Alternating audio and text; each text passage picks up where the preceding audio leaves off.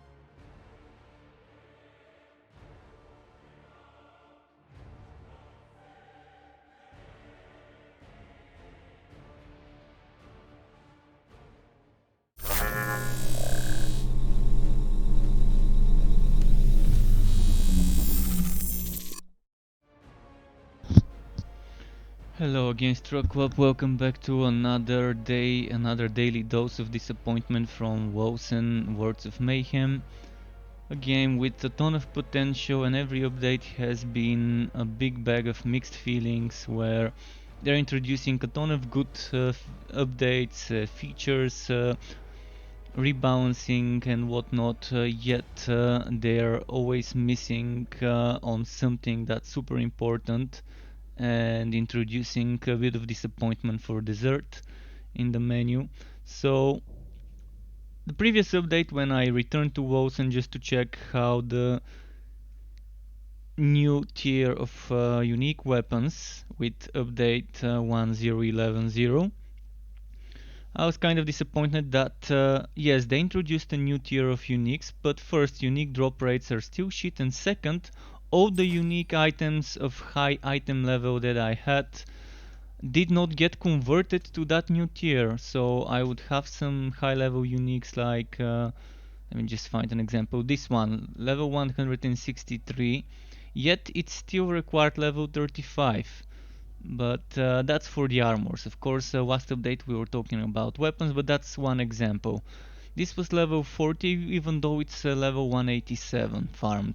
So all such items should have been converted to the new tiers, yet they didn't do it. And again, they obviously didn't do the same for armors. So everyone has to refine those items with those shitty drop rates, and it doesn't feel right. So another disappointment regarding another update in Wolcen. I'm gonna try and spend my time farming some unique items. Maybe I can get lucky, maybe not, we'll see. I'm not counting on it, but who knows, maybe they increase the drop rates of the unique items, maybe they have a system that would let us upgrade old unique items to the new system to convert them, legacy uniques to non-legacy uniques, but for now I'm not really counting on them doing the right thing. They've proven over the last 2-3 months that they don't know how to do the community right with their updates. Yes, they do a lot of good stuff, but they miss the core main reasons why this update is done, why this thing needs to be done, why we want those changes. And maybe I'm one out of a few people who think so, but that doesn't mean there aren't others that think like me. I don't wanna have to refine the exact same item I had just so it can be the proper high tier.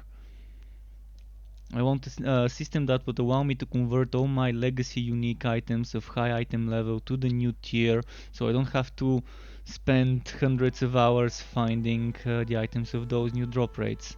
Or increased drop rates, that would also be fine. So, nice ranting introduction out there.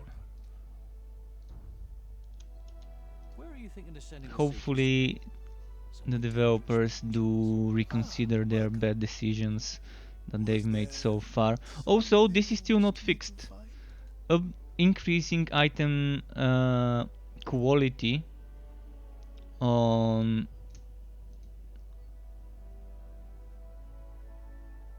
let's see, can I do it? Did they fix it? The patch notes didn't say anything, but what I couldn't do is once an item was legendary, you couldn't increase its quality. Alright, let's see if it works now. I think it works. I think they managed to fix this bug. Basically what they did is they made it so you can't upgrade the rarity of a legendary item, which is fine, which is how it should be. But when they introduced this change, they made a mess and made it so we can't upgrade the item quality. And a lot of people would end up with 3-star legendary items that were kind of stuck at 3 stars. It seems to have been fixed, although the patch notes didn't mention this getting fixed. So that's a nice change. It wasn't here during update 1.0.11. So kudos for this. Let's start doing some farming. If anyone wants to join me, feel free to. Ritkitu says that he crashed thousands of times. Ritkito thinks that the team is lying. Well, as for Excessium, let me get back to you and Messiah. Also, thank you for the auto hosting on Mixer. So, Excessium, do you know if the engineer invasion rings are still unavailable? I haven't checked Excessium, but last I checked, there were no invasion rings for the engineer. There haven't been patches, so probably that's why the invasion rings for the engineer would not be available yet. Alright, let me start some things. Let's see, what's this map here? Wealth Omens. I'm not gonna do Wealth Omens now. I just don't have the correct build for farming Wealth Omens.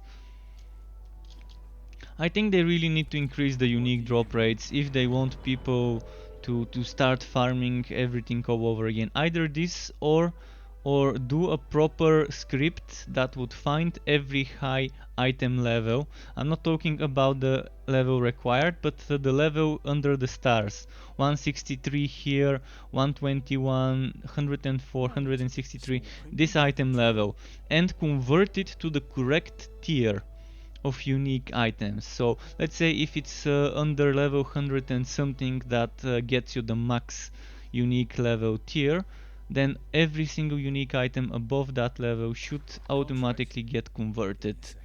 If anyone wants to grind together, let me know. You can see I'm doing my typical build, the Havocorp Golemancer. It's just the build I feel the most confident playing, even though it's not a meta build, it's just so fun.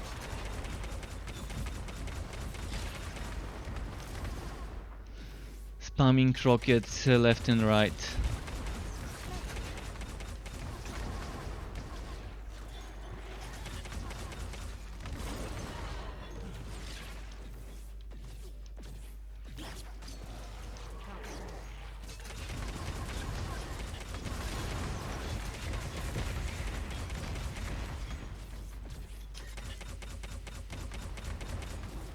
And let's group them up. So yeah, the game keeps missing some of the important reasons why the updates that they're giving us are needed. And they do give that update, they do give us things that we've asked for, but they forget something important every time this has been happening. It happened with the unique weapons, it happened with the unique armors. It's good to have them, so 2 steps forwards, 1 step back, maybe, let's say. So it's still kind of moving forward, but yeah. It's not that bad that they're giving us the good stuff. It's better than not giving us good stuff. It's better than not giving us updates. It's better than not giving us what we've asked for. It's just they're not serving you the things you wanted the way you wanted them served. So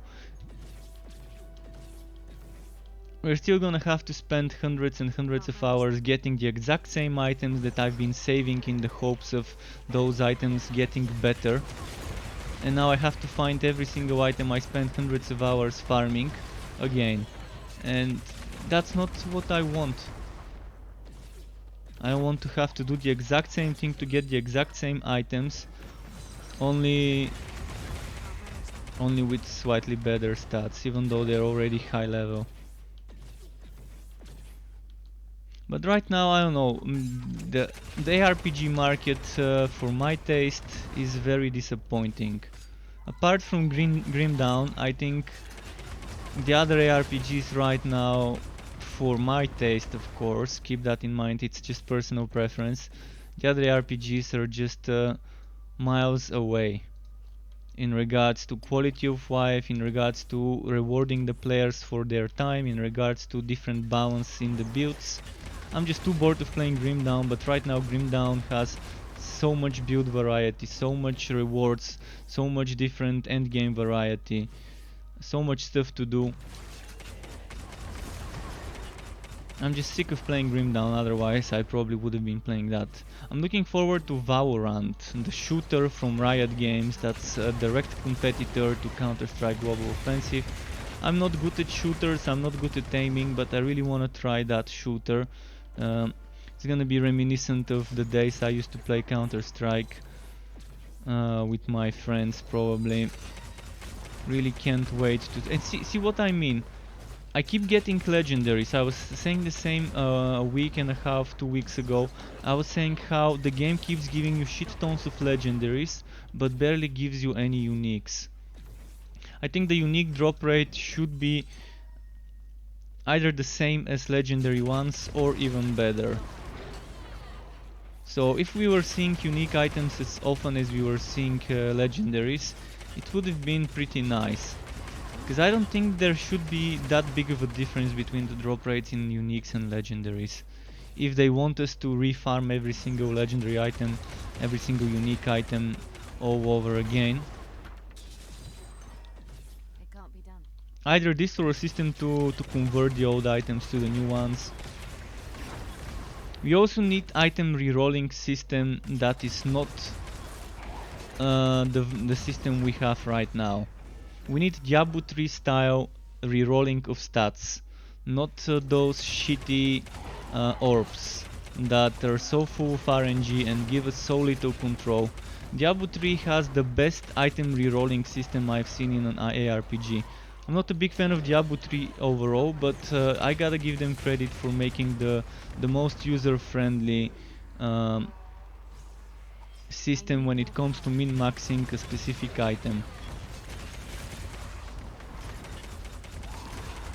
You salvage unnecessary legendary items, you get those resources, you pay those resources, the NPC gives you 3 different stats that can replace the one you're trying to eliminate, and you either pick one of those or keep paying materials for those of you who are not familiar how it works. So let's say on this axe I don't want duration to freeze inflicted on enemies. Then in Diablo 3 what you could do is you could take this to the NPC, you can remove duration to freeze inflicted on enemies, and on that slot it would give you options, every time 3 options. And until you find an option that you like with the value that you like, you can keep rolling and paying materials. Of course you have to grind materials for that, but that type of min-maxing in Diablo has been made pretty easy. And I gotta give Blizzard credit for that. But of course, where Diablo fails, it has nothing to do with that. It has to do with the lack of variety when it comes to itemization, set items, etc. There's barely any builds that are not with sets, unless Legacy, Litany of the LON builds. I forgot the exact name. LON builds are the unique builds, otherwise you want that set, you want that skill. This is how it is with Chaos Bane. Chaos Bane has the same problem in the build variety and itemization that Diablo has. It's limiting its players to only playing those sets with those skills, and here is where Wolcen and Path of Exile are actually better. They have interesting itemization that is not limiting their users to set items, and Last Epoch on the other hand, it has set items but only 3-piece sets, which is in my opinion the perfect amount of items a set needs to have in a game. So Last Epoch is doing great in this regard. And of course Diablo 3 right now is in, let's say, graveyard shift wife support. Probably just a few people working on it. Everyone is on the Diablo 4 team, which is to be expected, especially after announcing Diablo 4. But still, I'm gonna spend some time today trying to find some unique armors or weapons and see if I can make a build around what I find. Hopefully the game rewards me. Time will tell. In the meantime, I could try and upgrade some of the items I've been saving up. Just checking if there's anything that needs upgrade. So at least they fixed it. They fixed upgrading item quality, not rarity, quality on legendary items, which was kind of broken for like 3-4 weeks. So after a month they finally fixed it. which is not that bad. It's a reasonable amount of time to fix something like that, I guess.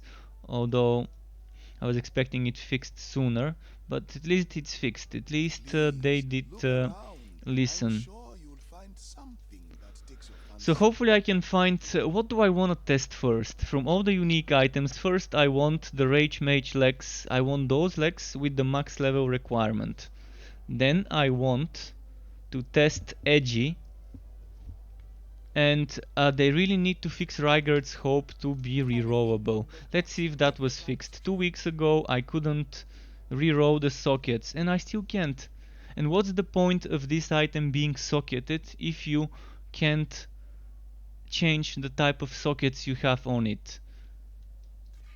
And they're completely random, so even if I get 200 pieces of this item, if I was a game master and I could summon for myself 200 versions of this item, I can guarantee you within 200 versions there's probably only gonna be one perfectly rolled 3 offensive number 1 sockets.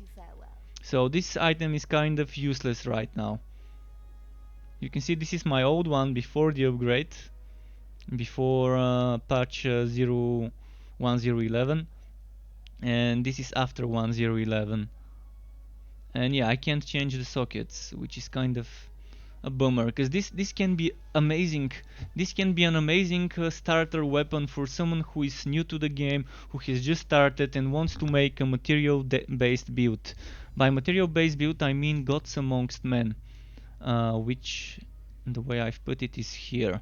Gods Amongst Men makes it so that you can only deal material damage, but it gives you extra material damage. It converts 30% of the other types of damage to physical, which is a type of material damage, and you can stack this 50% with this 15, and then if you want, instead of taking 1 to here, you can do 1 to here, and that's another 50% material damage, which is physical in this case, for the price of elemental, which you don't do, or a code, which you don't do. Of course, material builds are very limiting. If you're using something like Immortal Offering, that means you're only limiting yourself to poison, bleeding and stun. And stun does not trigger Immortal Offering. That means you cannot trigger freezing or weakness. Actually, I've never tested it, but I need to test it. Can I proc this weakness on Bok even if I have Gods Amongst Men? I think it would work. Or would that weakness be converted into bleeding or poison? Because if it works, then there would be other ways where you can cast other elements like burning, freezing, shock, etc., even with Gods Amongst Men, and still benefit from more damage from Immortal Offering. This is something I need to test, but before I do that I want to find at least an Edgy. If I find an Edgy axe, I can try and see how strong it would be post-update. In theory, a lot of the items, a lot of the unique items would be worth testing. In theory. But until I find them and test them myself, I'm just gonna wait before judging the shit out of it.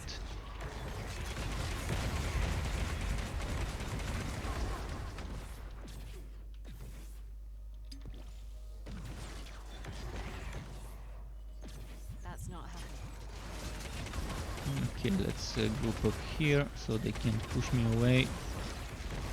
And yeah, if anyone wants to team up, let me know.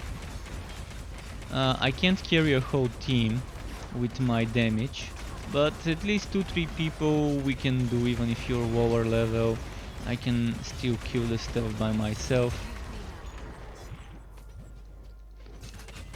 And if everyone's wondering why I'm not doing 187 and I'm doing 163, is because it's cheaper to upgrade 163 items and they're as strong as the 187.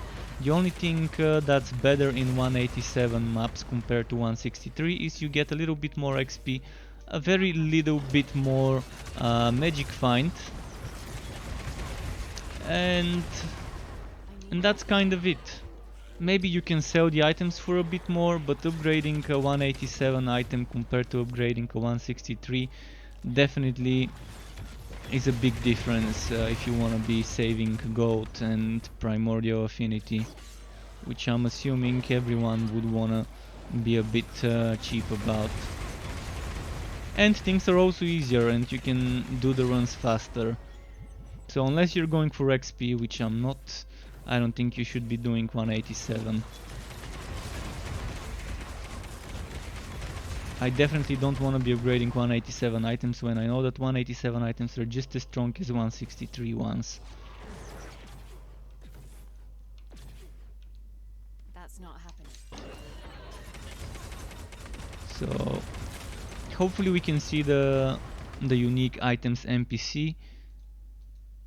And I'm wondering if they completely fixed the exploit where people can walk back in multiplayer and have that NPC respawn its shopping list, reset its shopping list, so that in multiplayer people can abuse it and keep getting unique items. Last I heard they had fixed this, but there was another way of exploiting it in single player. But I'm really not the kind of person that would just spend hours and hours trying to find this NPC and farm it and try to buy all the stuff it can sell. If I find it, I find it. If I find the unique items, I do. It's not gonna be the end of the world if I don't find those unique items, but it's gonna be the end of my fun for sure, because I wanna get the new unique items, I wanna try new builds, I wanna experiment and maybe get motivated to finally do a new build video for the game. But until I get the new unique items, I'm gonna have to wait. I wanna try all the things I tried in the beta. In the beta there were so many builds that were viable and fun. Maybe not as meta as others, not as meta as Bleeding Edge, because Bleeding Edge was too strong in the beta. But there were many other things that were strong in the beta. Like Arctic Spear was a super strong skill in the beta. Where was it? This one was a very strong skill in the beta. Annihilation builds could also be okay in the beta if you play them right. Of course, the strongest skill in the beta was, to those of you who don't know, the strongest beta skill was Warpath. Warpath was the skill that could do the most damage. Right now it's just a movement skill, it can still do damage, but nowhere near as much as it could do in the beta. And I'm happy that they kind of fixed this, because it was weird using a movement skill as a damage skill. It was fun and weird, but I don't think it was meant. I don't think it was an intentional on the developer's part. But back then I was focusing some of my builds around Warpath being the one-shot boss killer. But in the beta everything was limited to level 20. So every skill could go to level 20, people could get to level 20, items could get to level 20. So it was understandable if things weren't intended to be that way. And there were some serious differences. So let's hope the RNG gods are good to us today and I get at least one unique item. It is 6 PM, so we've got how much more hours? We've got like 6 hours. 6 hours until midnight, so for the next 6 hours I will be playing, streaming, and hopefully I get at least one unique item and I can test some build around that unique item. If anyone has some spare unique items that are with the new max level that they don't need and want to share, I would be happy to take them off of your hands. And if I can offer you something, feel free to tell me what that could be. I do have some orbs, some materials that I don't need that I could share with you.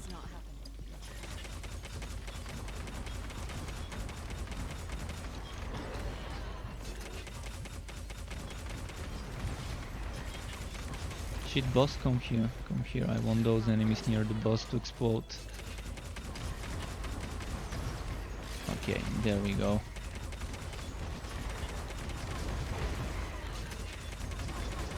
I hope the boss doesn't put me through the ground.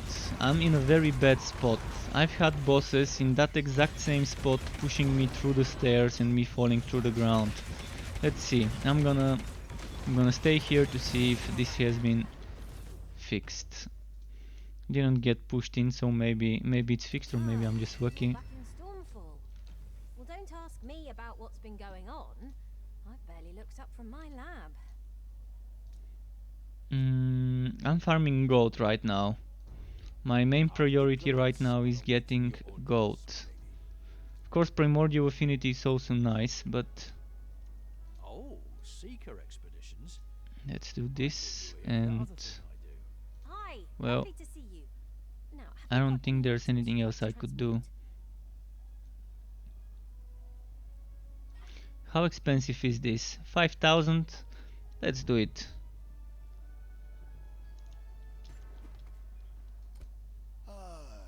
Customer, welcome to my humble stand. And Root Foxes, how are you today? How has Borderlands 3 been treating you? Did you manage to farm some good 57 items for your Zane? Did you test the Kill Zane, the Chain Zane setup? There are a number of missions being considered. With the banjo. Do you have what can I do for you today? Perhaps something from the dark market. Should I do this? I'd rather save this map and do it with someone else in the team, so we can make sure that we're killing the omens on time. 'Cause it's a limited time map, so it would be better to have someone with a strong build to kill the omens. No shortage of jobs like this. Stormfall's gone to the dogs.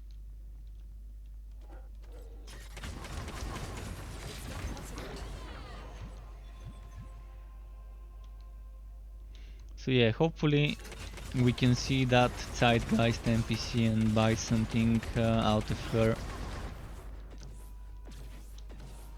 I really want to try a Rage Mage again to see. I mean, I never saw anything about them boosting the skills that I want boosted. Last time they boosted Thunderstrike, it wasn't strong enough. Infinity Blades is still not strong enough, so testing a Rage Mage right now doesn't seem like the best choice, but I still want to do it. I still want to do it if I get a Veiled Eclipse, a high level Veiled Eclipse item. I would want to test it. A Rage Mage or a Rage Shadow Blade. Both of those are something I want to test.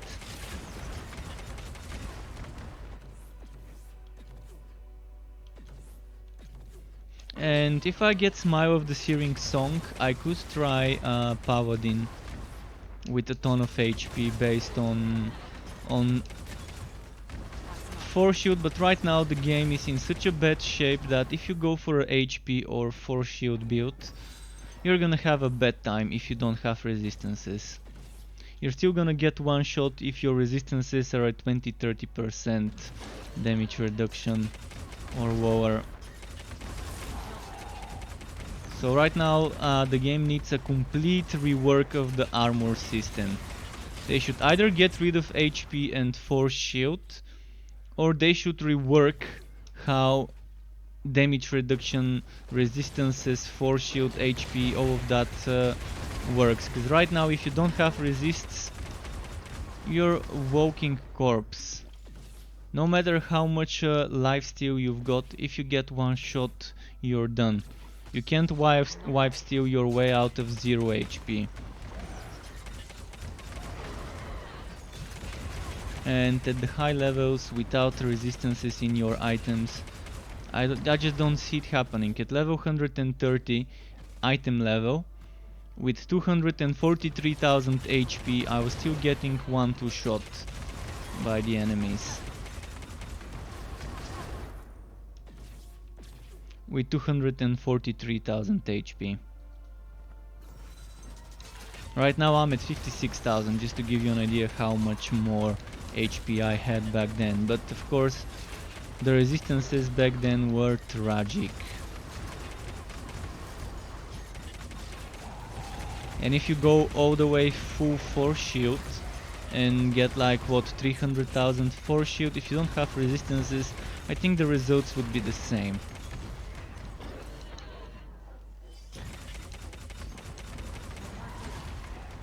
But I'm still gonna be doing the testing when I do get the unique items for that, like Smile of the Searing Song.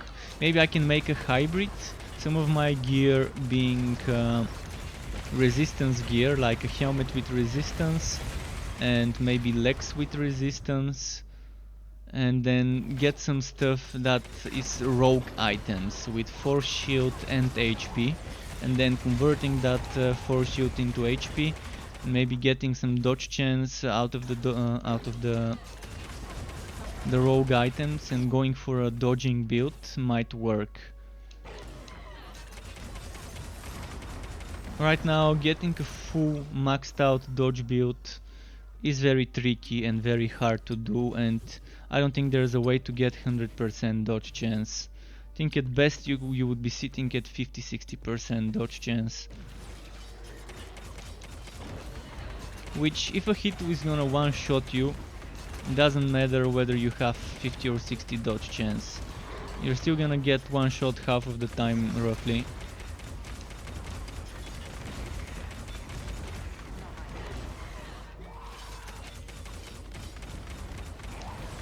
But if there's a way to negate some of the damage and still have a ton of dodge chance, something like what I'm using right now. What's the name? Dire Juncture. Dire Juncture with a lot of dodge chance might work out well.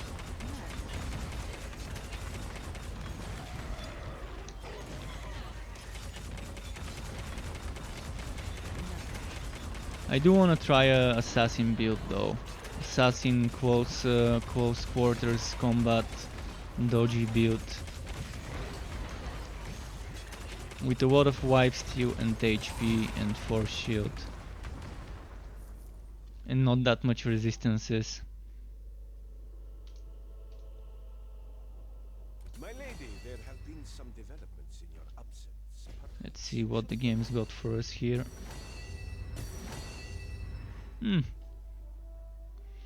Silver belt. Let's put it back into the transmuter.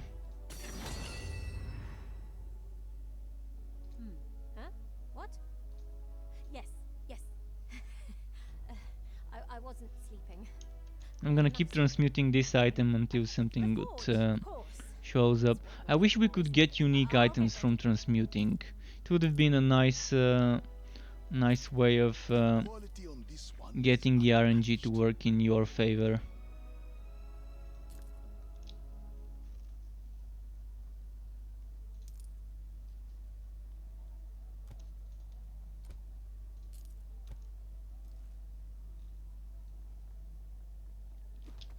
So let's see. Oh, reagent.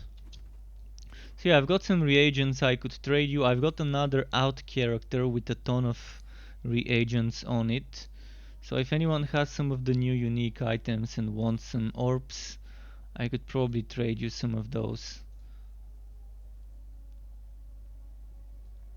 I still think they need to give us more storage space. See, there's plenty of room to add more stash tabs. And they did make quite a bit of money on the game launch, so they should be able to afford some more databases to store our items if they give us like 3 more pages, 4 more pages maybe. Why not even double the storage? Welcome to the Purple Phoenix. Wait, I'm forgetting something. My contacts are waiting. What can I do for you today? Perhaps something. Oh, Seeker expeditions. I need goat. We're here for that other Goat thing. here, Hey there. Got some stuff. Our diplomats are awaiting your orders. goat here, and goat here, and we're good to go. Hey GoPros, hey Struck, what do you think about this game? I think it felt pretty bad, not just bad.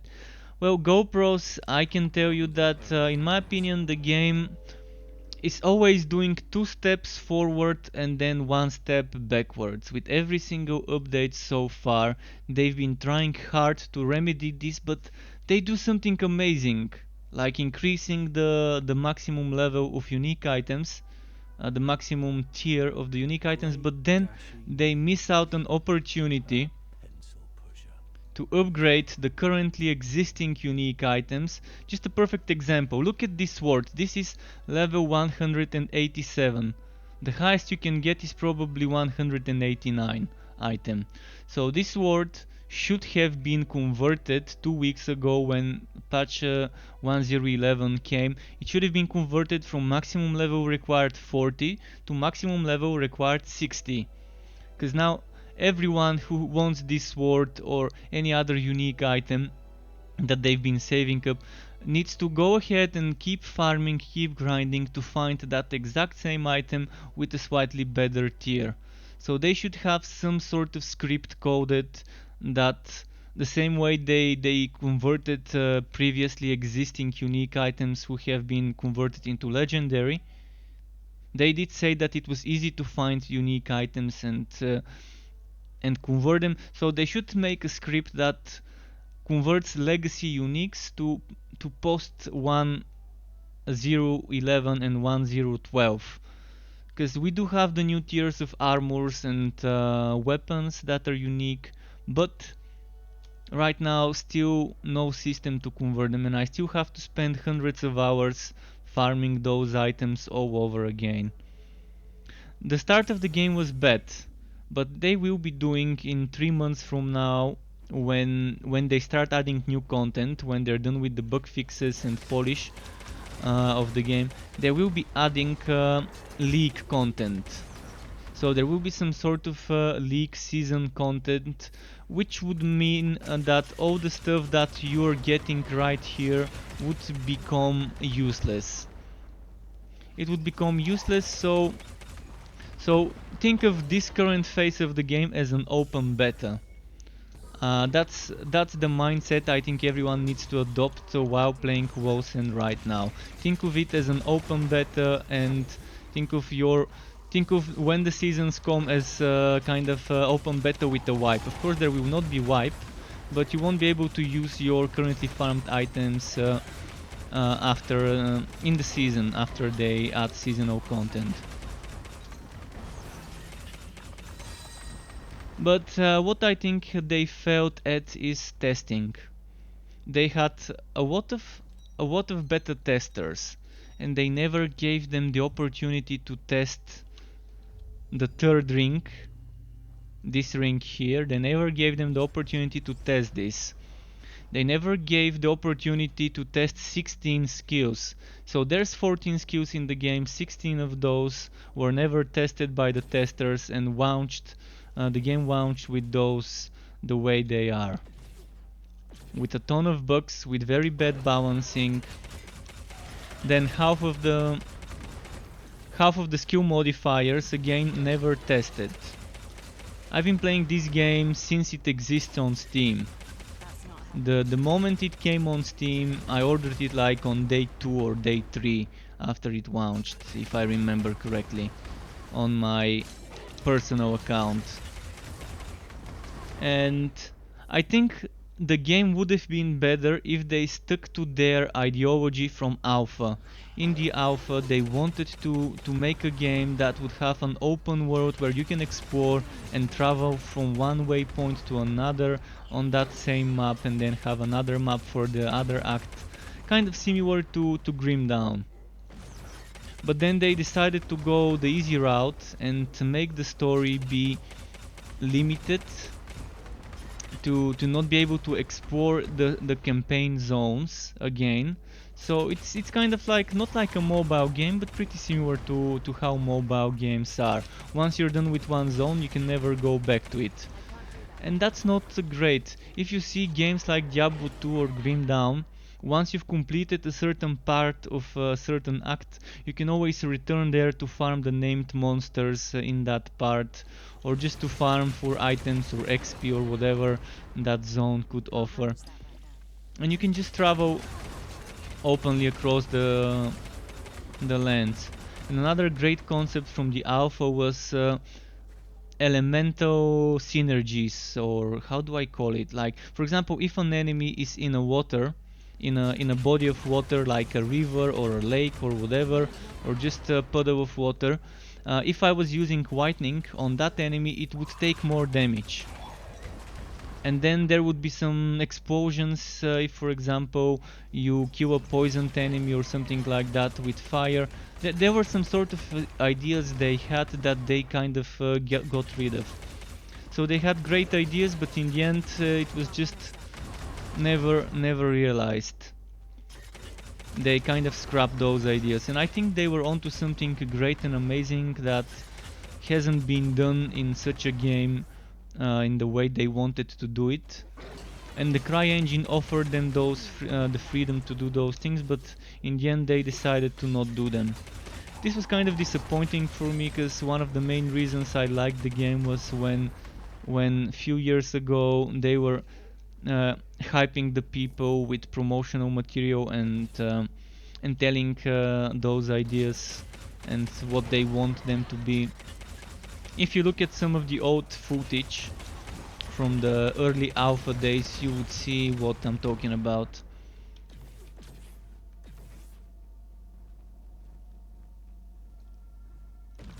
Yeah, they kind of downgraded. I mean, mobile, like, I would avoid using the word mobile, because I've played some mobile games back in the day, like 2014 or so, mobile action RPGs, and I can tell you they're terrible. The pay to win in those games is terrible. But yeah, it's more like, let's say, a console platformer, where once you've done a certain stage, you can never return to that stage. And I enjoyed in the alpha they had an open world, and I could return and farm the same boss over and over again if I want to. And there were those side dungeons, side zones that I could explore and always return to and farm them. And then there was this endless dungeon, and then there was something like an arena with different challenges where you had like a minute, and you had within that minute to kill all those enemies, but there were traps like flames and chainsaw blades on the ground, or whatever it's called, those buzzsaw blades that you had to avoid. So there were some things that that were fun, and then all of those things kind of disappeared when they made, basically what they did is they made the beta, but the beta was actually alpha version 2. It was a reincarnated game under a new direction, or whatever you want to call it. So they completely changed the direction they want the game to be going, for better or for worse. I mean, the story, I did enjoy the story, I did enjoy the campaign. The campaign was definitely improved. The core game, the story mode of the game was improved. But I still think if they went the original way they planned, to have that open map with different waypoints that take you from one part to the other, and you being able to explore that map completely from one end to the other on foot if you choose to do so, and having those zones and being able to return to those zones at any time after completing the story, I think it would have been much more appealing to the people.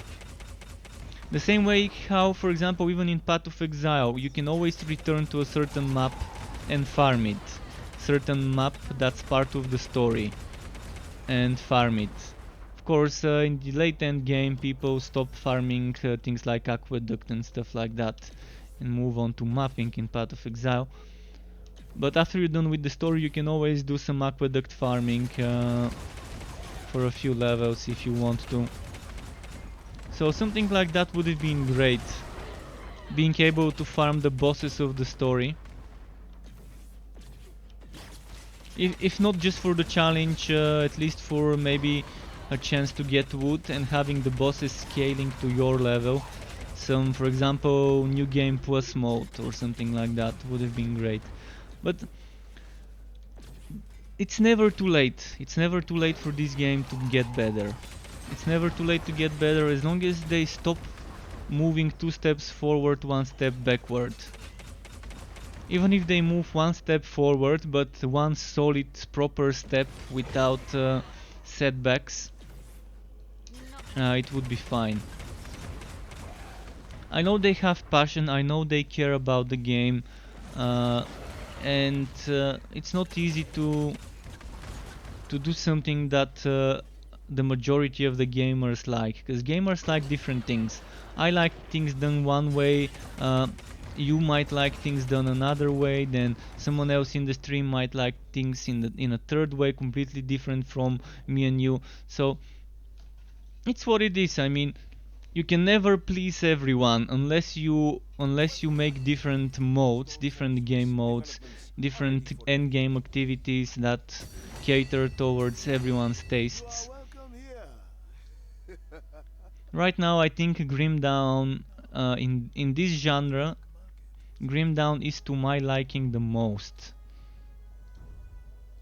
So if I were to play a game right now in the genre, and I've never played Grim Dawn, I would definitely go for it. But I've played Grim Dawn so much, I just can't bring myself to play it again. It's like eating too much sweet, too much sugar, too much chocolate. At one point, it becomes too much on you, and you kind of need some change. Wait, why was I doing low level enemies? Maybe I forgot to increase the map level. But yeah, right now if anyone's looking for a game to play in the genre, I think Grim Dawn has the most to offer. I mean, Path of Exile has the most amount of content, but the negative parts of Path of Exile compared to the negative parts of Grim Dawn for me are much more.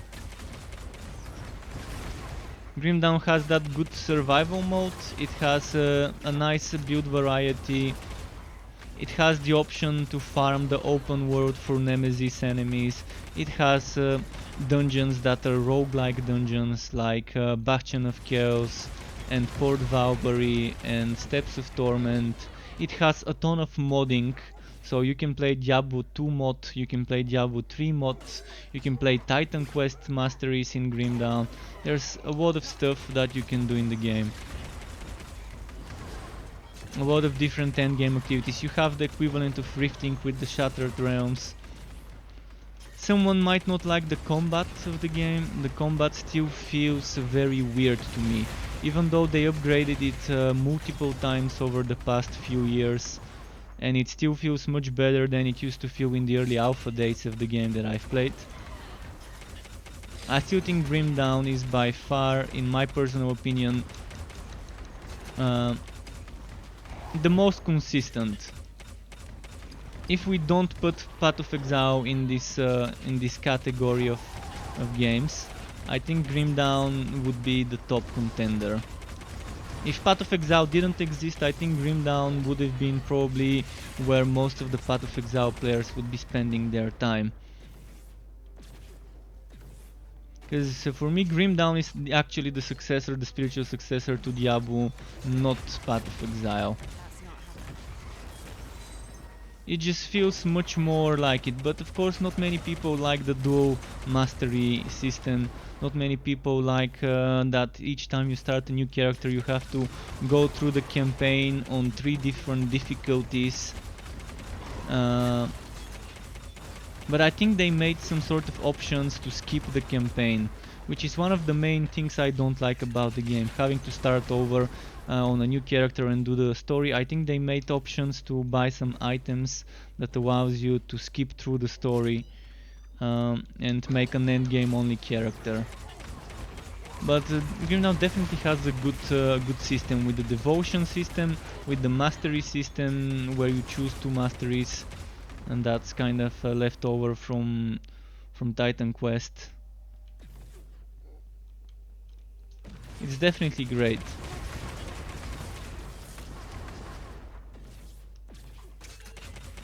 Titan Quest is also nice, by the way. After THQ Nordic took the publishing rights, of the game, they released two nice updates: the Norse mythology Vikings update, and then the Atlantis update. But to many people, Titan Quest might look very outdated graphic-wise.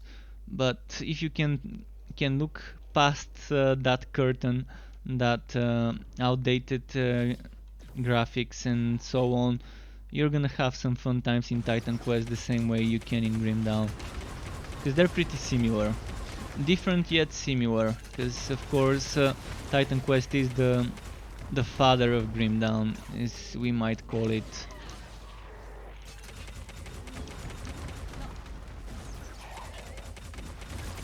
And Chaos Bane, Warhammer Chaos Bane right now is in an okay state. It's not that great, but it's not that bad. So Chaos Bane can still provide people with some fun times if you can get it discounted. And apparently the developers of Chaos Bane shared their plans, which I'm gonna show you. Give me a moment. Struck war. Kiwa Forges. So this is what Chaos Bane's developers shared like a week ago or so. So basically Chaos Bane is getting something called the Tower of Chaos, which, judging by the name, would maybe be some sort of endless survival mode. Something like the Grim Dawn Crucible maybe. I'm really hoping so.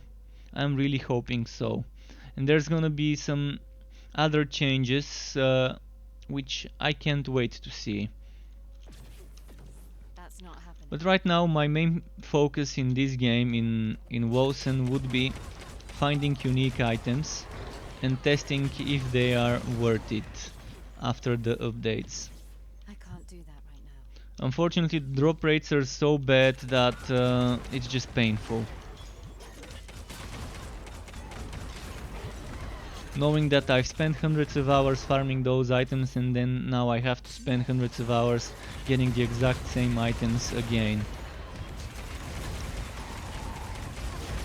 Which is the perfect example, as I said, of one step backward, two step forward. They upgrade the legend and the unique items, but they don't convert the currently existing high item level unique items to the new tier, forcing players to farm them again. Yeah, at the moment, if you have the patience to farm the new unique items in Wolcen, aneurysm, if you have the patience to farm those items, maybe it's gonna reward you. But who wants to farm the exact same items all over? I mean, I'm pretty sure not many people would want to spend hundreds of hours trying to get the exact same items so that they can test the new builds and see if they are worth it. I'm actually still skeptical. I think even with those updated values on those items, they might not be good enough. But until I test it, I'm gonna wait until I test it.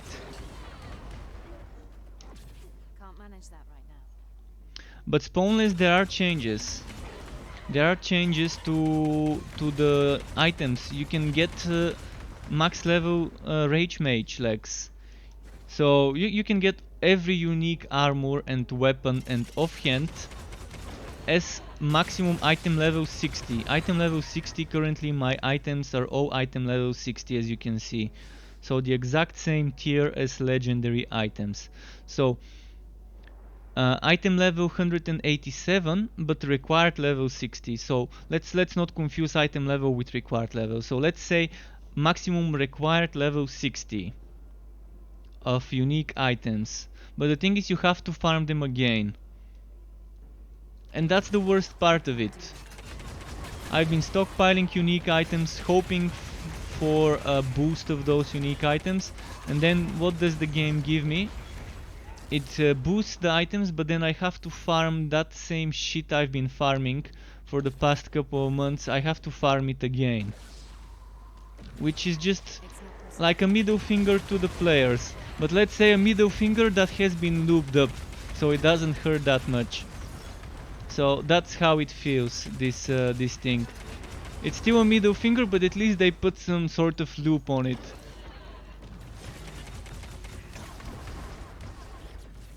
So at least you can get those items again, if you have the time and patience to farm the same items again. And there's no excuse I would accept about this. I won't be accepting excuses, because I know they already confirmed modifying unique items is easy for them, because they already proved it when they made that update that fixed the legendary unique items, where people were abusing the system and making unique items legendary. They already said that it's easy for them to find those and convert them back to unique items. So there's no excuse for them regarding why they didn't convert the current level 160, 187, etc. items to required level 60 instead of required level 40. The only excuse that they probably could give us is they didn't wanna get bothered. That's probably what actually happened. Probably it was too much work for them to convert every single high level unique item to the new tier, so that we don't have to spend hundreds of hours farming. I know I sound a little like a little bitch ranting about this, but it is the truth. I mean, I'm not saying bullshit, I'm saying things that are actually true. And it's obvious how many people quit the game within the first 3-4 weeks of the launch, because of bullshit stuff like this. And if we are not vocal about the shit will never change, and it will keep smelling like a fresh pile of horse shit.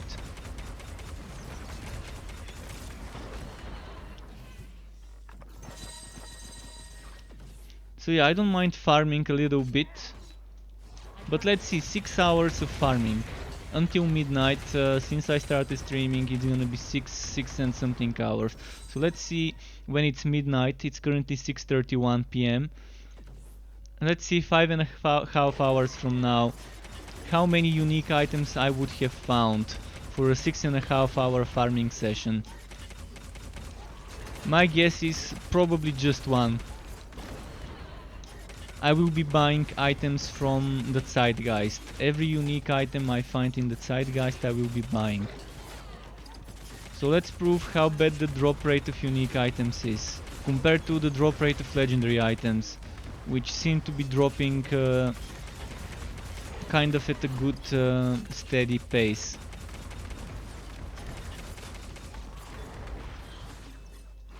It's not possible. If they even out the unique drop rates to the drop rates of legendary items, I think things would be much more user friendly, and it wouldn't feel like a boring grind. And it's a shame, this game is the game with probably the most potential in the market. This game has so much potential. I mean, Warhammer Chaosbane, when it came, had a lot of potential, which also got wasted, but this game is in a whole other level of wasted potential. And it's never too late for the game to change, but we'll see. When they're done with the polish and they start adding content, we'll see whether they've done enough in 2-3 months from now.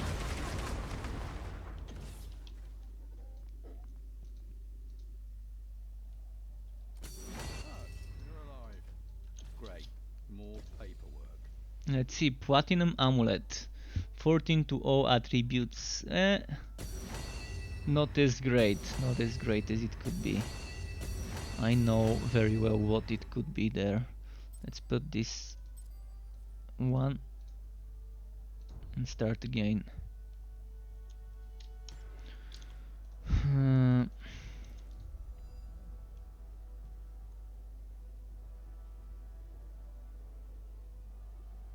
So yeah, many people won't be returning until things get reworked, but it is my duty to keep checking stuff every now and then.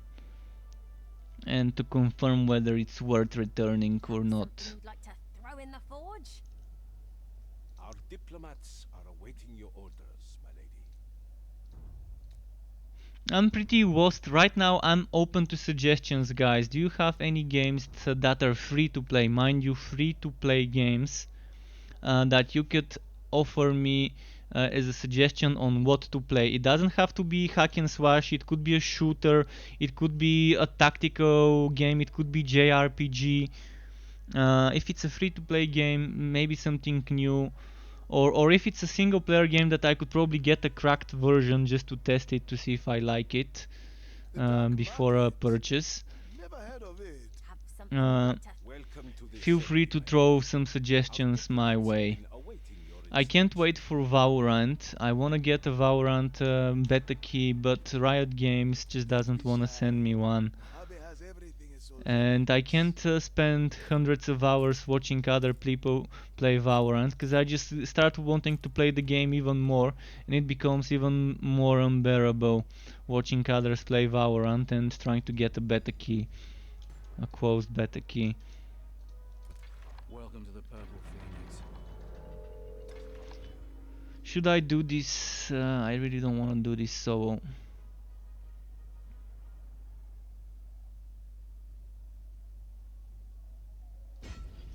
No The type of shortage games I like are hack and Stormfall slash games, under the docks. shooters, team-based shooters, or shooters with deathmatch mode, free for all. I don't like BR games where you have hundreds of people on the same map, things like that. So definitely not something for me. And what else do I like? I sometimes like Dota, League of Legends types of games, although I'm not very good at those, but I'm open to suggestions regarding such as well, if there's any new ones. I've never tested auto chess games on PC. I've tested some idle auto battle games on mobile, but all of those are filled with pay to win, so I'm assuming on PC it's probably gonna be the same.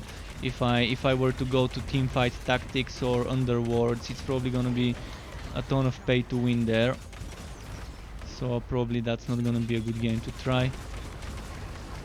But yeah, some shooters, some arena games, or some JRPGs if there's some. Even if it's pixel games, I'm fine with 8-bit, 16-bit games.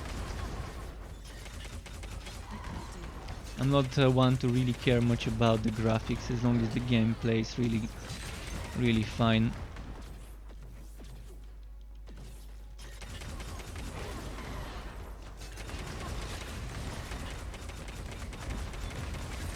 I won't say no to BR type games, to Battle Royale type games, but it has to be a super difficult, not difficult but super different than your typical BR game. So in order for me to test it, it has to be something like the Black Desert BR, something like that, Shadow Arena. And even that doesn't seem that appealing to me, but I might try it, I guess.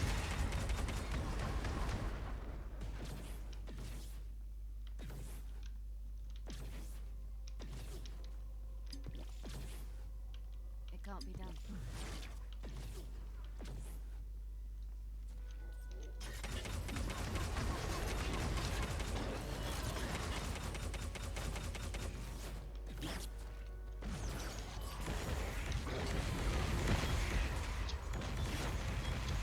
Oh wow.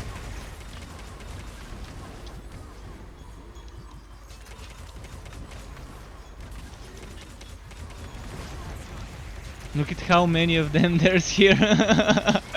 Did we break the game? Not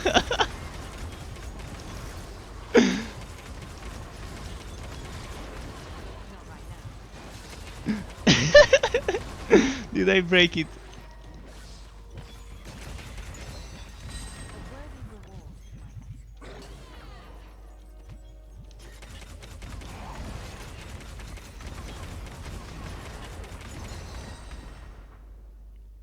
Well, that's quite a few of them killed. See? So many legendaries, so little uniques. Oh, Gwaint, welcome back. Yeah, Gwaint, another streamer desperately looking for a game to stream. I mean, even if it's game to play without streaming, I probably would, but I prefer to find something that I can stream. If I want a game that I can play without streaming, I can always play Torchlight 3, which, mind you, by the way, is no longer in alpha. Torchlight 3 is officially, since like week and a half ago or so, in closed beta. So it's already moving one step closer to release. Oh, this is an amazing belt.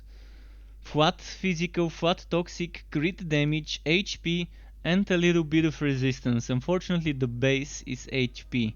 I think this is a keeper, because I can add another stat on this. See, if that was the base on this belt, it would have been much better if it was a crit chance base. And yeah, this is not bad either, but this is more for a hybrid. But still, material, HP, crit chance, another crit chance, and 2 flats.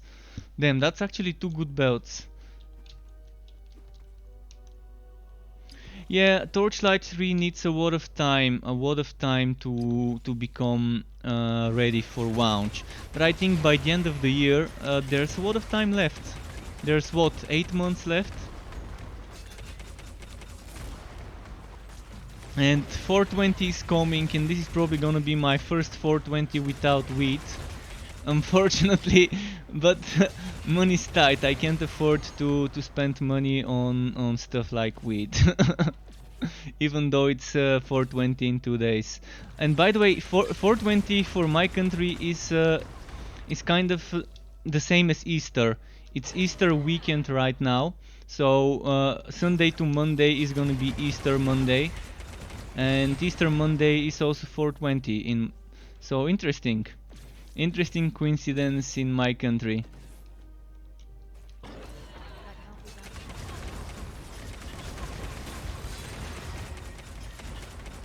But yeah, in my country it's currently Easter weekend, because we're not Catholic, we're whatever it's called. I don't know what it's called even. I'm not religious, I don't really celebrate that holiday, but I enjoy the seasonal food of every religious holiday. That's the good part about religious holidays. There's some sort of seasonal food that's only around Christmas and only around Easter, or only around other holidays like those.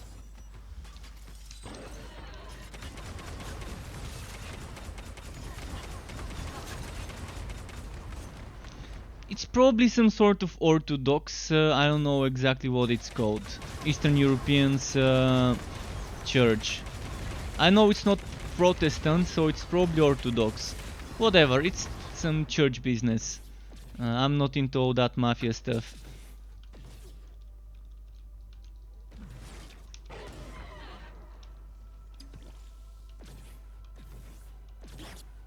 Nothing against religious people, but yeah, religion is something that yeah, you kind of get done with it when you're a grown up.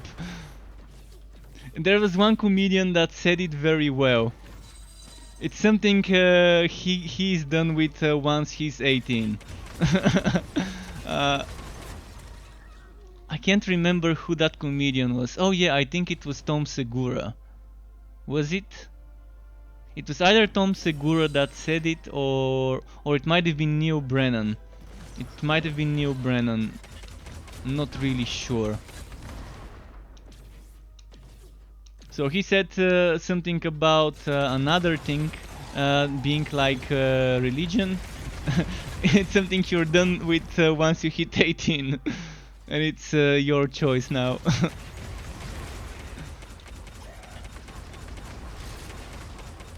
In any case, yeah. Let people have fun the way they want to. If you want to celebrate, celebrate. If you don't want to, it's your choice. Wait, where's the damn boss? Oh, it's that way. Well, I think this is the faster way to get to it. By the way, Gwaine, you've been playing Dota Underworlds. Is it fun? Is it pay to win? Is it balanced? Can a free-to-play player in Dota Underworlds get far without spending a single dime on stuff?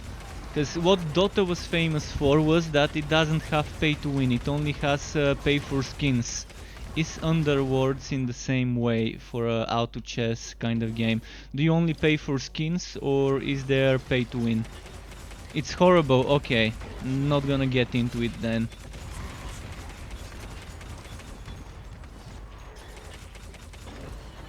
Everybody hating on Valve. Well, I gotta admit, Valve has not been in their top game for many years. They've been becoming worse and worse. In this new Half-Life game, who asked for this shitty VR Half-Life game? I mean, they could have named it anything else but Half-Life. So, if they didn't use the Half-Life name for that game, and just named it anything else, and still kept it in the Half-Life universe but with a different name, probably the game would have been more successful. But it feels like a slap in the face to Half-Life fans. $5 season pass so you can design your battlefield a little bit. Okay. Hi, you been somewhere? You look a little rough. I think Valve really dropped the ball with that new Half-Life game.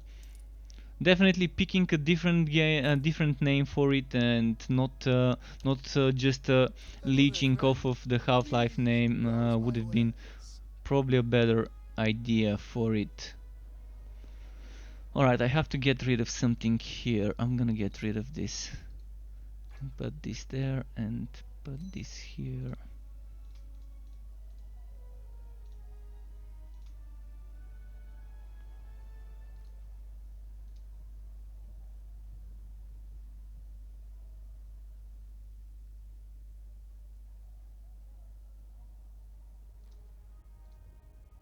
Don't be shy. Mojave has everything a soldier needs. Yeah, we do need a little bit more storage in this game, I think. Not that great. People are going back to Heroes of the Storm because there is nothing else good right now. Really? If Heroes of the Storm was not on the Blizzard launcher, I probably might have gotten back to check it a little bit. But there's been a lot of things about Heroes of the Storm I don't like as well. I'm looking for something that I can play solo, where I wouldn't be letting my teammates down, or I wouldn't be getting let down by my teammates, where I would know if I fail and lose a game, it's completely and only my fault. So something like a 16 free-for-all game or 20 people free-for-all, kind of like the good old Quake 3 Arena or the good old Unreal Tournament 1999 or 2000, the good old shooters where it's completely your fault if you die and you have team deathmatch, but you also have deathmatch, you have capture the flag and things like that. Something like that, but in a fantasy setting. It doesn't have to be first person, it could be third person. Of course, if it's first person, it's fine. There was a great game called Drakan back then in the game. If you've played it, it was amazing. You had battles with dragons, but you also had battles on foot, and it was amazing deathmatch. Something like that is something that I would really love playing.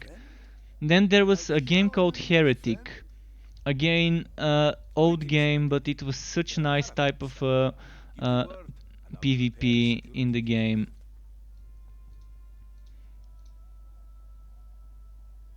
Oh, number of active projects reached. Alright, game, alright. Please, look around. I'm sure you'll find That's how it's something gonna that be takes then. your fancy. So back in the day there were so many different games, so much stuff, so much variety. Now everyone starts to do what the other people are doing. Every developer starts to play it safe. Oh, this game sells well, let's do what they're doing, but just reskin it and change up the art and slightly change some of the names and things, but keep the same core gameplay. And back in the day, everyone was experimenting. They were making games that didn't have that many people playing them, but were amazing for a niche market of a few people who might like them. And if they were to remake some of those old games with modern graphics, I can guarantee you there's gonna be a ton of success. Especially that Drakan game and that Heretic game. Those games would probably have a lot of people playing them.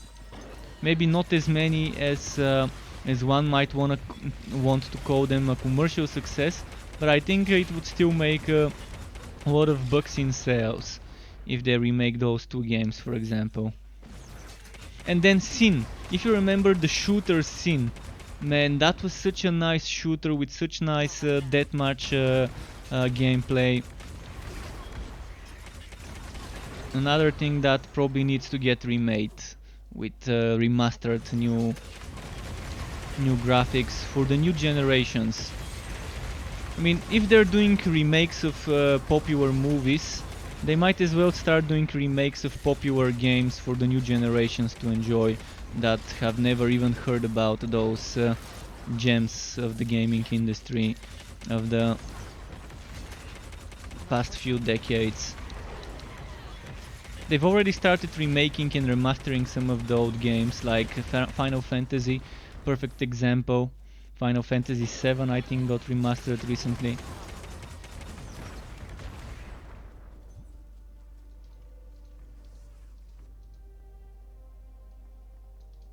And Diablo 2 is such an example of a game that unfortunately they lost some of the files. The original game files got lost. The original source files. That's probably one of the reasons why Diablo 2 never got remastered. And Warcraft 3 getting remastered ended up kind of mixed feelings. Most people hated it, there were a few who didn't. So maybe it's a good thing they never remastered Diablo 2, but there are so many other games that made Diablo 2 modes. Like Grim Dawn, perfect example, Reign of Terror. By Ram. Ram is the developer, the creator of the Reign of Terror Grim Dawn mod. If someone feels nostalgic about Diablo 2, I strongly suggest you check Grim Dawn and the Reign of Terror mod. It's definitely gonna give you that Diablo 2 experience in a kind of more modern environment, more modern engine.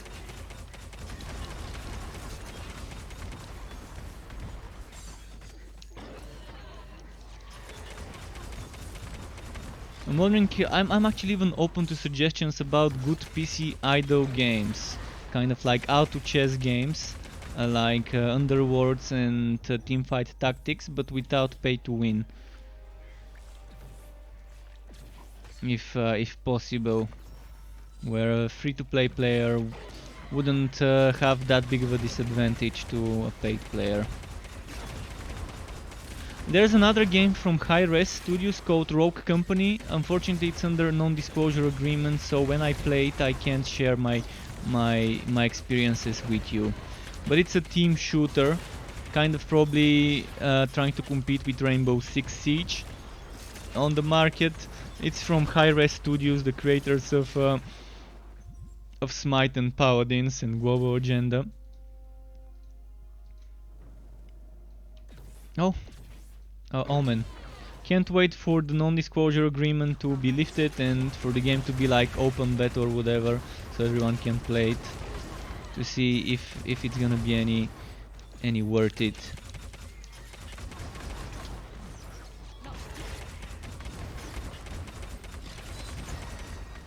See, so many legendary drops, so little unique drops.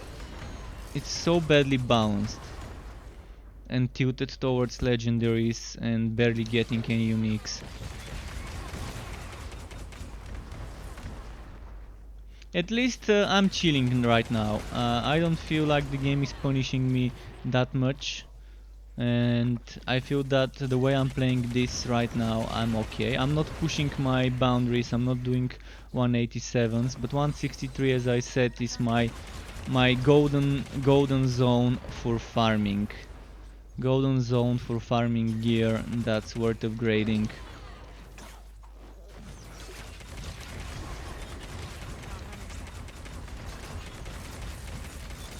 I really am desperately looking for a new game to play though.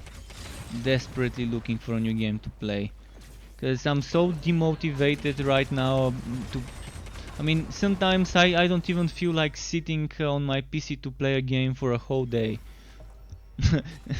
the other week where I spent 9 days without even playing on my PC a single second.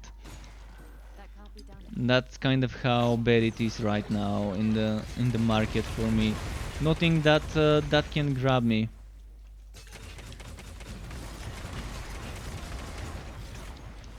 Hopefully something comes soon. I mean, I'm even looking every day. I'm looking at the new releases. If I find something that's worth testing, I'm probably gonna download the cracked version, test it, see if it's worth buying. But yeah, so far nothing. Might start playing the other games I've got in my Steam library that I've not touched for years. See if something changed there.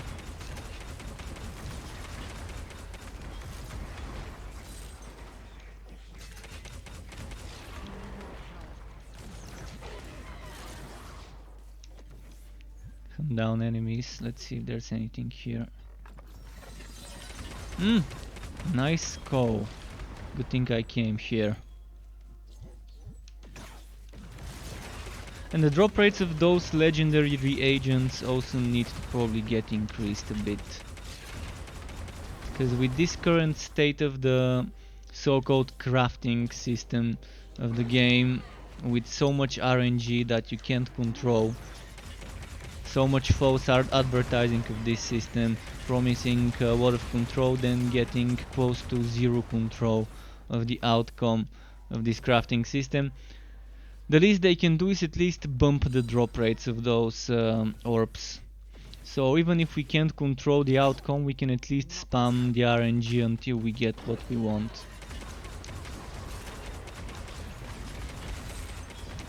And yeah, any reason, it's kind of sad that you feel the same way, but at least we've got someone to to share the feeling. To share the feeling of disappointment in the current state of the gaming market. I mean, there's probably a lot of games that I can pay and buy and play, but as I said, my funds are limited. So yeah. I mean, it took me a year. It took me a year to get $100. So definitely limited funds.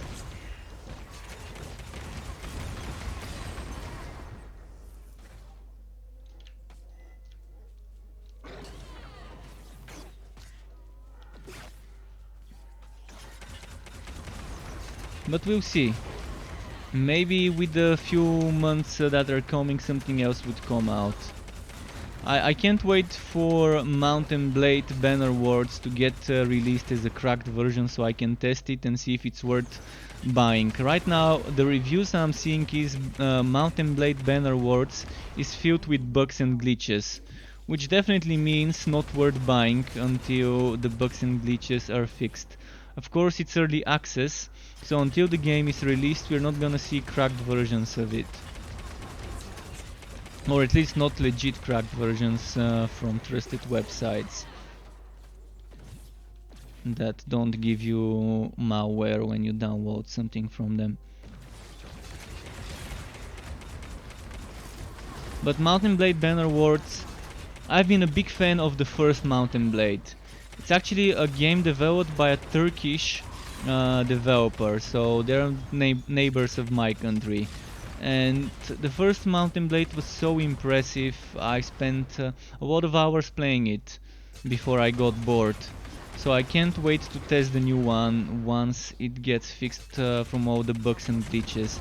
But if anyone has money to spare and is fine with playing a bugged version of a game that would end up being great, Mountain Blade Banner World probably would offer you a lot of fun.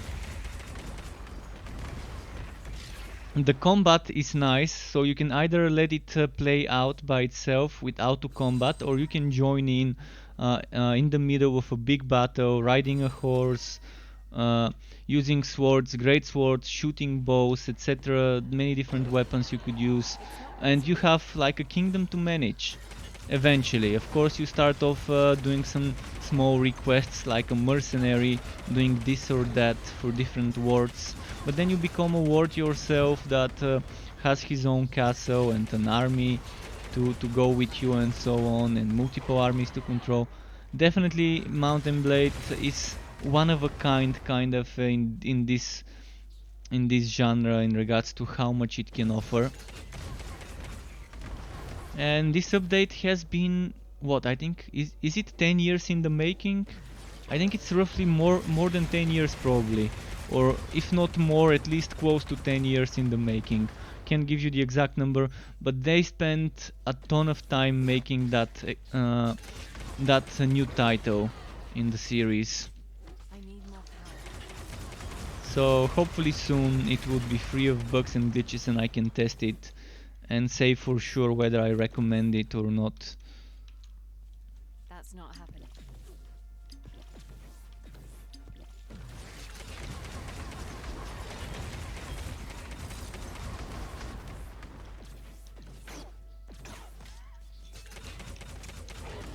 And there's been a lot of updates in different games like Guild Wars 2, Final Fantasy. By the way, Phantasy Star Online 2 is finally getting a Western release, but I've played the Southeast Asian version of the game, and if it's anything like that, I think it's way past its time. Way past its time. If it probably released 10 years ago on the Western market, it probably would have made it. But I think it's gonna fail. This is just my guess. I think it's probably gonna be hyping people for 1 or 2 months, and then people would start bleeding out the player base bit by bit.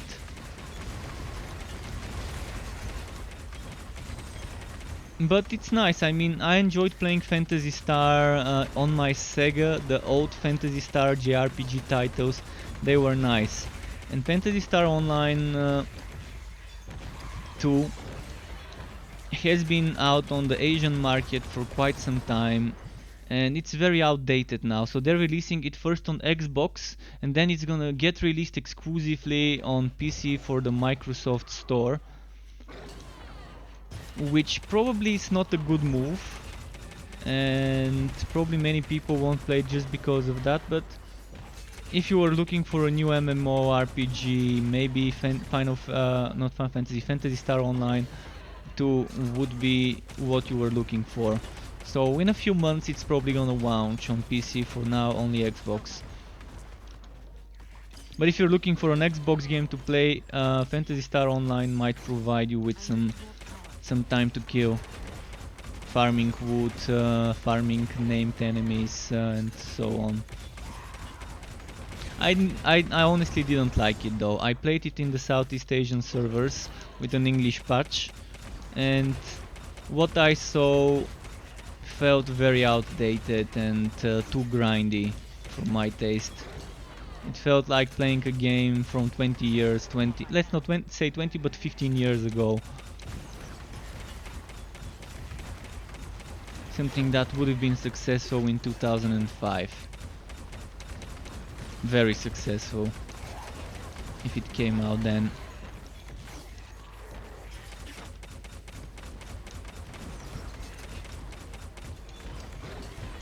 Not right now. By the way, probably 2 hours in the stream already, yet not a single unique item drop. Maybe hour and a half, not 2 hours, but let's say hour and a half. So still haven't seen a unique item. You pretend. This is how the drop rates are. Has been growing. Mojave has a sense for such things. You have And I'm gonna keep going until something finally drops.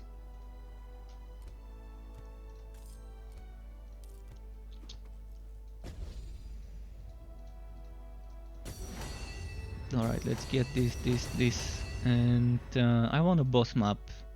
I want a boss map.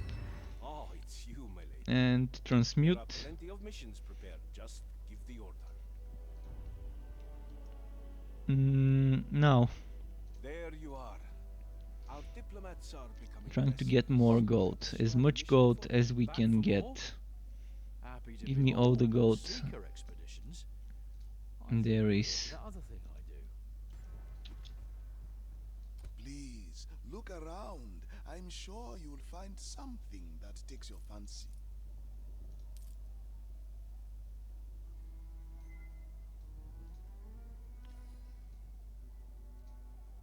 Tell your friends. So let's do the don't boss get map now, started in the palace and then maybe district. something else afterwards.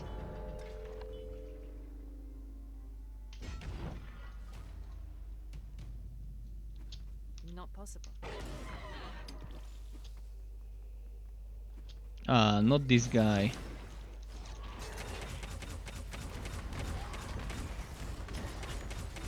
The last thing I wanted to see was this guy.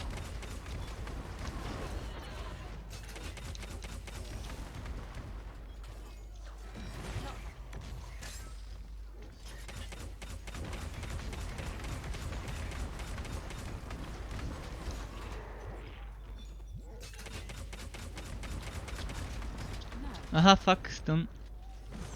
That was a nice combo. He stunned me right before doing the AoE. This is gonna take ages to kill. Not possible.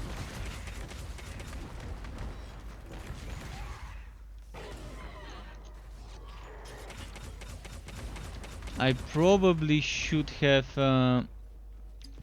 That's not happening. changed my skills before this fight to a bleeding edge setup, so I could kill it faster.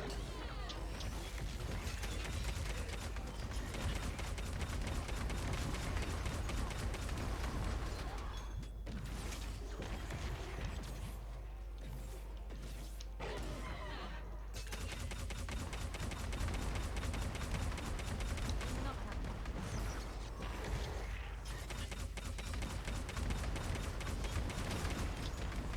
That's not happening.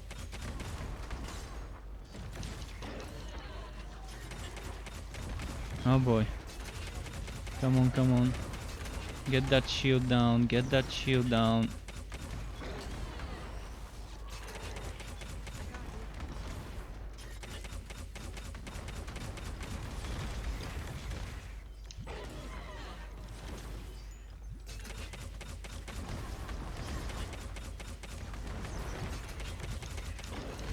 Alright, he's almost there. Not right now.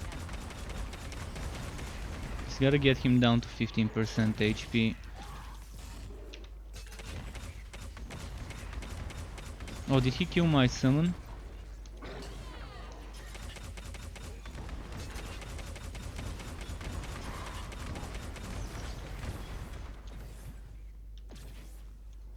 That can't be done.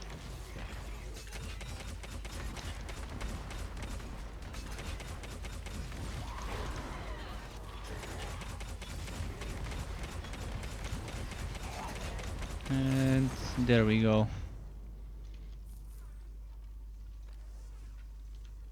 But yeah, Wolcen right now, nothing much going on for it. I mean, it's good that they're improving those unique items, but if you can't get those items, The best value. there is not much to look forward to. Let's get the rewards here.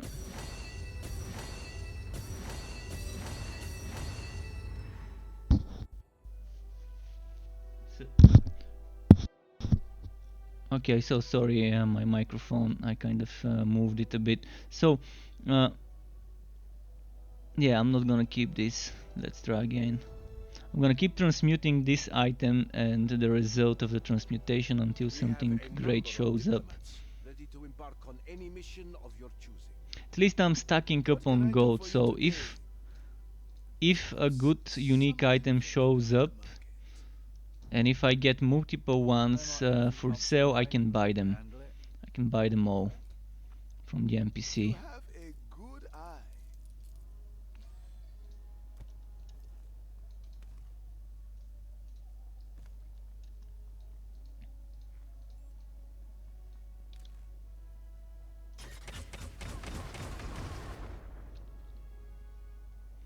So do I want to change that one item for something with more HP? I'm gonna lose willpower cost. A little bit of resistances would be lost, but more HP, more damage. I could probably try upgrading this one. Alright, I've got some spare money, I could start upgrading some items. Let's do this map. What's this? Wealth Omens? Wealth Omens. No shortage of jobs like this. Let's see how wealthy those omens are.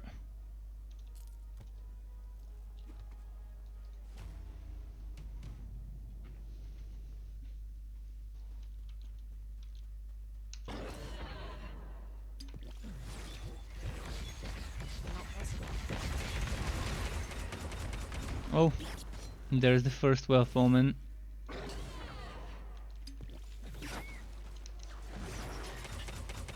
Ah fuck, missed. Ah fuck.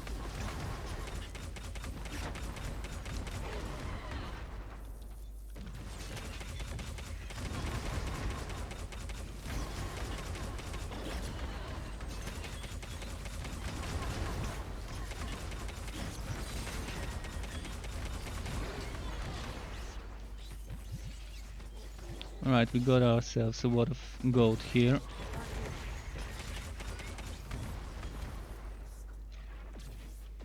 Let's see this way.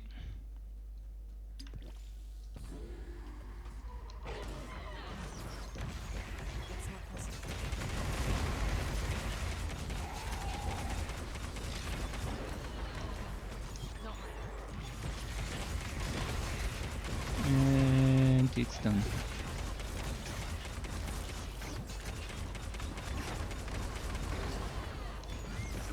Pew pew pew pew pew pew pew.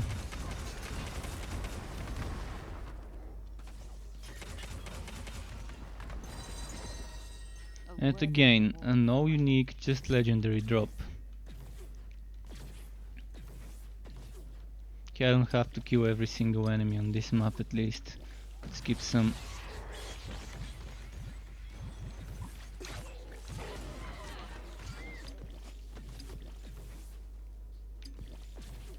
Omen.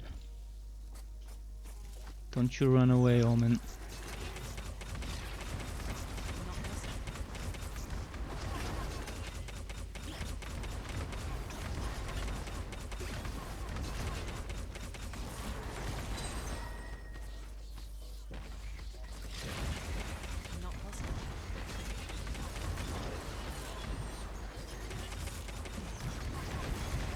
Right, let's keep moving. Let's go this way first. Oh yeah, good call.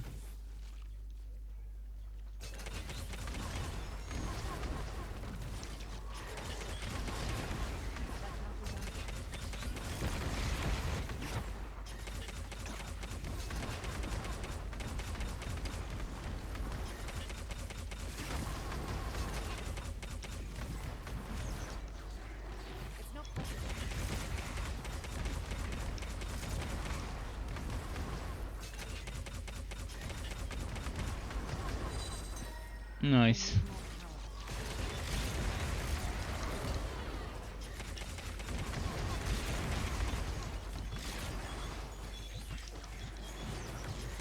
Now it's time to group them up. Like, my pet is kind of bad. Come on, summon. He's holding them. I want to group all those elites together. So this one and the other one that's over there. Let's group them up together. Let's make a big mosh pit. Actually, this one is glitched. I'm not sure it can even be killed. I think I can still kill it. I think I can still kill it.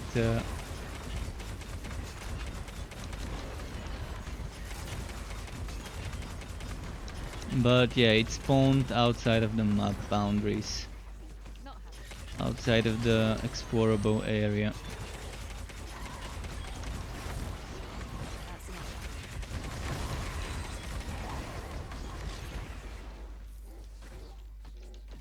Let's see now. How do we get that one? Please tell me I can hit him with something. Oh, that hit him. That hit him. So I was here, Can't manage and that. I ended up somehow hitting him.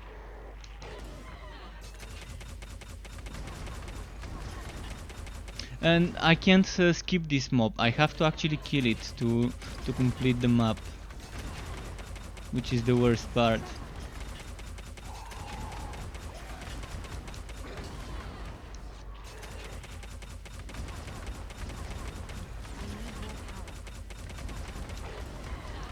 At least I can kill it. Hopefully it doesn't fall down through the ground in the last moment. And then it's gonna be big throw. How do enemies still end up getting spawned outside of the explorable area is beyond me. They supposedly fixed this. I guess not.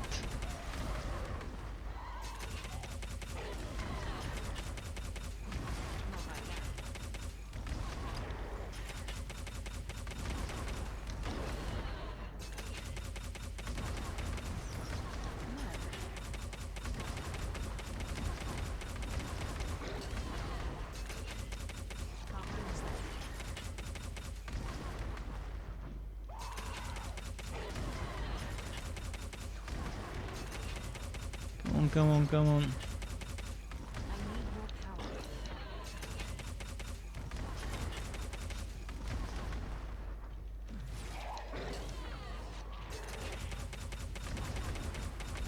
I need more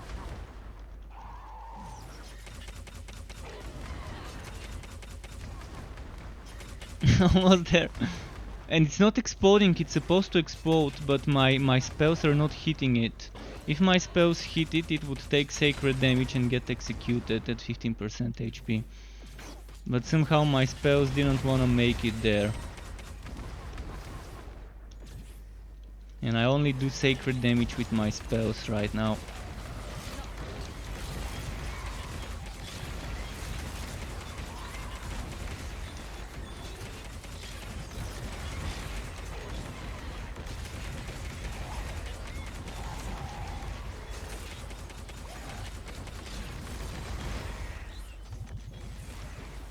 Alright. I think there's one or two more left. Let's see what's down here. This map has 12 omens, so maybe there's one here. Well, Can't be done. 12 omen and an offering shrine. I'm gonna kill the omen first. I don't want it escaping while I'm dealing with the shrine.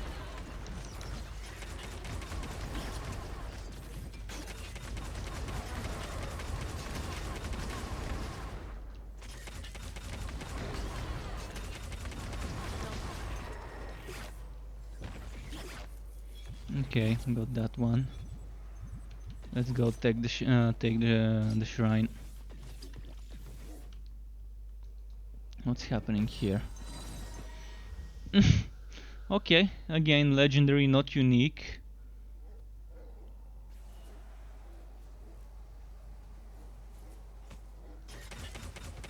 Piece off.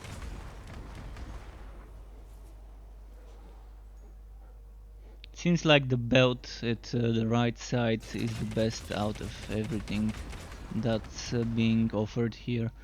Because 3 times flat damage, crit damage, and then the rest is a little bit so-so.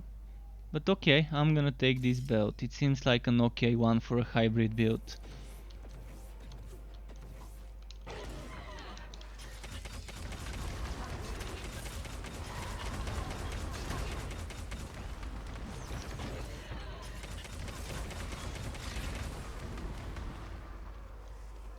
No.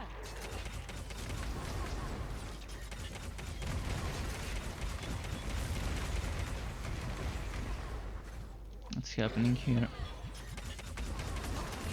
These guys seem to have been stuck in one place and not moving. He was stuck in some sort of animation. Whooping.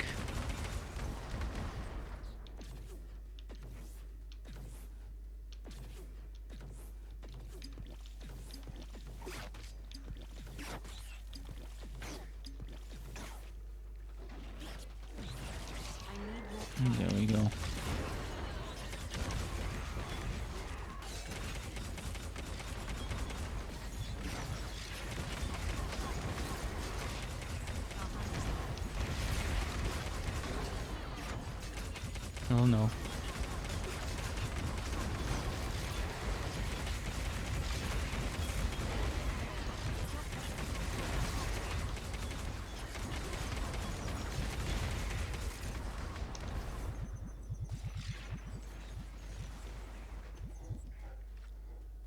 Right, that was it for the map, but that doesn't mean that there's no more Wealth Omens.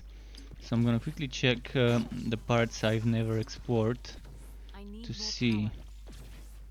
So there's an Alpha Sphere I never killed. Let's see if there's another Wealth Omen I've missed.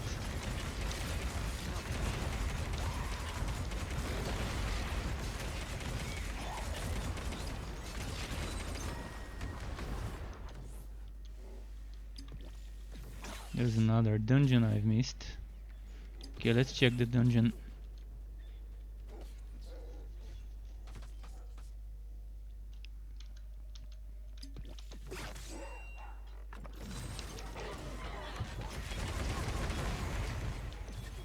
It's not possible.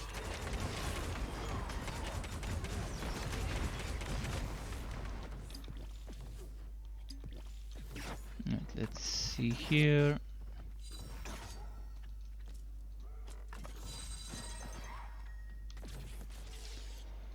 Alright, that's it for this map. Can I just make my own portal? No, I can't. Of course, I won't be able to.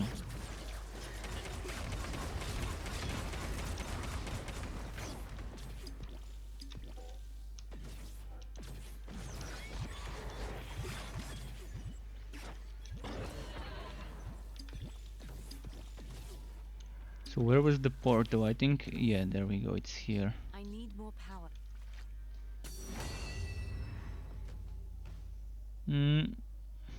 Mediocre at best for this.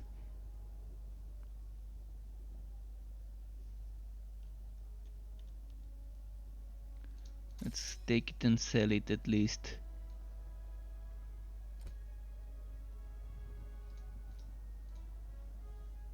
A fine item. Thank you very much. Now let's see the transmute. Junk. Oh, it's you. Who else? Right, sorry. Would you like to begin transmuting an item?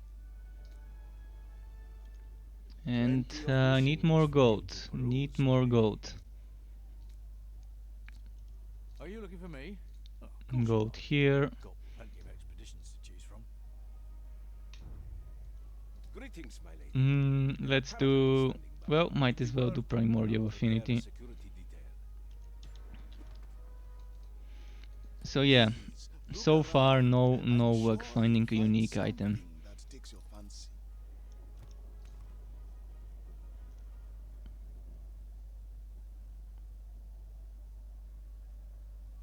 Need to sell something.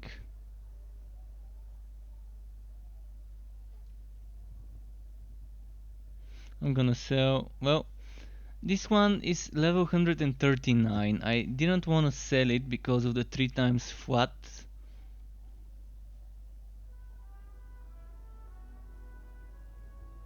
I need to sell something. I need to get rid of something to put this belt. Maybe I can get rid of the sorcerer pants. 1788. Do I have a better sorcerer pant for a 3000? Oh, phew. Wow. Yeah, definitely don't need this one. This is 187 and this one is 187. Greetings, my friend. How may I help you?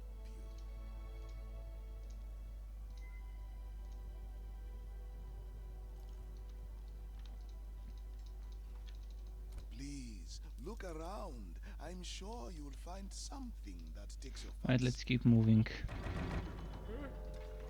Come on, game, I know you wanna give me a unique item. Not only have they not increased the unique drop rates, I'm super unlucky and it seems like they even reduced it. I'm not finding uniques. The only uniques I found for the past month has been from buying it from the NPC. From the NPC that shows every now and then.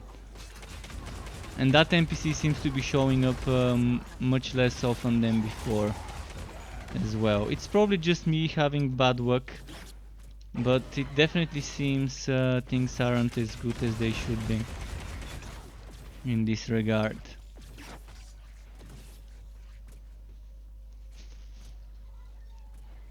Oh, actually on this map I have to kill everything, I forgot.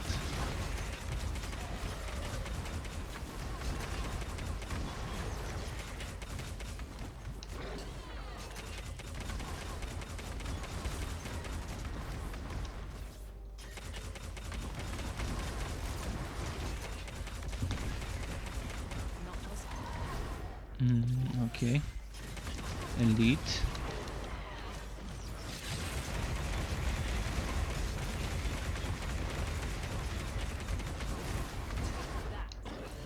Should have killed the elite next to the crystal.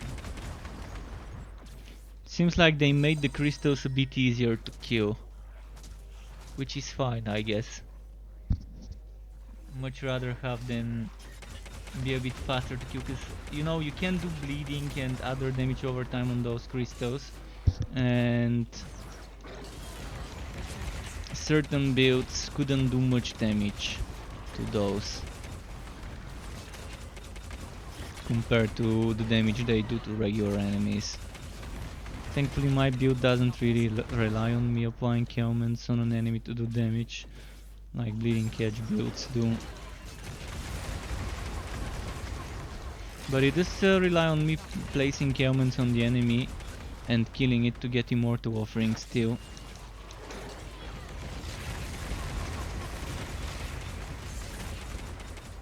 Let's keep moving. By the way, how's everyone doing in those times of quarantine? Are your countries quarantined? Are you able to go outside without wearing a mask? Because the way it is in my country, you cannot go to parks, you cannot go to the mountains to have a barbecue with friends or whatever. You cannot even sit in benches at some small parks in the neighborhood. And if you go outside, you need to be wearing a mask. Those are kind of the measures here, and there's queues everywhere, so people are not getting let in the store in bunches. They're keeping it limited to how many people can be inside of a supermarket or any store at once. Nothing has changed for you. Nothing has changed for me as well. But for anyone else in the country, many things have changed. So all the stuff I mentioned is kind of how it is here in my country.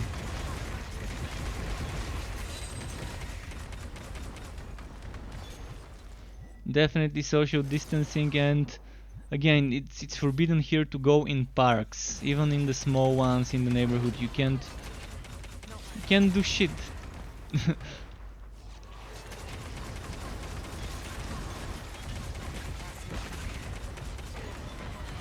But I guess I was kind of on the TV, in front of the TV earlier today, in front of the TV, and I was skimming through the channels, and I saw on Euronews something mentioning about a cure.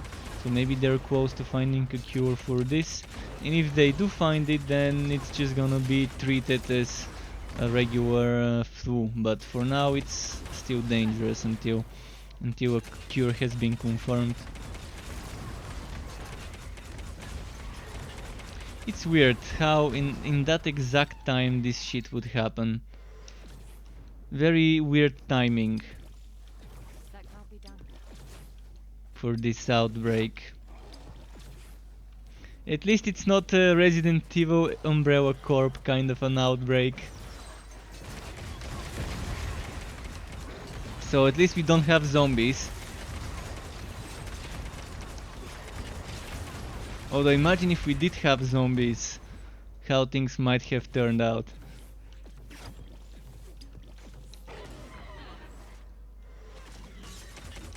That's actually pretty interesting for a if someone wants to make a parody horror movie slasher zombie film where the coronavirus is actually causing zombies and there's a worldwide outbreak like Resident Evil kind of stuff.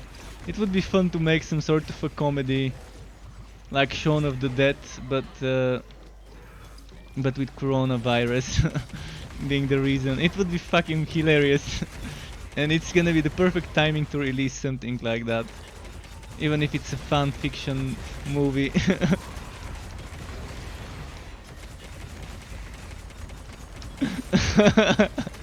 We might have zombies when the cure is introduced. Okay. Well, as long as they're not forcing people to get vaccinated.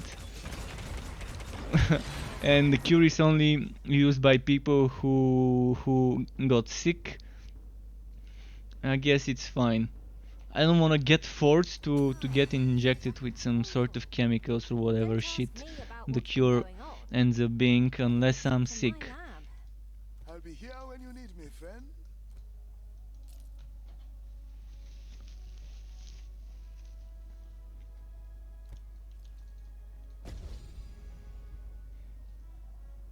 Okay, another unsuccessful transmutation.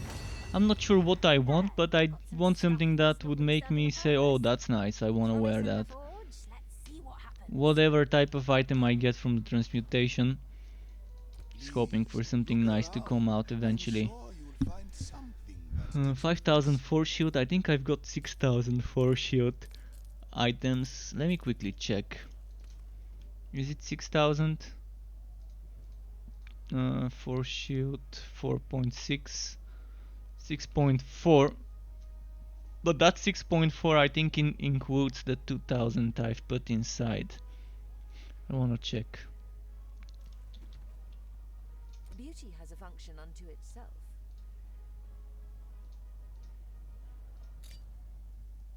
Oh no, it's 6.4 without those 2000. Okay. Gems are addictive. You'll be back soon enough. So I definitely am not gonna be buying back that one item. 86497, and this item I sold was only 92% without the flat. Okay.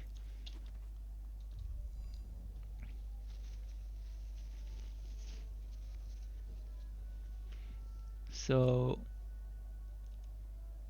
let's get some gold. Are awaiting your orders, my lady. Oh, gems and Genesis stones. I'm always happy when I see that. Oh, seeker expeditions. Productivity I boost, thought you were gold. into that Well, other thing, I'm 5 out of 5. What do you want? The hunt continues. But yeah, it's gonna be an interesting experiment today. To see within 6.5 hours how many unique items I can get if I'm non-stop doing, not too fast, I'm not speed running with a meta build, but with an average, the average speed of the average player. A 163 map to see how much I need to do until a unique item drops. I think if there's one word to describe the tempo and the way I'm playing right now, average probably is pretty much the best or mediocre maybe. But let's say average, it's more befitting. And for testing, average is good. Because if I were to switch to some super meta bleeding edge build that can speedrun stuff in like under a minute or so, or under 2 minutes, then we're not getting the average numbers.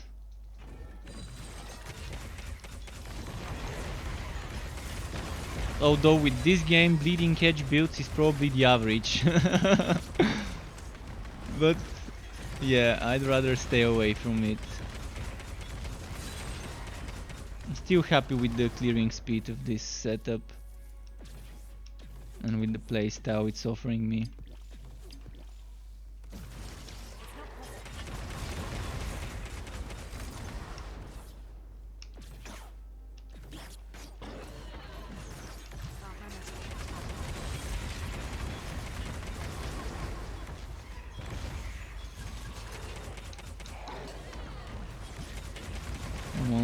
There we go.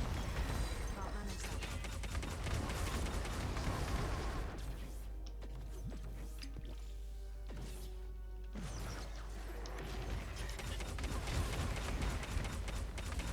Can't manage that. And let's move.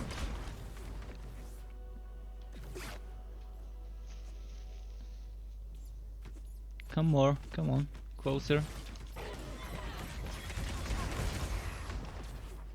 Oh, dungeon, let's go check what's there. You never know where the uniques are hiding. Wait, did I miss a wootable? Nah, it just seemed Not like possible.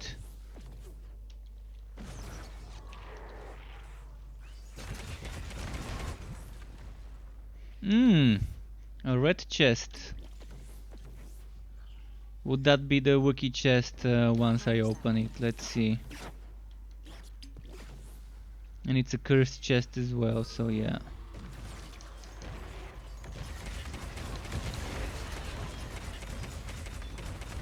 Oh, and a couple of spin to wing guys.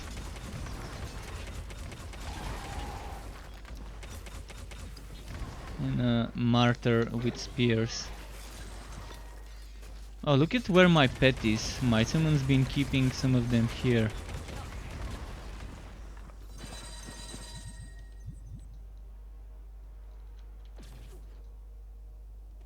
Right, let's go kill the boss of this map and end it.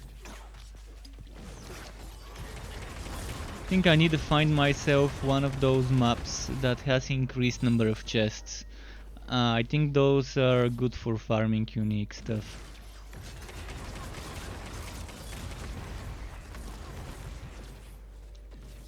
Let's kill that elite and then move on to the boss fight.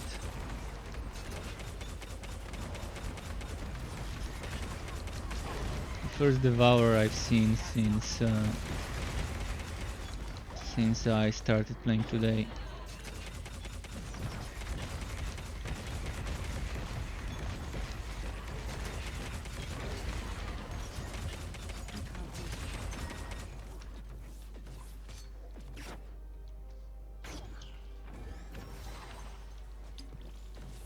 Alright, so I'm just gonna skip through. That's not happening. Need to fill my potions, so a quick stop.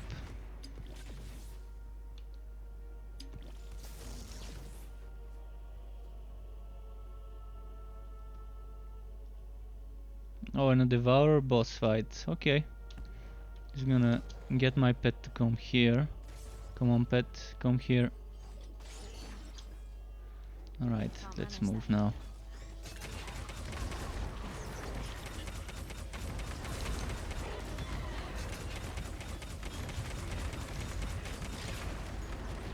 Can't be done. Wonder if he can push me through the map. Like they used to before, if I stay on the corner. Not possible. Like if I stay here before I've been pushed through the map from this spot.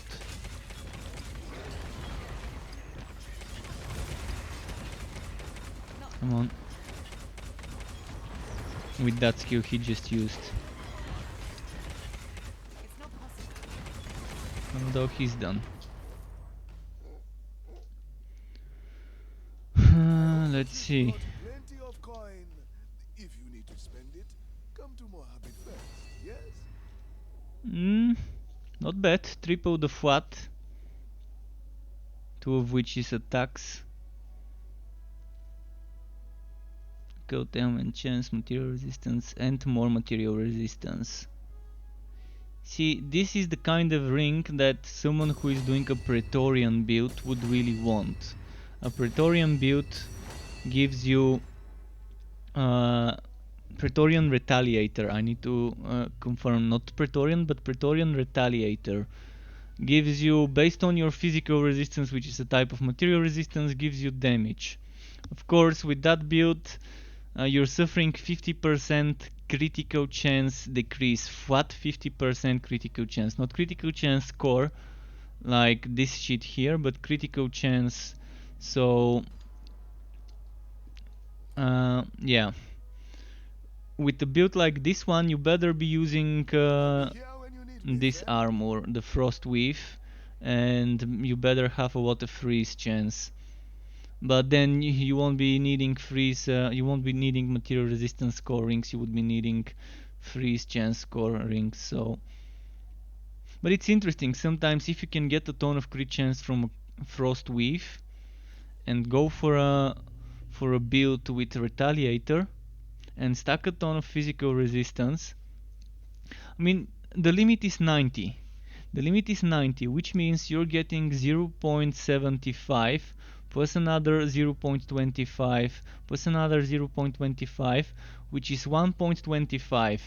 And if you're using that shield, where was it? This shield, that's another 1%, so you're getting 2.25% damage times 90 because of 90% if you max out your resistances. But this is also giving you minus 50% crit chance. So you definitely want to sacrifice either using that shield only or either using the node. Of course, with the shield you're only getting 1%. With the passive you're getting 1.25. So I guess it's better to go for the passive and not using the shield. If you use the shield, you're not gonna be critting because that's 100% total crit chance decrease with the shield and the passive. And if you think not doing crits is enough, then okay, so be it. But yeah, I guess it's just better to use a custom-made shield or offhand or whatever, and just use the passive and try and get a lot of crit chance from other places to make up for it, like a Frost Weave. But with a Frost Weave you're losing a lot of resistances.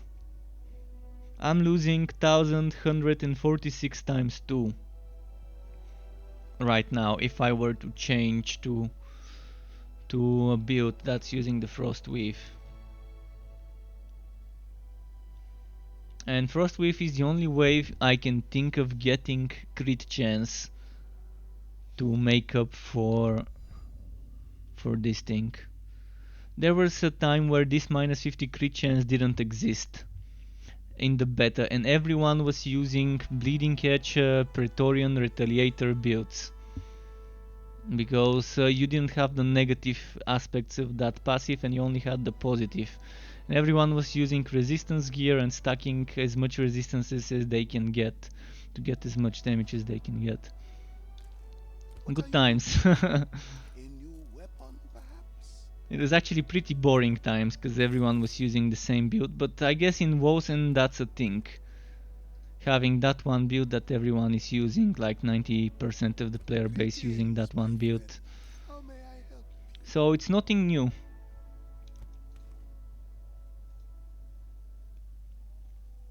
For this specific game. Alright, I wanted to place this ring somewhere. I'm gonna get rid of something. I'm gonna get rid of this one because it's level 55, but there's a level 55 ring, let's see, 9 to 14, and this one is 23 to 20, yeah. Fuck it, level 103. Although this is still okay, even though it's only level 103. 22, 27 fire to spells, this is 21, 25 fire damage to spells. But it still required level 50, whereas this one... Oh, this one is still required level 50, but still barely gives me much damage. Yeah, it's worth salvaging this one. My friend. How may I help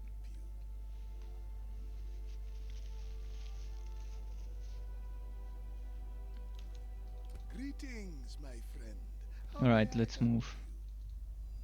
What are you? What? Oh, Abyssal Rift. Need gold, where are gold. you sending? There you are.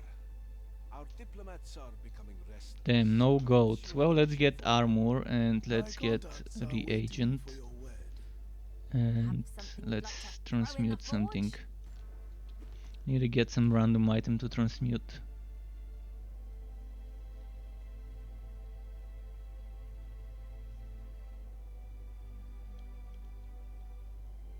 Alright, let's transmute this stuff.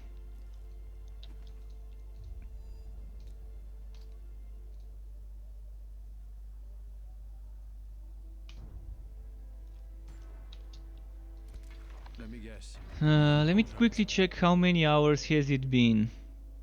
And by the way, is my stream dropping frames? Or was that just before the stream started? Because it says dropped frames. Network 53.7%. How? I never had problems due to my network and dropping frames, and suddenly I'm having that. Alright, I might have to for my next stream change my bitrate. Maybe it's my ISP, I don't know. My internet seems to be fluctuating. From green to yellow to red, from green to yellow to red. Frames missed due to rendering whack, barely any. But there's still some interesting. Something changed. I think maybe one of the updates of my streaming software might have caused this, but anyways, let's keep going. If you see buffering a lot or something with the quality being bad, let me know so that I can confirm it's not just on my end telling me that my streaming software is having problems with the rendering, but it's actually affecting the stream outcome as well. Because 53%, that's a huge number.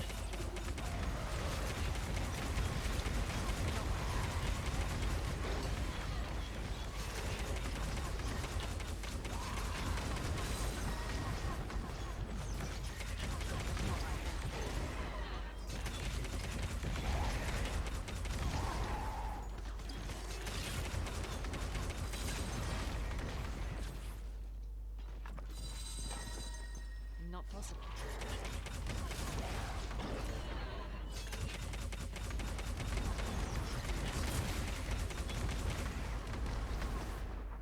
Let's see. Not possible. What map is this? Oh, just a regular map. Alright. So killing everything on site.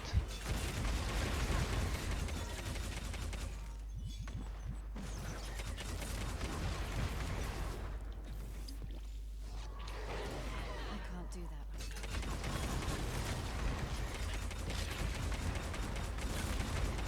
Alright. Keep moving. Keep moving.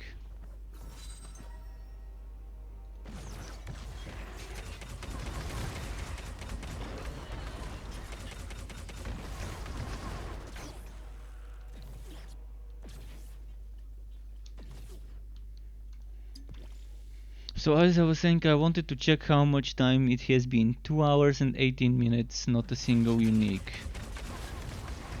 Let's see after 6 hours if there's gonna be at least one. And this is so discouraging, spending 2 hours and not getting a single unique. I mean, I'm not saying give me shit tons of uniques, but at least a unique an hour seems like a good amount of time spent and getting rewarded for it. Or just some way of getting unique items if I'm getting unlucky with drops. Some sort of NPC that I can sacrifice some legendaries or some other uniques to get a unique as a reward, or maybe some sort of project that rewards unique items. That probably takes a ton of money and a ton of affinity, and then at the end has a chance to give you a unique item. Something like that, I mean. We need more ways to negate bad RNG.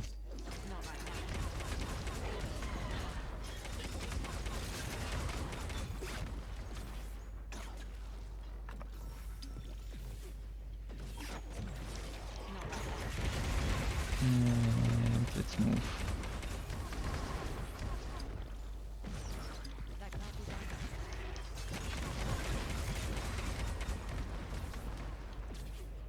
I don't know how many people are still playing this game, but I can tell you it's probably 5% or 10% of the numbers that we saw in the first 2 weeks.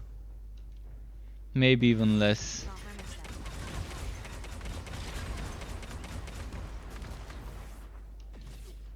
that. So if it's 5,000 people, it's still not bad numbers, but definitely far from 100,000.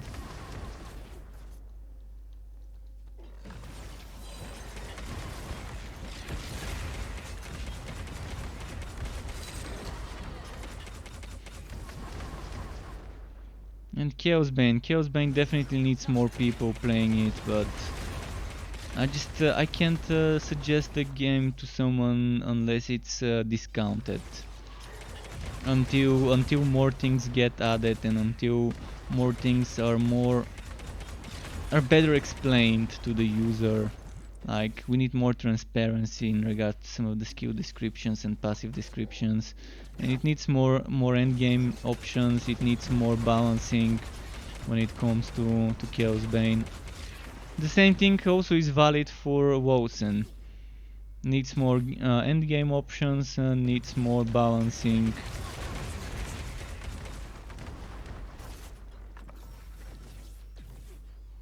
And they do know this, and they've been working on that, even though not as well as one might want.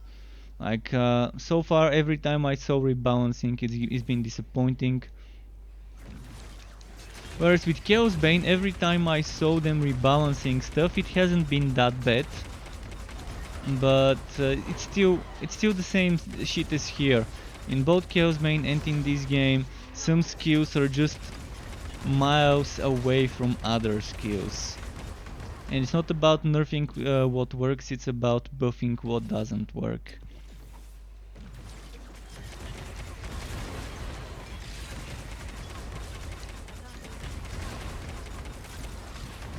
And as I keep saying, survival modes like Grimdawn's Crucible, something this game and Chaos Bane and Torchlight 3 can benefit from. Some sort of survival mode with waves, with checkpoints that you can collect gear or keep going, and with the end. Not endless like Last Epoch. Where Last Epoch failed is making their arena endless and making it a competitive part of the game.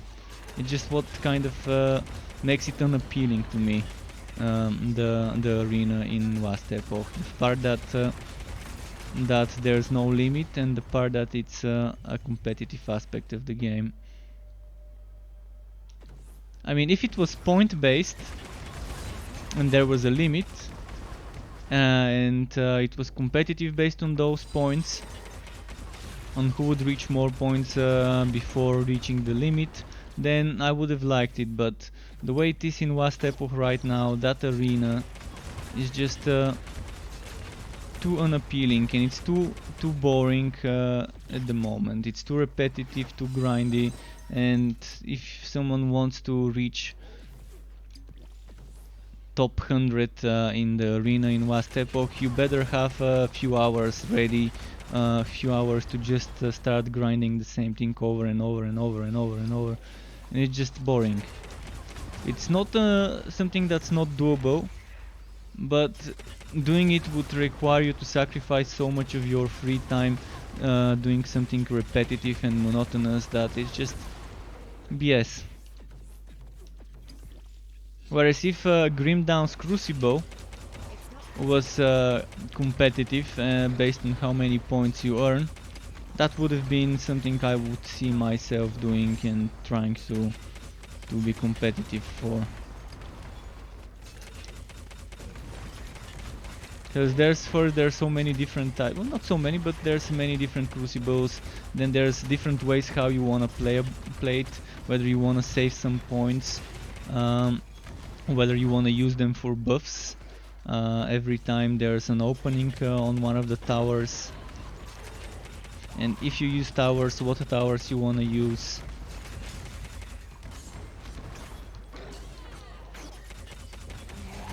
And what buffs you wanna do for yourself. And also there's that random aspect, what buffs you're gonna get and what debuffs for the enemies you're gonna get.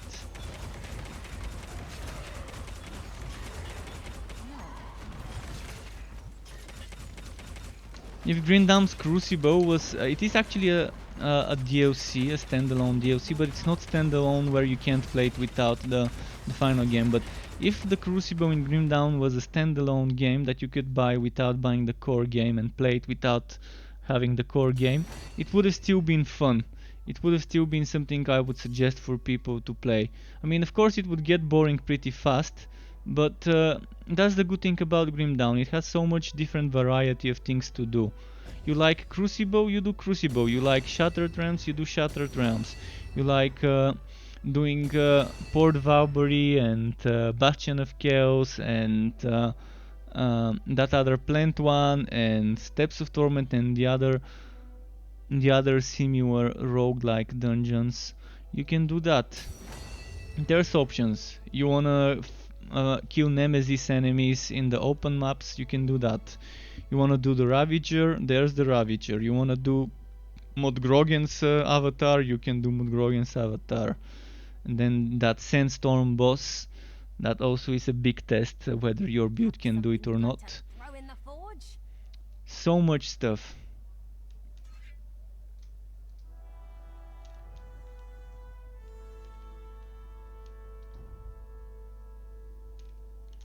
Right.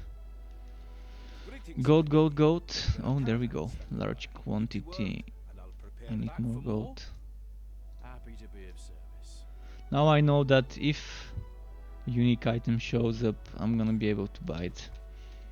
Ah, Even if I like get like customer. 6 items Welcome that to I my can buy humble stand. within a few minutes, I can spend all the gold on it.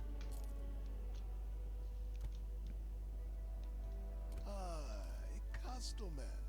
Welcome to my humble stand. Wait, what was here?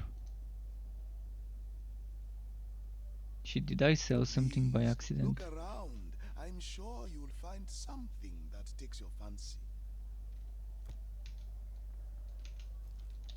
Right, let's move. I'm wondering if I can stay all the way until midnight, but I'm gonna try and stay until 11 p.m. Can't do that. because I forgot to eat lunch before streaming. I woke up around lunchtime, I had my breakfast, and that was like 7 hours ago or 8 hours ago, and I ate a little bit of a brunch after breakfast, but it wasn't a proper lunch, so it was just a little bit like a couple of sandwiches. I'm starting to get hungry, so maybe 2-3 more hours. I was planning on making a 6-hour stream, but should have eaten properly before that stream. But still, I'm gonna try and get at least one unique item. Hopefully I can get at least one unique item and test builds around that unique item and see if they're good enough. Whatever unique item I get, I will try and make a build around it. Of course, that's only if the RNG gods are willing to give me a unique drop. If they're not willing, not much I can do about it.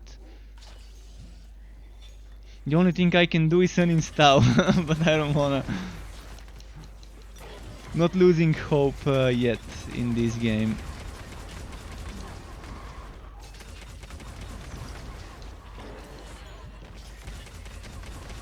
But they don't have to be so cheap about the drop rates.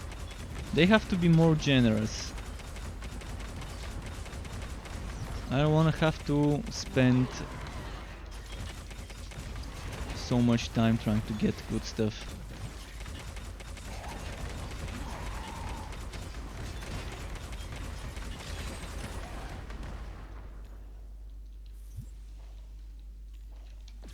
Right, let's keep moving.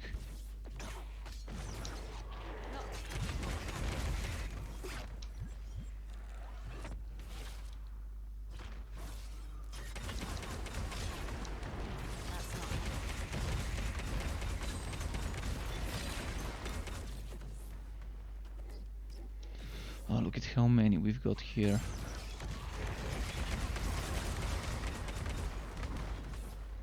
And maybe an omen here or a chest. I need more power.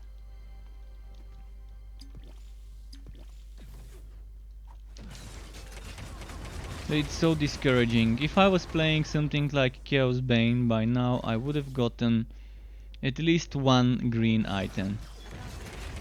Of course, it probably would have been 3 or 4 for those 2.5 hours. If I was playing Torchlight 3, I would have gotten multiple legendary items within this time. If I was playing Path of Exile, I would have gotten something worth it. Maybe a Chaos Orb or a few. I mean, I'm not saying I would have gotten an Exalt within 2.5 hours of farming, but with the right farming, I don't see why not. Delving and stuff like that. So every other game would have rewarded me by now for those 2.5 hours. Not with something amazing, but something good enough to make me wanna keep farming for more.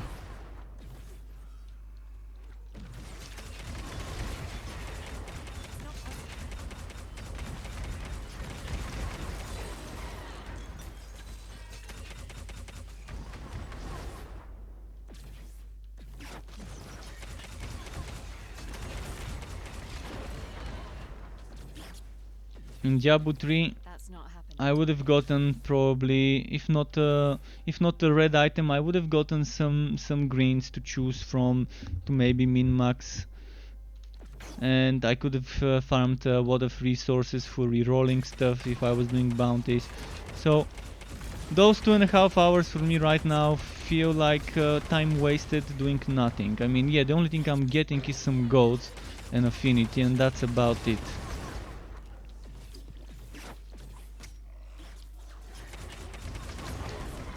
So in any other game in the genre, I think the time spent would have valued my time.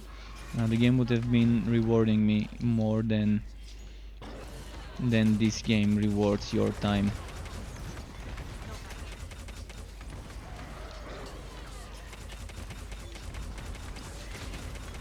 And this is the shame. I mean, game with a lot of potential, decent game, it just... a lot of things are not done well. And the thing is, it's just numbers that need to be changed. Just some drop rates that need to be changed when it comes to this. And just some numbers on items that you have already voted that need to be changed. So high tier unique items need to be converted. If they were dropped before the new tier was added.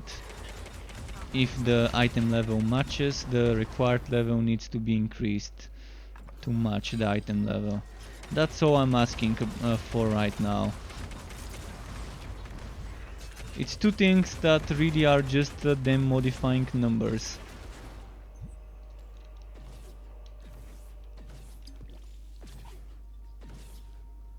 And it has to be either one or the other. They don't have to do both things. If they increase the drop rates of uniques, I'm gonna be fine farming all over again all the items. If they don't increase them, at least convert my old unique items to the new tier if they match the required item level for that new tier. To at least reward my previously spent time playing the game. Can't manage that. There's a lot of builds I wanna try, but they're dependent on the unique items. I mean, for every unique item I have at least 2 different builds I can think of that I can test. Melee builds, ranged builds, sorcerer builds, hybrid builds. There's so many things that you can test. So I'm not saying they're gonna be good meta builds, but until I get the new uniques and test them, I can't tell you.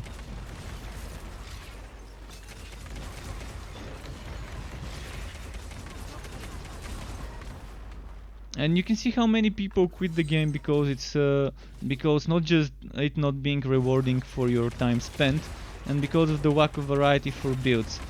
And even now, if there is eventually more lack of build variety, many people probably won't return if they know they can get those builds easily.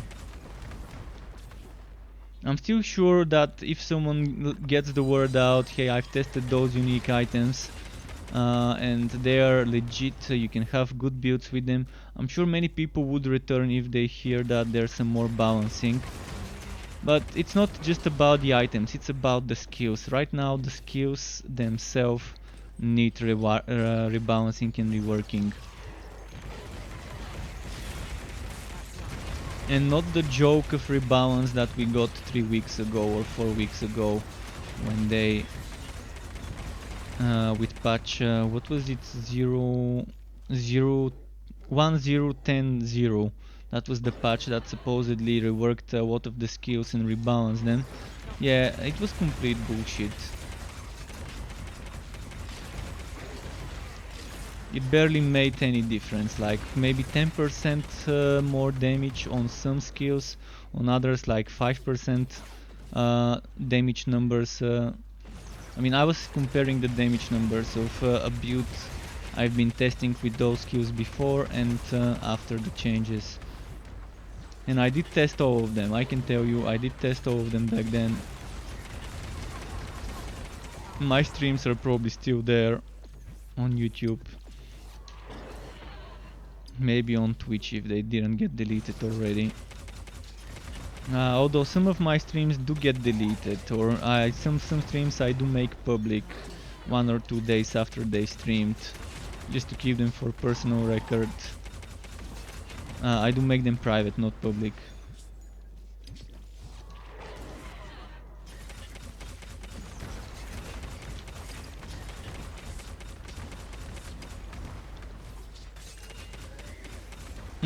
Fuck. This is another thing, have a corpse targeting, and not just have a corp, any skill that has targeting.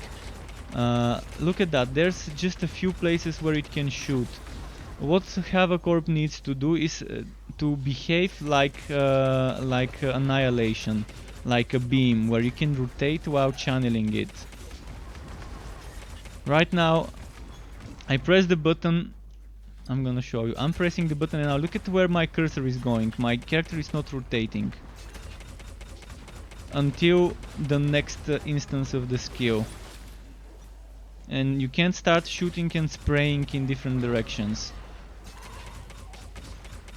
And sometimes it's very badly, like my cursor is here but my player would start shooting there. Or my cursor is here and it would start shooting there. So it's super difficult sometimes to get it to shoot where you want. And that's probably one of the few skills that works in this way, with projectiles like that. Like the base version of the skill, it doesn't matter, because it's a AoE projectile that falls on the ground and the circular AoE. But with this one it's super important where the rocket goes.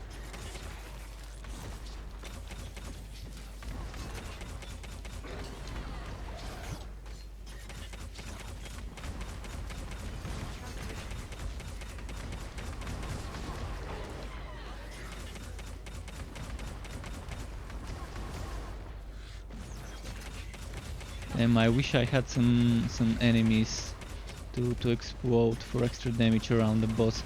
See how prolonged this boss fight ends up being because of all the different phases of the boss, where he's like hiding and I can't hit it, or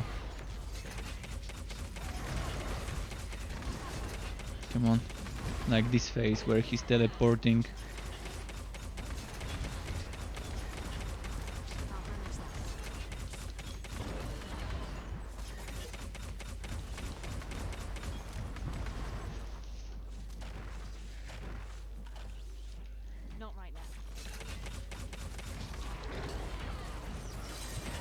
Right, finally exploded.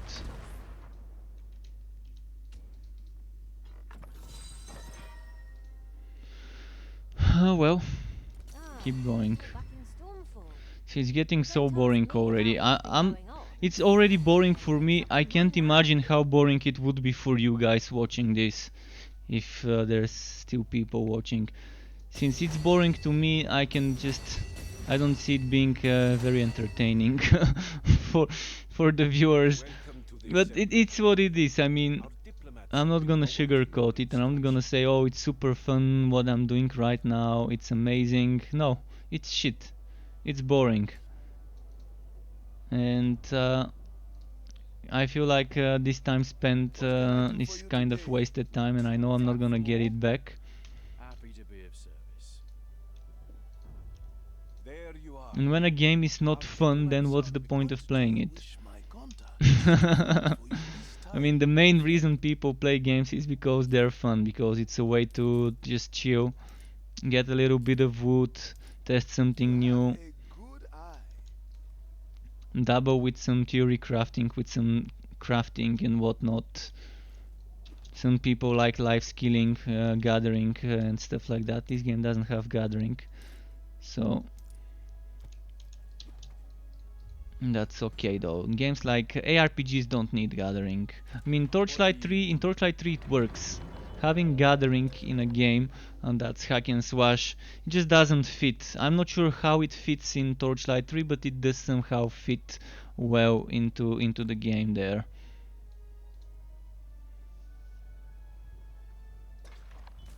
Because you have your fort and you have those materials that you use to craft stuff in your fort, and it's okay, it fits well. When they add housing in Wolcen, maybe then they can start adding gathering. Maybe they can add some different veins of ore and wood trees that you can chop, or wood deposits that you can find. They will be adding housing, but they been saying that the housing would be coming after the launch. So since they pushed back all of their plans 4 months, that means they won't stop adding new content until 2 or 3 months from now, I think, is when they're gonna start adding new content. And until they start adding new content, we don't even know how far down their roadmap housing would be. But it would be okay if they decide to add some sort of gathering.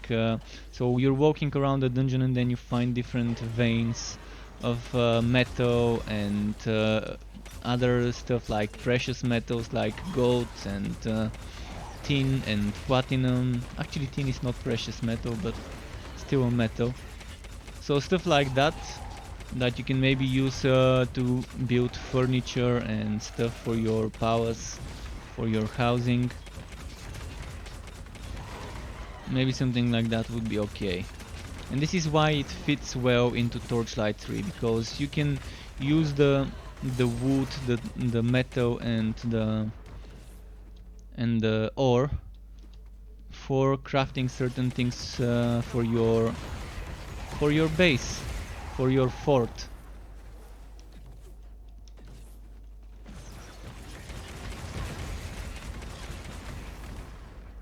And it's great, it's a nice concept that definitely makes sense. It's not the gathering there is not like they're just for the sake of the game having gathering, which I've seen in many games, just adding features just for the sake of having that feature because other games have it. But then you start looking into how this feature fits well into the rest of the game, and then you see everything's completely disjointed. It's just, it doesn't connect, it doesn't fit well. It's just a standalone feature just for the sake of being there. And this is a big problem for some games. Lack of ideas, maybe. Lack of ideas of what to do, and then just adding stuff just so they can have it there. Like, I've seen games where the whole crafting system feels forced and unnecessary, and I'm not talking about this game, I'm talking about other games. I've seen games where the crafting system is just there maybe for the sake of having a crafting system, but it really just doesn't fit well with the game itself. That's just one example of, I'm not gonna say names of the game, but yeah. It's not a game of this genre, just to make it clear. I'm not talking about ARPG. I was talking about an MMORPG game that I've tested within the past year.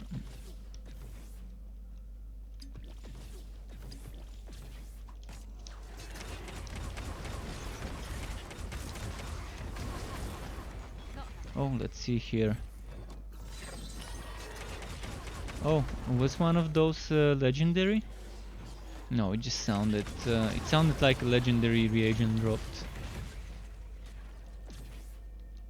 And another thing that needs to drop more often, legendary reagents. I already said it today, but saying it again.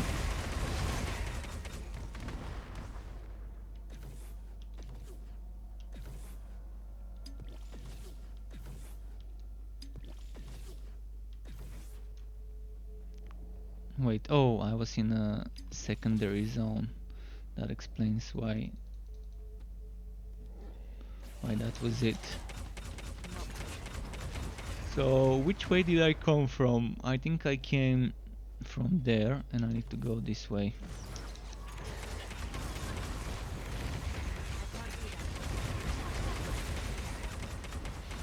Another reagent.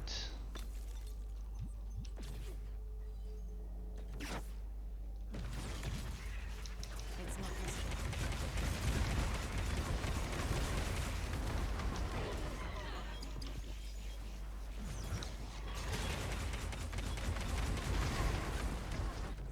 Alright, let's keep moving here. Maybe we can get those enemies to group up next to the elite and kill it with explosions. Not possible.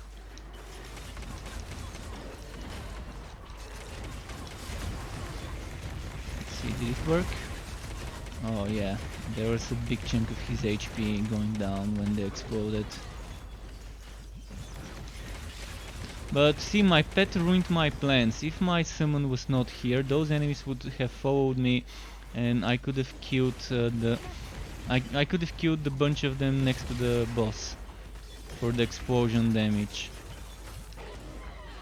So another thing they need to work on: control over our summons, telling them go here, attack this enemy, move here, don't attack anything, just follow, things like that. So first of all, somewhere here on the top we need to see our summons. Maybe over here. Perfect place to see icons with the summon. Like just a picture, 2D art, the same way we have our picture, and HP. HP either under it or on the side. Maybe a green or red, whatever color you wanna make it. So one for each summon you've got. And under it a stance: defensive, normal, and aggressive. And you have to like 3 buttons that you can click. Maybe either a global stance changing or a per summon stance changing option. I think a global would be fine. So you decide to give your pets a global stance for defensive, then they would keep following you and only attacking enemies that attack you, without straying too far from you. If you give them aggressive, they would try to stray far from you and attack stuff, but of course still limited to a certain units away from you and no more. But they will definitely take the initiative, kind of like this stance right now they have. I think this fits the bill for an aggressive one, I guess. And then normal, which is kind of balanced. Or maybe there could be just aggressive and defensive without normal. But there definitely needs to be a pet attack button. Pressing this button means I'm telling my pet to attack. Or a pet action button. Let's not call it attack but action. Because if I press it and my cursor is where there's no enemies, like my cursor is here, no enemies there.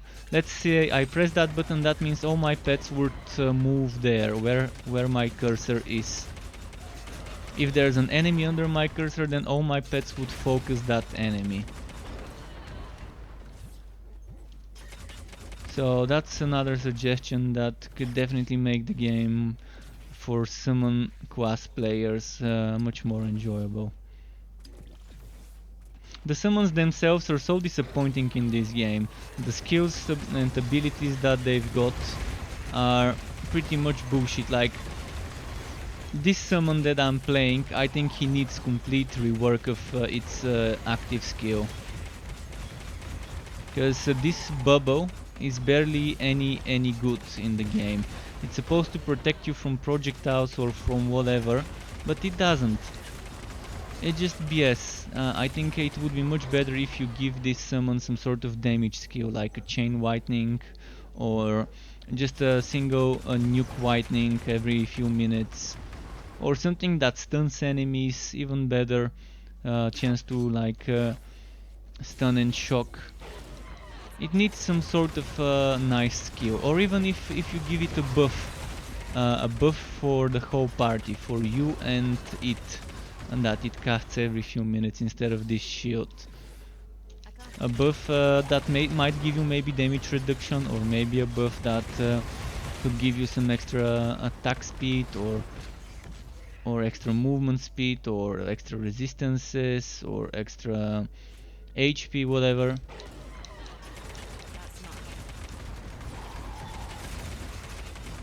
Or extra elemental damage, whatever. There's many things that would be better than this bubble.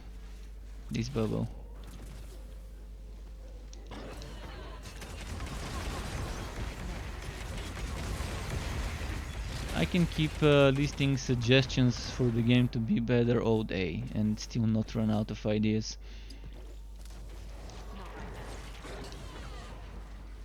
For any game I've played many hours already.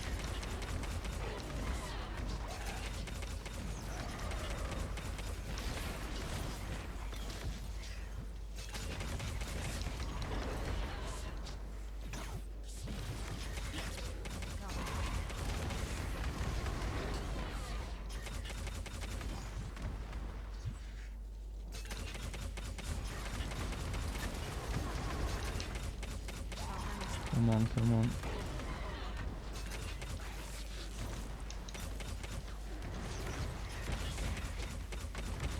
I keep getting this bullshit boss. I mean, it's just slow. It's not difficult to kill it, it just takes longer to kill than some other bosses. At least I'm not getting the Praetorian or whatever it's called, the one with the shield that keeps pushing me back and that reflects my projectiles. On bosses like him I normally change to Bleeding Edge just because it's faster. So it's still not the worst I could get as a spawn. It's just plain annoying with all the moving, teleporting. It's not possible.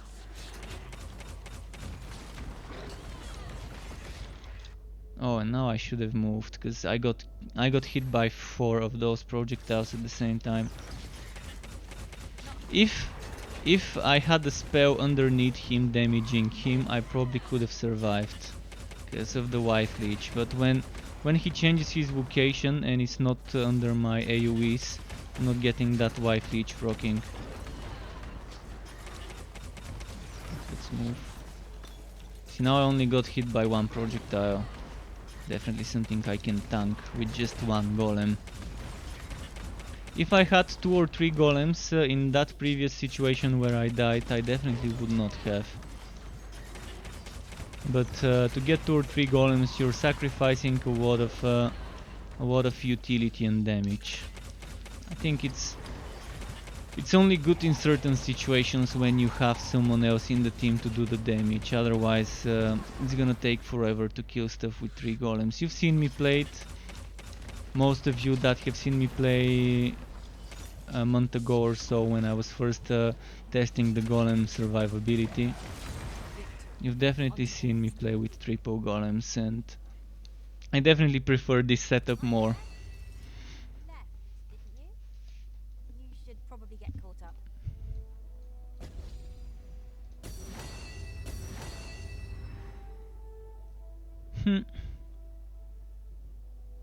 I'm gonna say no to this and try and get another item. Hey there. Got some stuff that's not really serving a purpose.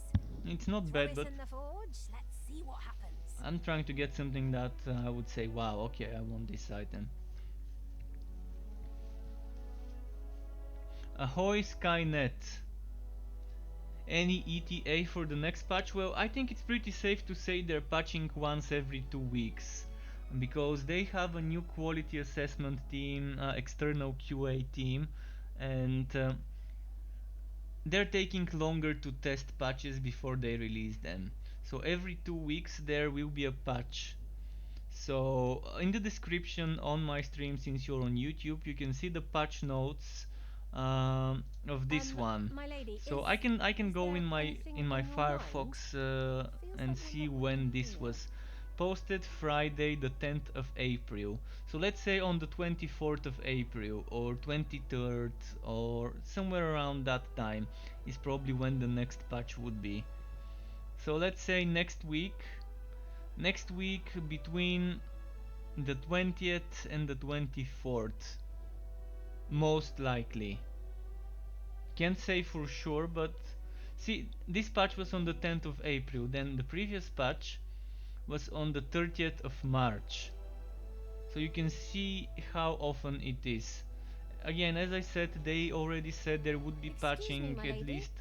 Is there something at least 2 particularly weeks enchanting between the about my work? patches, at least Or am I roughly 2 missing weeks, something? so that their external QA team can properly test stuff. And that's fine. I mean, it's okay if they need more time. They can have their more time. By the way, something weird's happening. I quickly checked my stream on YouTube, and I think it stopped and started a new one at one point. Let me quickly check it myself. I was just checking if I've got the correct link in the description.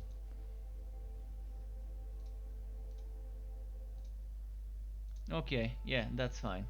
That's fine. Yeah, the link, I've got the link for this and the previous patch in the description on YouTube. So if you want the patch notes, you can get them there. In the meantime, what was I about to do? I was about There are a to number get of some missions gold. being considered. Take a look Gold when you're here. ready. Gold here. Oh, Abyssal Rift. Okay, I'm gonna do that. And since there's no goat, might as well get Affinity. What are you looking But for? A new the weapon, bad work perhaps? continues. I keep not getting enough rewards, enough unique items. On the other hand, I've been farming so many entropy orbs, I might need to go on my out and put those orbs in the out. Welcome to I the have Mayhem, one out where I'm boys. stashing all my orbs. Pick me up a souvenir.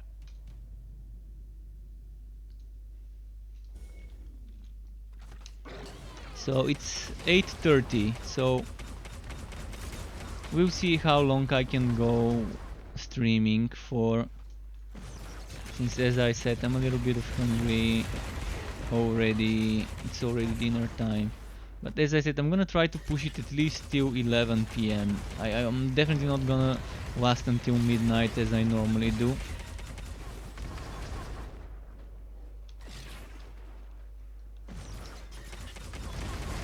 Getting those Demon of Souls enemies.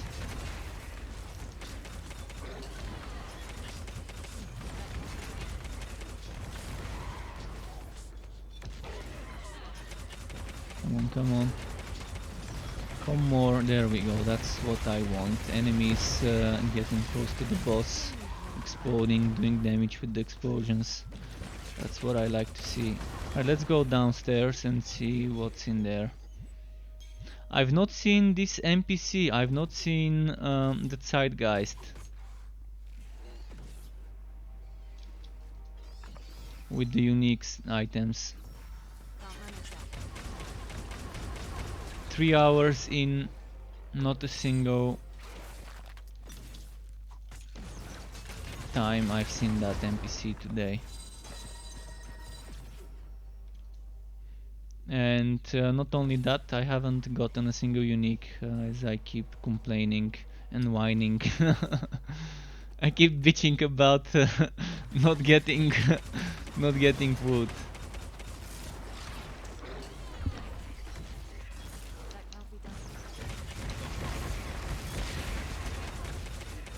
But I'm an item whore. If I don't get rewarded, I quit. That's how I'm. That's actually, I'm surprised I'm still playing this game. I mean, I'm not playing it every day, but every now and then I still come back to it after every update just to see how it is. Normally, bad drop rates are like the plague for me. If I don't like the drop rates, my time is not worth the game. The thing that's most surprising is I played Warhammer Chaos Bane back when the drop rates of green items were terrible. Like, probably 90% of the player base in Warhammer Chaos Bane quit after the first 2 weeks after they introduced the green items for the first time. Back then the drop rates were terrible. Of course later on, 2 or 3 months later, they did fix the drop rates of the green items in Warhammer Chaos Bane. But I was constantly getting asked why I have so many green items, how I have so many green items. And back then I actually had days where I would just sleep 4 or 5 hours a day and just grind for over 10-15 hours a day, trying to find green items so I can finish my build videos for Warhammer Chaos Bane. But since then I've said I'm not gonna do that for any other game anymore, because it definitely didn't feel right. Just for the sake of making some YouTube content to sleep 4 or 5 hours a day and grind and farm wood for 12, 13, 15 hours a day. And Wolcen right now feels like it's worse than that time I played Chaos Bane, where it took me like 20 runs to get a green item. In Wolcen I think even if I do 50 maps, I'm still not gonna get a guaranteed green, unique item, purple item. So that's how bad it is. So if getting 1 green in Chaos Bane every 20 maps felt bad, Wolcen is twice as bad right now when it comes to unique items. And I'm not talking about getting unique items like the Trio belt. I'm talking about getting a unique item, any unique item. There's a reasonable drop rates, and then there's Wolcen.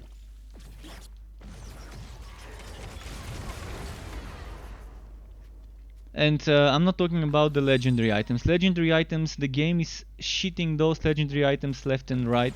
It's fine. I mean, the legendary drop rates are okay, but the unique ones, I feel like you have to sacrifice a virgin every 28 days on a full moon to get a unique item to drop.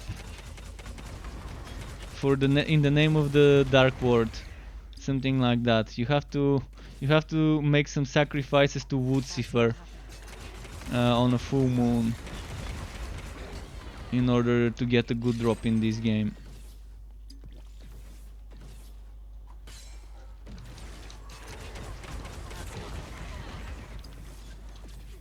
Alright, let's see.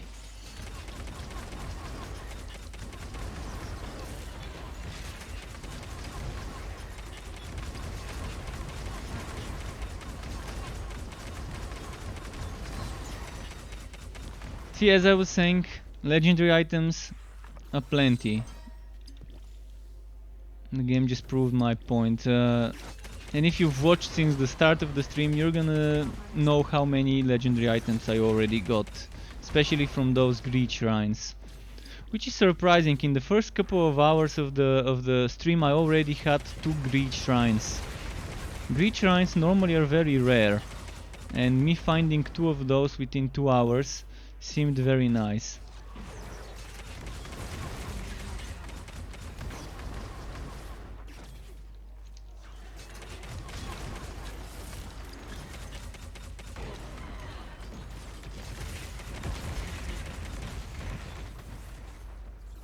So yeah, I do miss the old beta days.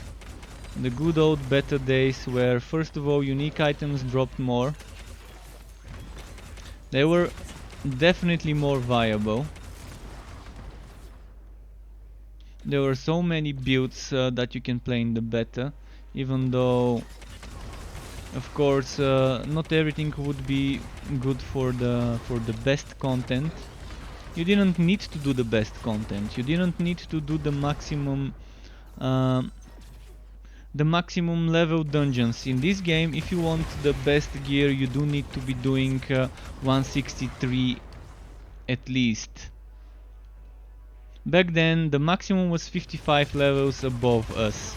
Here, if we're level 90, which we of course aren't, if we're doing 187, which is the max level enemies, okay, it's 189, but starts from 187. See, that's like almost 100 times higher. But back then, at level 20, doing level 75 enemies, you're still only getting level 20 wood.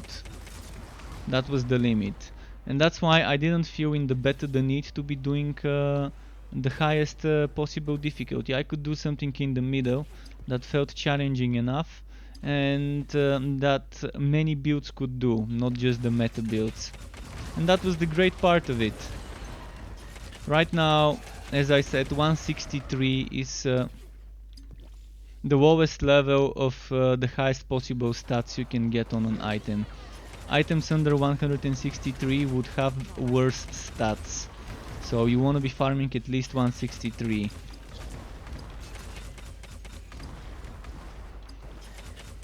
And not every build can do it. I can tell you probably 50, 60, maybe 70% of the unique items I've got won't be able to have a viable build for that difficulty, because some of the skills that those unique items are built for are just weak. Again, I haven't gotten the new versions of those items to confirm this, but I'm kind of 50-50 right now. I'm 50% suspicious that the changes they did to those items won't make that much of a difference for the majority of those items, due to the skills themselves being weak, due to Thunderstrike being weak, Anvil Swow not being as good. It's still okay, Anvil Swow is okay. Gunslinger's Brand still not being as strong as it needs to be. Infinity Blades super weak compared to what it needs to be. Slayer's Fury, one of the weakest skills in the game. It's criminal to have such a weak and badly balanced skill in a game, or it should be criminal.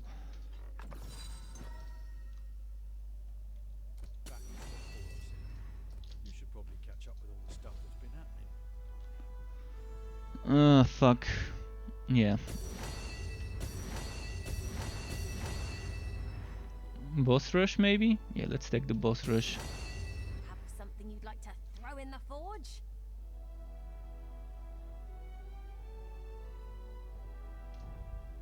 Alright, I'm gonna check this there. In case I end up transmuting something great, I wanna have a sacrificial lamp ready for What are you looking for? A new weapon? the sacrifice. So let's do this boss rush, but before that...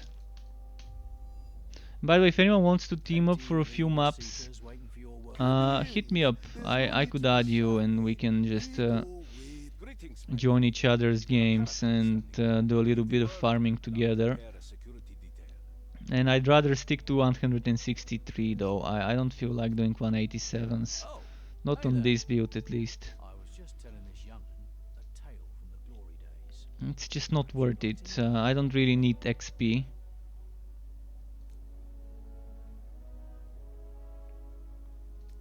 Okay, let's get a reagent. By the way, I'm getting close to 82.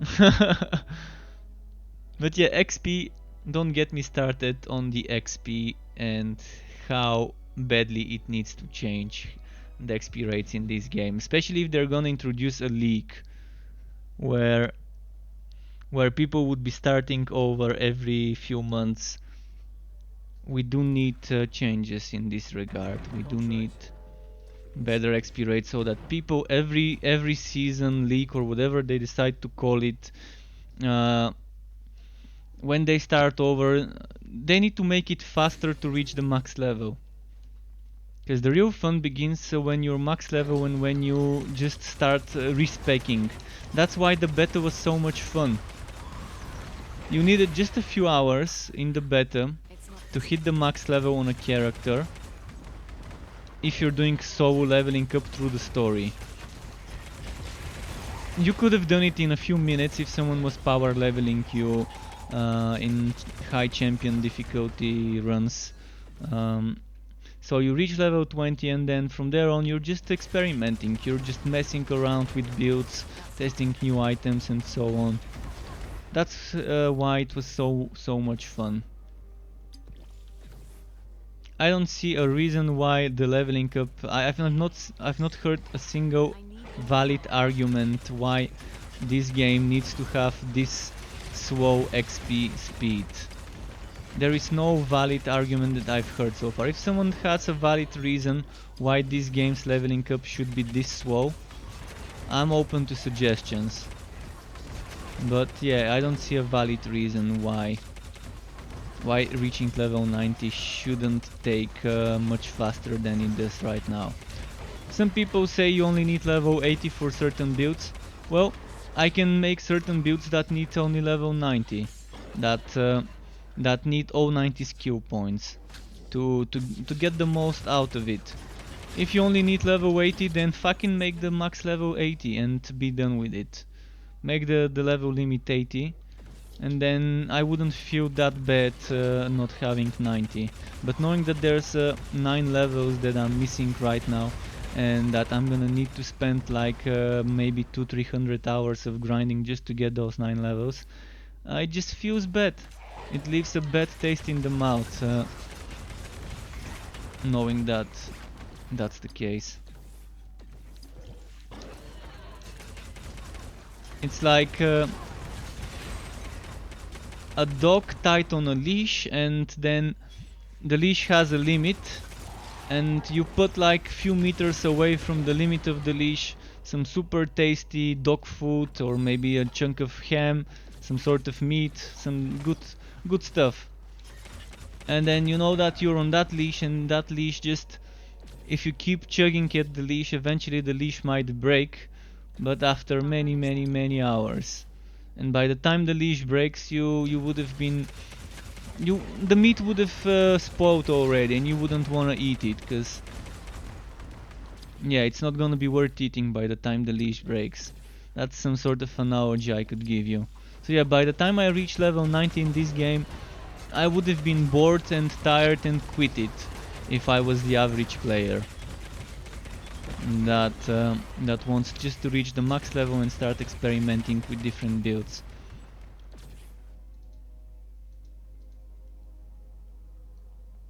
And there should be, as I keep saying, there should be a good balance between time spent and rewards for that time spent in a game. And Torchlight 3 is great in this regard.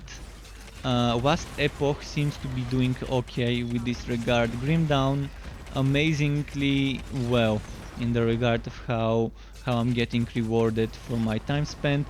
Path of Exile, there's more to be desired, because there, if you're not using a meta build, it takes a while to get some stuff for some of the weaker builds, some of the non-meta builds there. And if you don't like the meta builds, if they don't fit your playstyle, you're kind of stuck to grinding slowly, or having to change your build to a meta one. Titan Quest, again, a game that does seem to reward your time spent well enough. Especially with those wood boxes, or whatever you want to call them, wood orbs, let's call them wood spheres. That you can spend some resources to get random items dropped. And it's not wood boxes that you buy with money, you buy them with in-game currency. In-game currency that the enemies drop and stuff like that. Definitely an okay way to to get items for certain sets that you're missing in Titan Quest. So many other games that reward your time spent, not this one.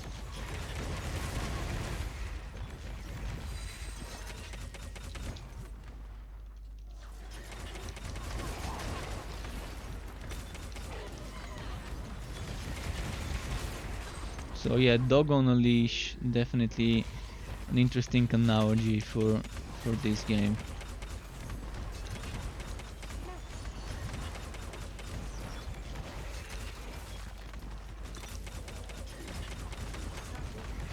Come on, let's get them together. There we go, that's what I wanted. All of them together. So that one can explode and trigger a chain reaction. See? Shit tons of legendary items, zero purpose. Oh, I should have done the boss rush, I forgot. This map should have been the boss rush. Okay, next one would be the boss rush. Speaking of bosses, there's... Oh fuck. I accidentally out and tapped. Not in the game right now. Alright. Thankfully I accidentally clicked on my browser on the site while there were no enemies nearby.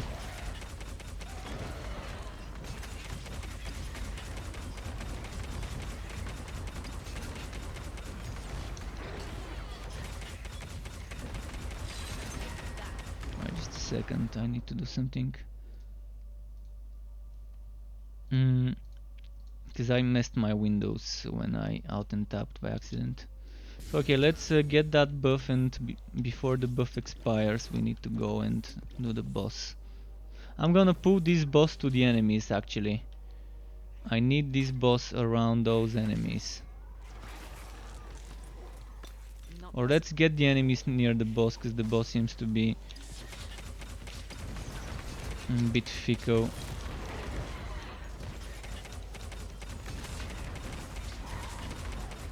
Of course my pet, my fucking summon again, is cock-blocking me. And attacking the enemies away from the boss and keeping them away from him. I can't do that. If he didn't provide me with that much survivability, I would have been unsummoning him and not using him.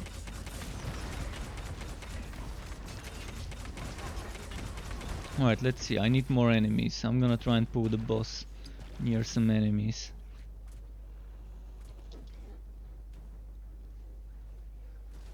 Maybe those. That should work.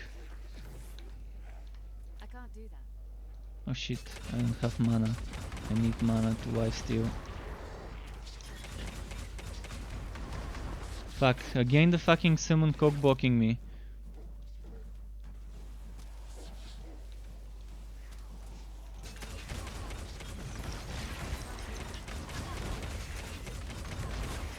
Oh, see, now its HP is going down much faster. Wait till we get this one. There we go.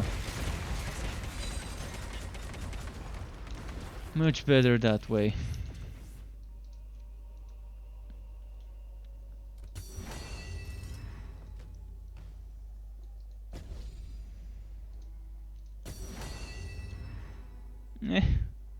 Another bad transmute.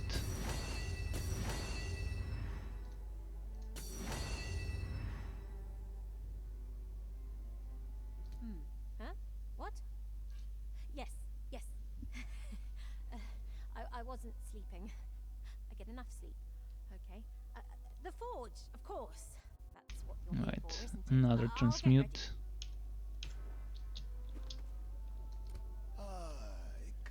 Don't need this and this and this.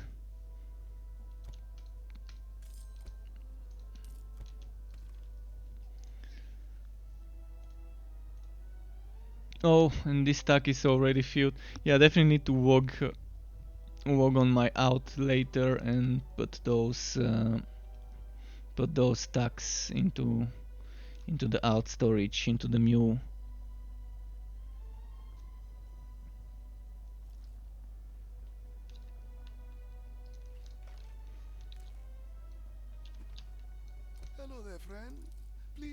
So How's my wares? now it's gonna be the boss map, Contacts to find for you this the time, boss rush. friend. No, this one will be difficult. They stand a chance, certainly. Have something you'd like to throw in the forge? Come in. Gold. Secret Oh, expeditions? Abyssal Rift. I thought you were here for that And a other bit thing of I gold. hear. So let's not forget, but let's not break the map either. We don't want to be breaking this. Pick me up a souvenir. Guy wants a souvenir. Oh, Aurora Knight. Not one of the best boss fight, but it's not one of the worst either. It did get slightly nerfed, this boss. Because now there's no regeneration bosses. And this one, when you got it with regeneration and when he was doing summons of additional healers, they were stacking each other's heals, and it was super difficult to get killed with non-meta builds. I mean, he's still healing itself, but at least there's no regeneration anymore. So just his own healing, and there's no summons that he's doing right now, so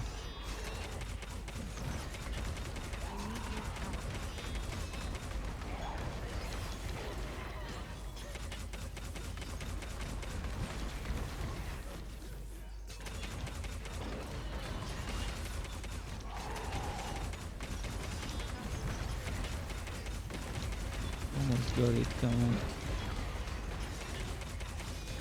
Should be exploding anytime now. Come on, take sec. There we go. And again, legendary, no unique. Good to have you back. There have been some developments while you were gone. Eh. Nothing too fancy, let's just take something and sell it.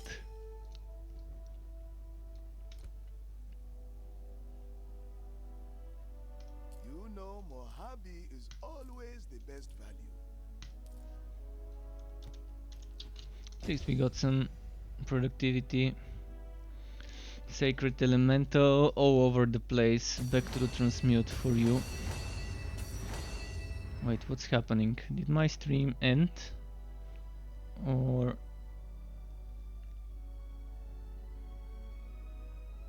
Wait, did my stream disconnect? I think my stream might have disconnected. I'm gonna quickly check.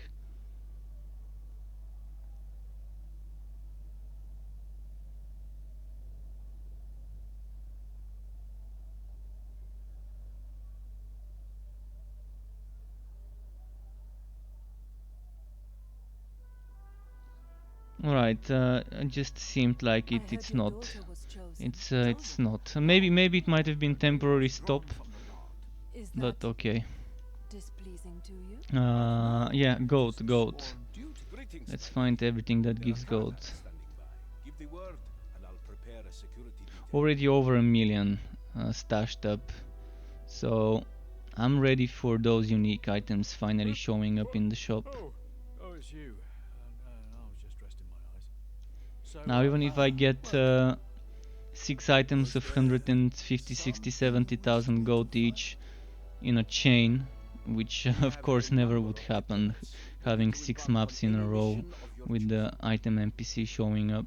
Come in. But even if There's no need for to be some shy. unknown reason, if this We go happens, easy. I'm prepared to buy them out, what do you want? to buy. Oh shit. I need to cancel something. Our diplomats are awaiting your orders, my lady. The I need to dark cancel market. this Never heard of. Huh? Sorry, what was that? and do this. Oh, you want to use the forge? Please, be my guest.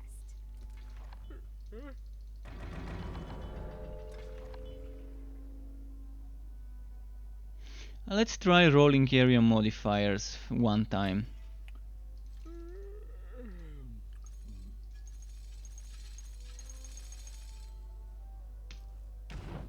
Not gonna do untainted. Don't want That's to do not untainted. because they're annoying.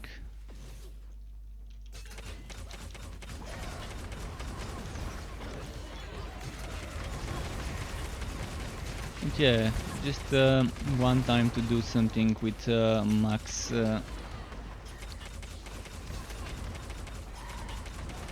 out magic find, but I found that this magic find is complete bullshit.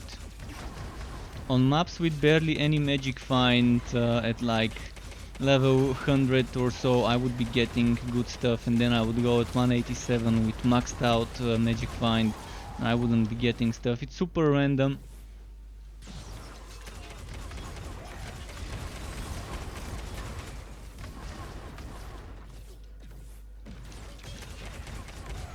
So far my experience is it really doesn't help much.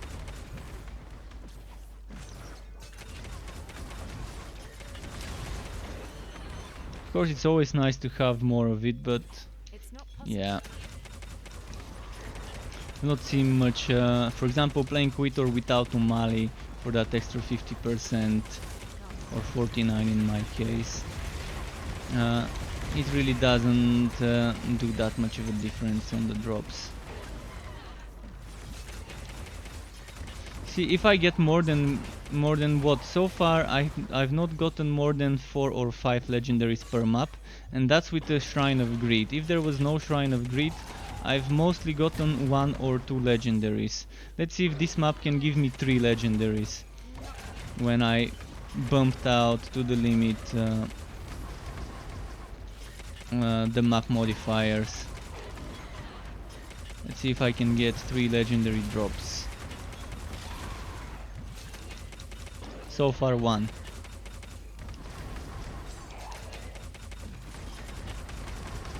Of course that's very small test data. If one map is never enough as a test when you want that chance tested. I think you need at least to do at least 50, 60, maybe 100 maps, just so you can say for sure this one works, this one doesn't work. Believe me, I've done plenty more than that with both maxed out and not maxed out modifiers. No. Unless there had been some changes that they never mentioned in the patch notes in the past few months. It's probably still, as I said before, barely any difference. Where I've noticed a difference is maps that you get, like the boss rush ones that say what was the name? That say increased number of chests on this map. I've noticed that those drop a lot of uniques and legendaries. I can't do that. Normally it's not me but my teammates who get the wood. Sometimes my teammates would say they got like 2 uniques or 3 uniques from that one chest. Of course I can't confirm whether that's true or whether they're just messing with me, but if it really was true, then yeah, definitely a lot of more unique drops in those maps. And sometimes even I get very lucky, not with the uniques but with the legendaries in those maps. I've had maps where I would get 6 or 7 legendaries in a single run in one of those special increased number of chests.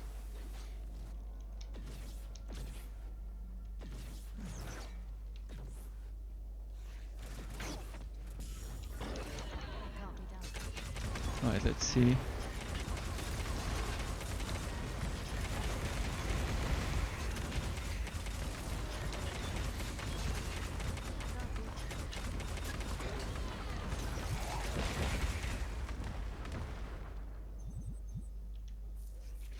I'm gonna try and be thorough with this map so I don't miss some things like this wootable. I can't do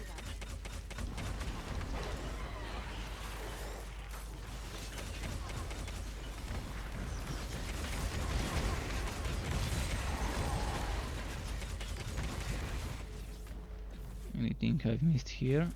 Chest.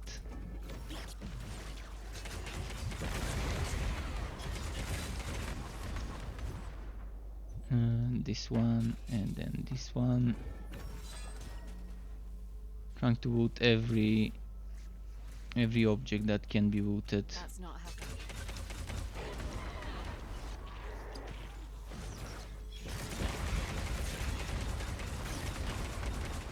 Alright, let's keep moving.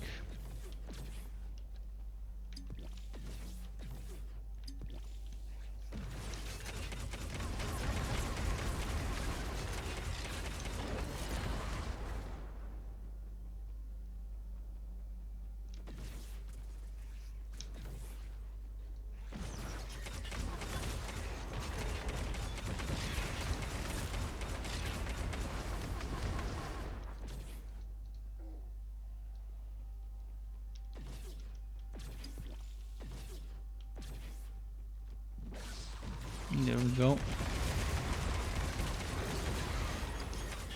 It's not possible.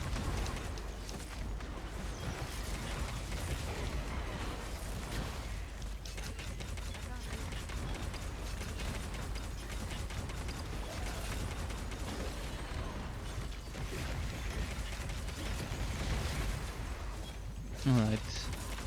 So far, not much, just that one legendary, so yeah, definitely not much difference.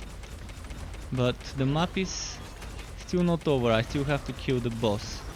But I'm not gonna kill every single enemy on the map, because then I would be doing something that I don't normally do. It's not good comparison. If I end up clearing this map 100% and I don't clear the others, it's not gonna be the same data. But we could, yeah, get that boss here, close to the other enemies. Of course, I need to make sure my pet is not cockblocking me. So, I can't do that. let's do that. And those explode and they damage the boss when they die. And he's already close to half HP. Good burst, good burst.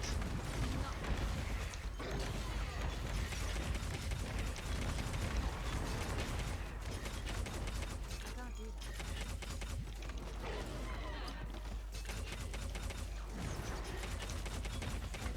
I can't do that.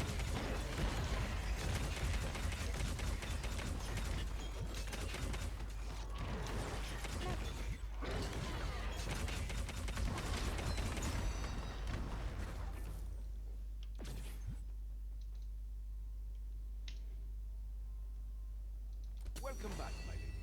Stormfall's recent developments are ready for review. Okay, nice.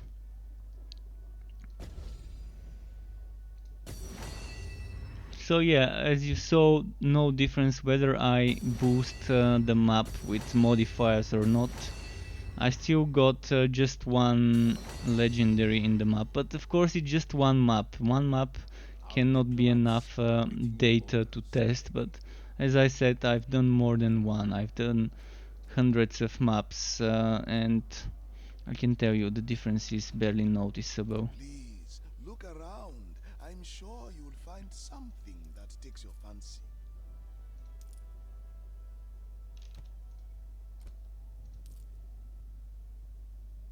Ooh, 590 resistance score on a shield. Of course, the block chance block efficiency is not there. I'm not gonna keep it. If anyone wants it, tell me. I can buy it back and give it to you. You can log in and you Got can take it everything you need? before it's too late. Excellent. I'll Come give back you some soon. time to decide and write. Same goes for this bow and this one. Don't forget about By the way, if me anyone and needs some Angela. gear, Yeah. I have a lot of items here. Some of them I'm not saving for myself, others I'm saving for different builds. But let's say half of those My items I really contacts don't are need, maybe waiting for more, your but work. let's say half. I don't Plenty need. of So if you need missions something for you to specific, peruse. like crafting bases, some yellow items that you can craft into legendary ones, something like yellow items with good base stats that can be upgraded. Sorry, what was that? I do have those. Oh, Oh shit, you actually want I to use need the to get one forge? of those items. Please, be my guest. Let's Got get this everything one you and let's need? transmute it. Excellent. Come. We can begin transmuting your equipment whenever you like. Just say the word. Actually, let's see from those items which one is the highest level and the highest stars. 163, 163. Everything. Oh, this one. This one is 5 stars. I'm gonna be transmuting 5 stars to see if I'm gonna get 5 stars result Tell your back. friends. Mojabe's stand in the palace. Huh? What? I'm assuming if I transmute, it always transmutes back the same quality. I wasn't sleeping. I get enough sleep. Okay. The forge, of course. What do you But wish, that's my just something lord? I'm gonna put to the test now. There are plenty Now, of if I missions get as a around. result Give the order. 4-star legendary, then it doesn't matter whether you put 5 or 4 stars in. But if I keep for the next few tries getting 5 stars and never get a 4-star, then we're gonna know. Then it's gonna be confirmed. Oh, yes. So those are things I never Transmission never thought about, but I just finally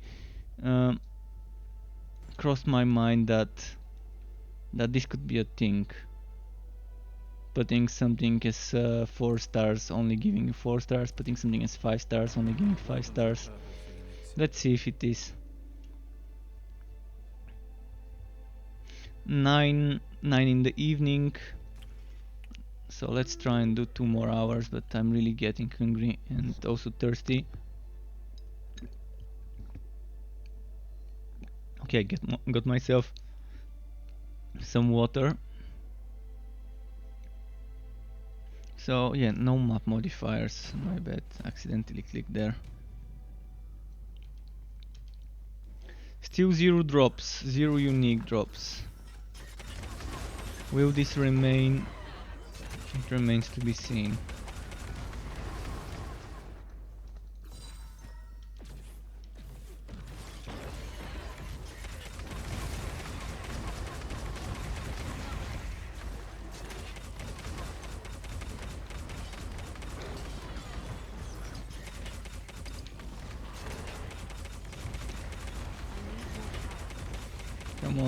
Come on, big dude. There we go. Let's take this way. Shit, no mana. Actually, I need the big guy close to this crystal. Oh, and there's another big guy. Let's get him close to the crystal. There's no more crystal. Okay, let's get them here. Do those even get effect? And again, my pet is cock blocking me.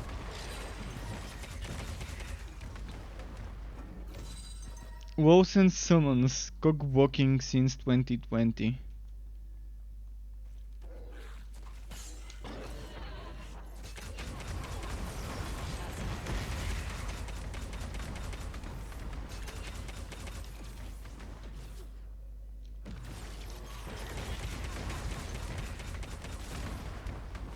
Masters of the cockblockery, the Wolcen summons.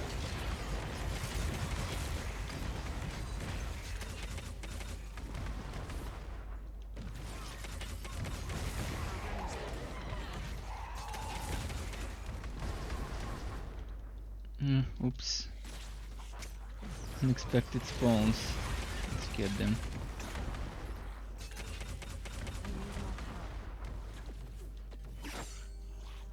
Let's group them up nicely and boom.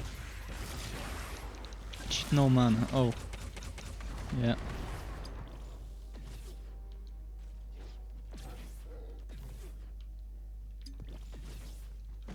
Willpower, by the way, is such a weird name. Normally in games, when I have willpower is sort of a passive stat, like the wisdom, agility, toughness, ferocity. Having willpower being the mana is such a weird name. I mean, it's fine, it's nothing too major, but it's definitely a weird name for it. I mean, I've had games code this in different ways, but willpower, that's the first game that actually calling the mana willpower. No.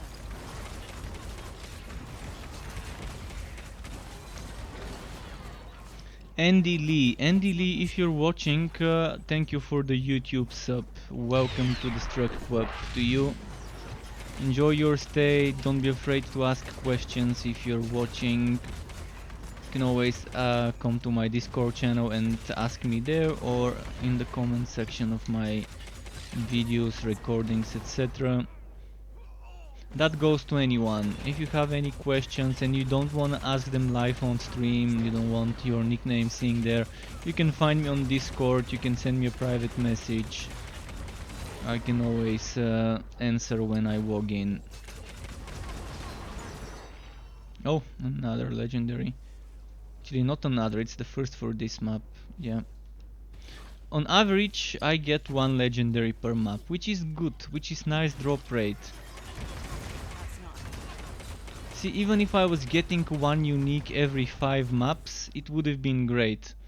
But you can see I'm already 3 hours in the stream, maybe even 3.5 hours. Not a single unique item. Not even some of the bullshit unique items that no one uses.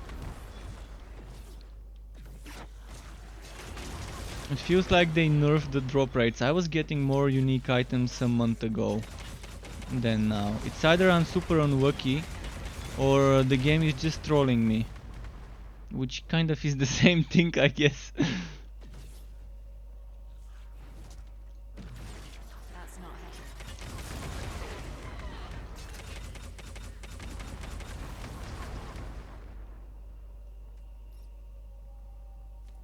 Let's group them up. Actually, I don't need to group up enemies, I can just go for the boss fight.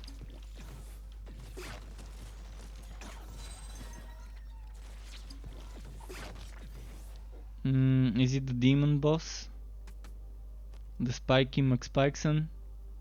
The Mike Spikeson. Yeah, it's Mike Spikeson. Come on, Mikey, let's pull you to the other enemies. Of course, my pet is again cock-blocking me and keeping the boss. There we go. Now, I just need the boss to come here. Come on, Mike Spikeson. I need to shoot some rockets so I can get mana. The boss stopped moving, fuck. That's because my fucking pet cock blocked me. Not right. And then when I went far from the boss... Fuck.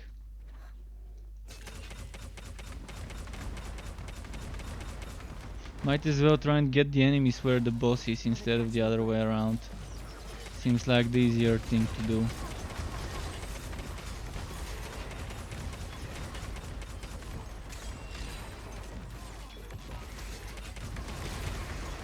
See? Already half HP down. That's mostly because there's enemies that are exploding next to him. Much easier to kill when there's enemies exploding around the boss, There have been some developments. as opposed to just you and the boss 1v1.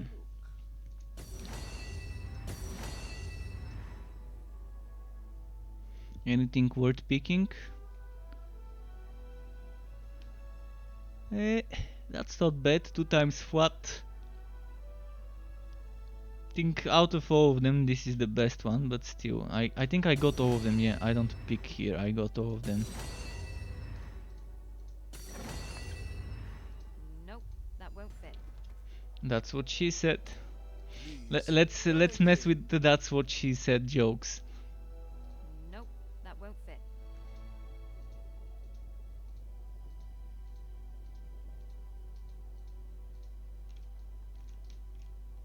Should have brought a pack horse.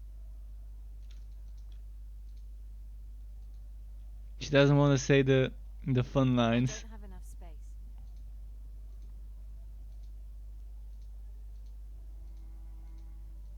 I can't carry that. I think they've added new lines. Before it was a lot of that, nope, that won't fit, and It's too big.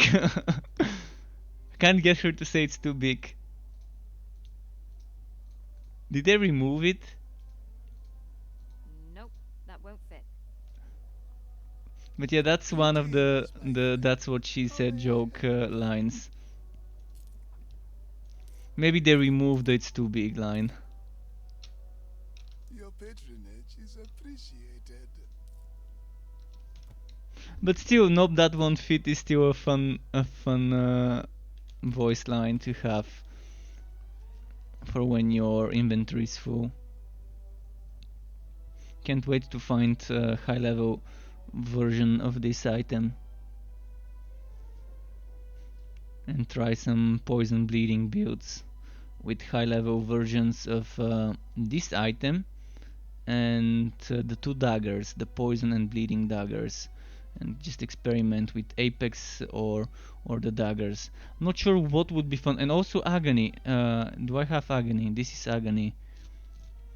This one up to 100% ailment damage based on how much wisdom you've got. I do want to experiment with some ailment builds. I do want to.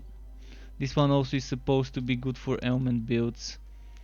But of course, when you start playing with this one and with this one, you're losing shit tons of resistances, which means you're gonna get melted on high difficulties if you use this and this. And don't forget this thing, which right now doesn't work. This extra damage to summons still doesn't work. So at best, using, even right now the way they are, at best using heavy unique items would be okay. Maybe bruiser unique items would be fine. When it comes to gauntlets, shoulders, boots and legs, it's okay, but when it comes to chest and helmet, you definitely want heavy. Or at least bruiser, at least in the worst case maybe using a bruiser with a lot of resist. This bruiser won't do you any good, because that's only 48. You're losing 2000 to get what, 90? Not worth it. With this one, you're losing 2000, you're getting 400. It's okay. Of course, this is level 35. I want to see how much resistances a level 60 required Smile of the Searing Song would give. If level 60 would give me 400 all resistance score, it's gonna be okay to experiment with it. But I don't think it will give that much. I think it's gonna give like 350 or something like that. Judging by the comparison here, 347 jumping to 504. I think this would be 650 to 350 roughly all resistance score. Just my guess. I can't wait to get a Smile of the Searing Song and try a Paladin build How may I help you? with a high level version of the item compared to the low level one I've got. Oh, that reminds me, this needs to go there. Our diplomats are awaiting your A lot of unique items What do you wish my contact? I wanna try Oh, and do some hey builds there. with. I was just telling this young one a tale from the glory days. Wait, are we transmuting stuff? Yes. I saw it, didn't I? I wasn't sleeping. I get enough sleep. Okay. The forge. Oh, that reminds me, let's see if it was 5 stars. This is the one I got. Yeah, it was 5 Oh, is it the stars. forge? I put 5 stars and I got 5 stars.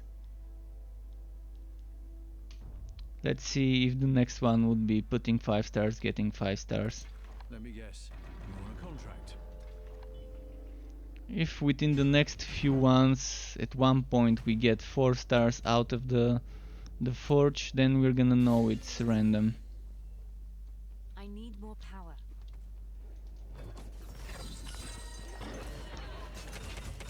Some reagents.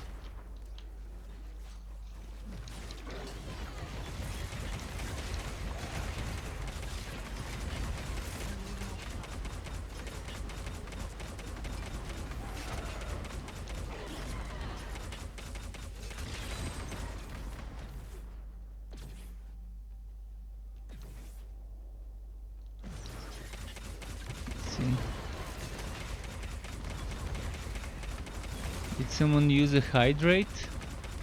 Let me just quickly check the activity.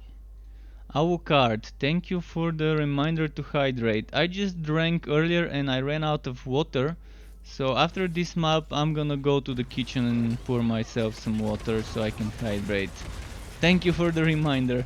Let's see if there's a little bit of leftover. Yeah, I drank what was left in my glass. Need a refill.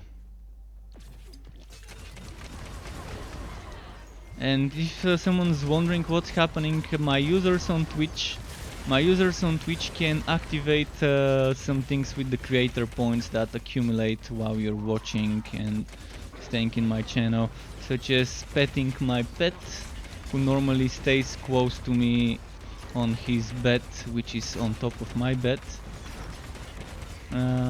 or getting me to hydrate, reminding me to hydrate. There's also an option to... So here's something funny about Twitch and how they messed up. There's an option to activate emotes only chat. But the thing is, I have to go ahead and type a command. Either me or a moderator needs to type emotes only off, emotes only on, and so on. And if someone uses those creator points to redeem emotes only mode, it's not gonna activate by itself. And here is a very nice opportunity that the Twitch developers can do. The Twitch developers can code certain things, such as emote only chat on off, that can be redeemed with those points. Because right now I do have the option to redeem emotes only chat for 5 minutes, but there is no actual way to automate this. And I think if the Twitch developers get more creative and think of certain things like the emotes only chat or other things like that can automatically be redeemed without me or a moderator or other streamer in their channel having to type a command to switch on that mode. It would be fun. It would be fun. Some weird shit going on in the chat, like for example replacing one letter of for example replacing A with G or something like that, or replacing Z with B on every word that contains it for like 5 minutes, or some weird shit like emotes only chat, but something that gets automated without people having to type commands to switch it on or off. How do you mark Wolcen word playing and to bite? Right now I'd say the game needs to improve. I'm gonna quickly answer our card. Give me a moment quickly to answer Little Barb as well. Little Barb says, just watched your Slayer video on Chaosbane. Yes, Little Barb, keep in mind my Slayer video in Chaosbane is a little bit outdated. So there's a few things that you might wanna note. I'm gonna come back to you, just wanna answer our card as well in detail. So our card, this game probably worth getting on a sale and waiting for when the game gets better. The game supposedly will be getting better in a few months. Right now they're focusing on fixing the balancing problems, which believe me are there. The game really needs more rebalancing. The game also really needs end game content, because right now it has one boring type of end game that has two subtypes. So you have two different types of this thing that I'm doing. I mean, yeah, there's bosses that you can summon, but it still feels like, let's say, 1.5 types of endgame. So they know about this, but they also know there's a lot of bugs and a lot of balancing issues. So they decided to take a 4-month break without adding new content and focusing on fixing what's currently there. So consider the current game as an open beta rather than a launched game, even though it is officially a launched game. So as long as you know what you're getting into, I'd say Wolcen, I'd give it like 6 out of 10. That's what I would give it, 6 out of 10. Because there's a lot of good stuff in the game, but there's a lot of things that really need to be fixed. I can't give it a 9 or a 10 still. 6 is pretty much where this game is, mediocre at best. That's what Wolcen is right now. Buy it on a sale. If you buy it for a good price, eventually when the game gets better it would be worth it. So it's like one of those games that you might want to buy on a sale and then wait for it to get better, with the hopes of it getting better, which I know the developers are passionate. I know they care about the game. They're not they would have quit long ago if they didn't care about Wolcen. They would have quit long ago, but so far they've been making, as I said in the beginning of my stream, 2 steps forward, 1 step backward. Every time they update something. Like it's 2 steps in the right direction, but one of those steps seems to have been something going wrong with it and ending up a step backward instead of step forward. So yeah, a step backward after the step forward, let's say like that. So they're still doing, they're still progressing with everything, but baby steps is what they're doing when it comes to balancing. The rebalancing they did a month ago was a complete joke. Yes, it's good that they're acknowledging that the fact that a lot of the skills need to be rebalanced, and they did improve those skills, but the differences we saw barely did anything for those skills. It was barely any different than before. The weak, shitty skills that no one uses are still weak and shitty, and probably still no one uses those. Then the past couple of updates, this update from the 10th of April and the update from the 30th of March, those updates, what they did is they added a new tier of unique items. Because unique items were very shit and no one would use, 95% of the unique items would not be used in endgame high level builds, because they just didn't match the level needed. They didn't give you enough stats. They were not worth it. So what they did is, for example, unique items could go up to required level 40. As you can see here, required level 40, 35, 1, 35, and they added a new tier with required level 60 items. And those were kind of okay. But of course, right now getting unique items is so difficult. I mean, I'm already 3.5, 4 hours into this stream, not a single unique item dropped. For some this might be normal, but for the average player this will not be normal drop rates. It's drop rates that would make people quit playing because they're not getting rewarded. I'm just playing this game as a content creator and I can't sugarcoat the bullshit, cause no matter how much you sugarcoat it, the shit would end up still smelling. And it's still gonna be shit underneath all the coats of sugar.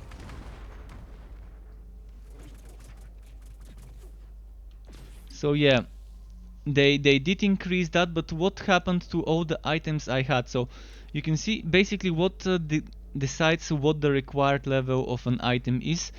Do you see at the top right corner it says unique, then it says quality, and it has 5 stars and then level, and this level is the monster level of the item when it dropped. So basically I'm fighting 163 enemies. That means the items that would drop would be 163. And based on how high this level is, you get higher level required for the item. So see, this is an item that's level 163 and this is a legacy item before the patches I mentioned. So right now if I get a level 163 version of this item, it would be slightly stronger and it would have required level 60. And what they needed to do and didn't do, and I'm unhappy about them not doing it, is they didn't convert the legacy items like this one to the proper tiers. So this item should have been the highest possible tier I could get, because it's level 163, and 163 is for legendaries the most stats you can get. Yeah, an item can go up to 187, even probably 189, but 163 is where you stop seeing increase in the stats. That's why I'm farming 163. So all my old unique items should have been converted to match the new changes. So I didn't need to have to farm those items again, because I've spent hundreds of hours farming those items, hoping that eventually someday they would get stronger. And now the day has come when those items are stronger, but then I have to get them all over again. So why was I farming so many items before? Because I was a fool, thinking that that there would be a change and those items would get stronger. And you can see how frustrating it could be to someone, spending hundreds of hours farming items, hoping those items would get stronger, and then getting a middle finger. And as I said earlier in my stream, it's a middle finger with a little bit of loop on it, but it's still a middle finger. So yeah, I can get those items, I can farm those items again and get them with better stats, but the ones I farmed before don't have those better stats. So I've wasted my time farming those and saving those items before. And I've got a full page on my storage and a bit more worth of items and that are unique. Yet I've been saving, hoping that eventually they would become stronger.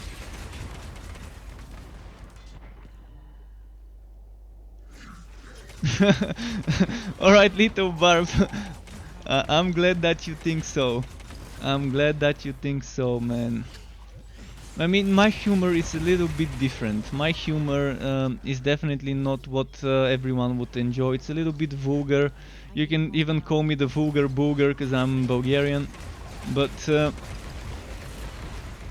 yeah, I don't sugarcoat stuff.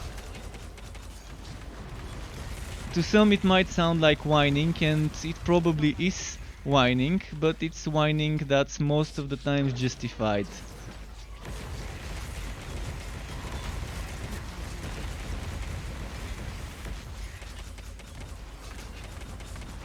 But yeah, Wolcen has potential. It's not a game that I wouldn't say never buy it. I would say buy it if it's discounted and wait for the time when it becomes a good game. Right now it's mediocre.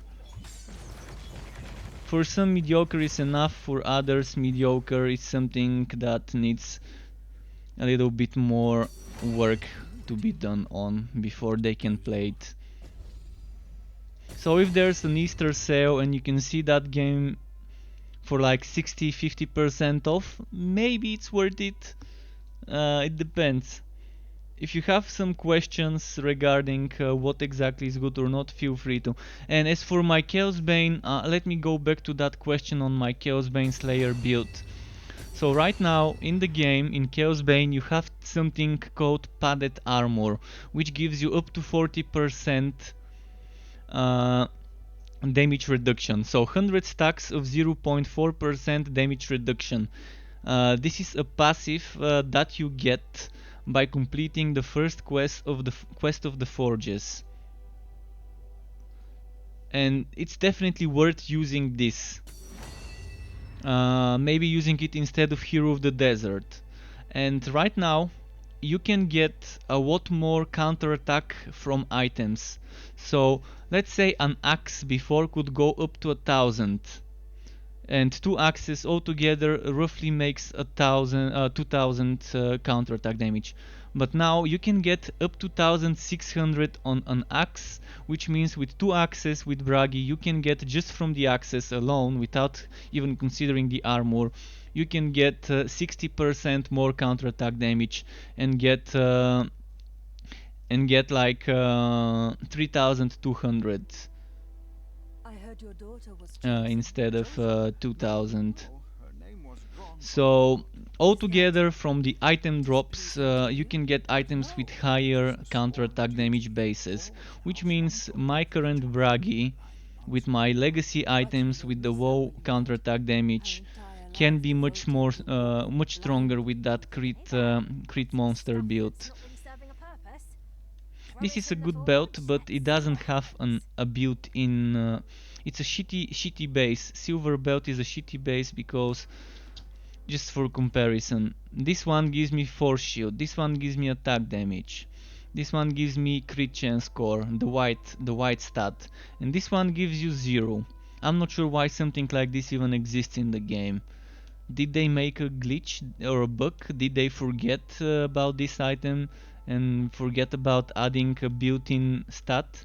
See, it would have made sense if this item didn't have a built-in stat, but could have a fourth affix or a fourth prefix. But it still has 4 affixes or 4 prefixes, 4 suffixes. 3 prefixes, 3 suffixes for a total of 6. The blue things. So every item can have 3 of the one type and 3 of the other type for a total of 6. So it would have made sense if this could get 7 or 8 total blue stats and not have a white stat. But it doesn't. It's just a bullshit item that even if you have perfect blue stats, which is super difficult to get, in the end you're losing a white stat. I mean, if I have 6 perfect blue stats, of course I'm gonna be fine with losing the white one.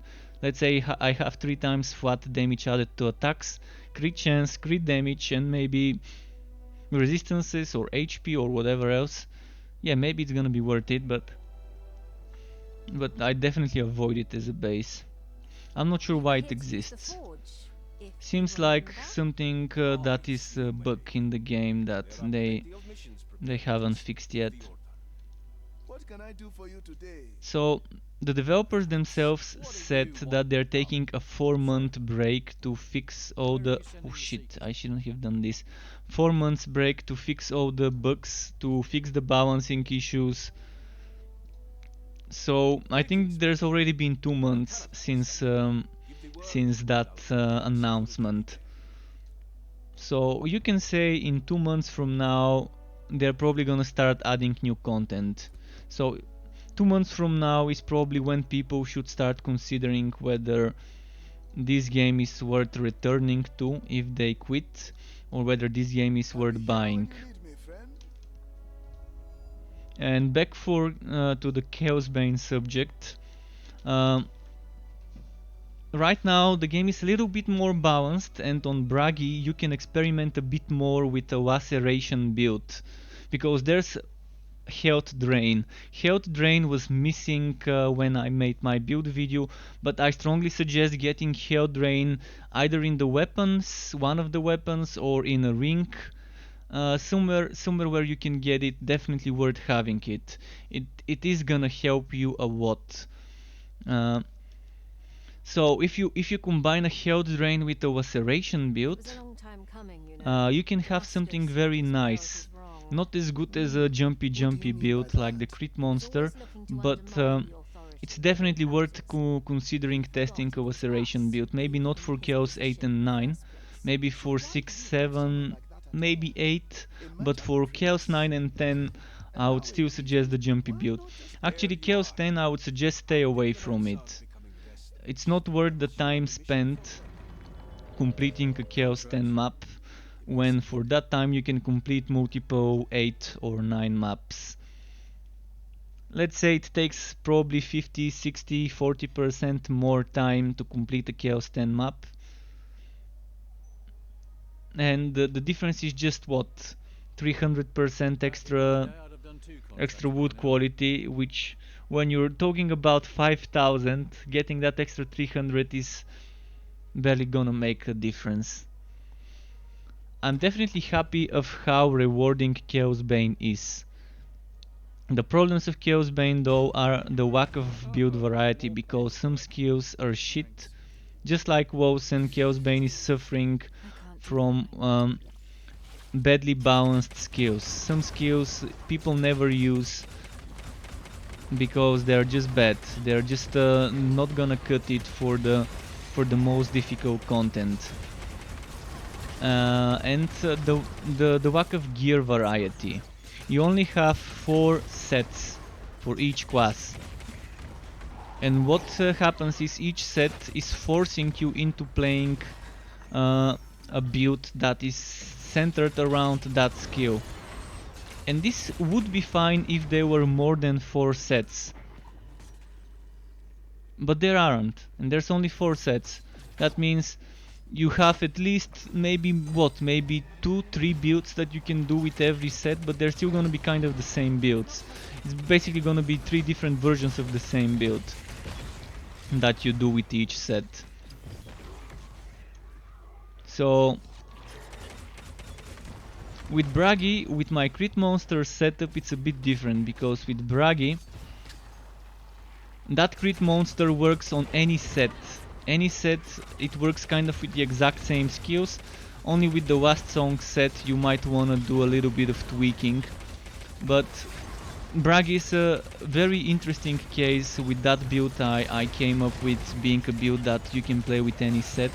Of course, I only recommend playing it with Undefeated, with Grimnir, and with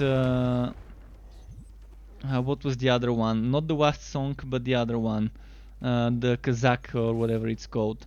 So anything but the last song is what I would recommend. And of course, if you're playing Grimnir, you might wanna consider certain things as a change.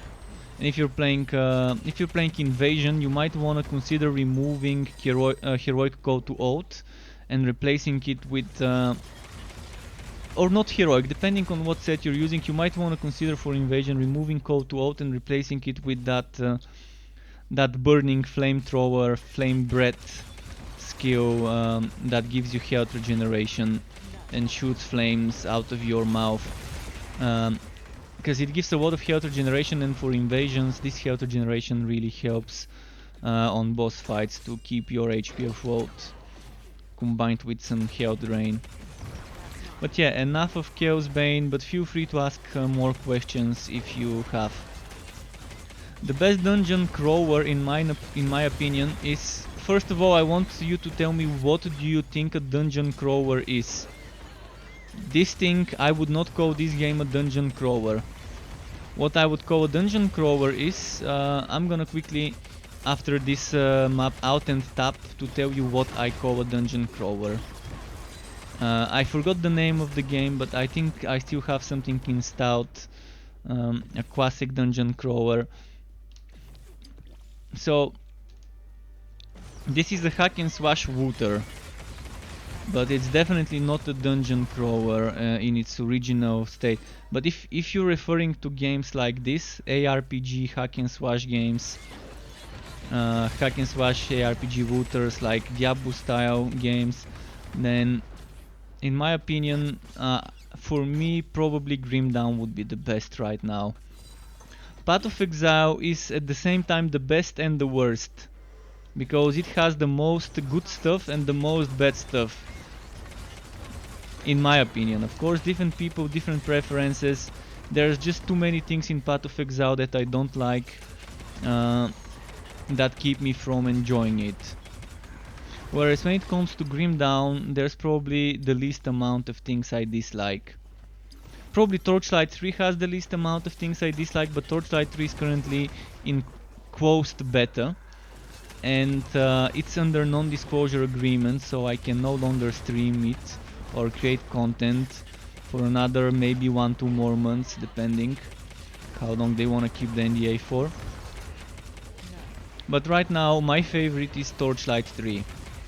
After that, if you're talking about full released games that you can play, Grim Dawn.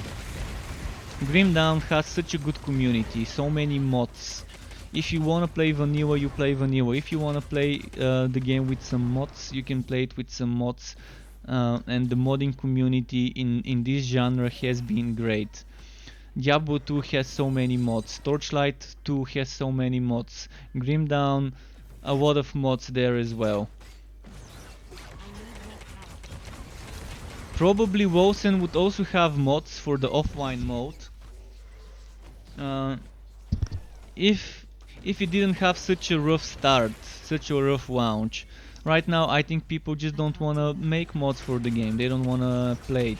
But I think the offline mode of this game could offer a nice opportunity for the modding community to make some nice stuff, to make some fun, interesting things. I wouldn't be surprised if eventually, before the developers balance this game out, some modder takes it onto himself to make a mod for this game that rebalances things. But the problem would be we would only be able to play the mod offline. Single player offline. Not even local area network multiplayer. It would have been nice if we could play with our offline characters in a local area multiplayer and we can just use Tungo or Hamachi or something like that to play with friends, modded versions of the game. Because this game has so much potential for a modder to take it and make it better. Because sometimes where developers fail to make their games great and just make them mediocre, modders could always lend their expertise and make them more fun to play.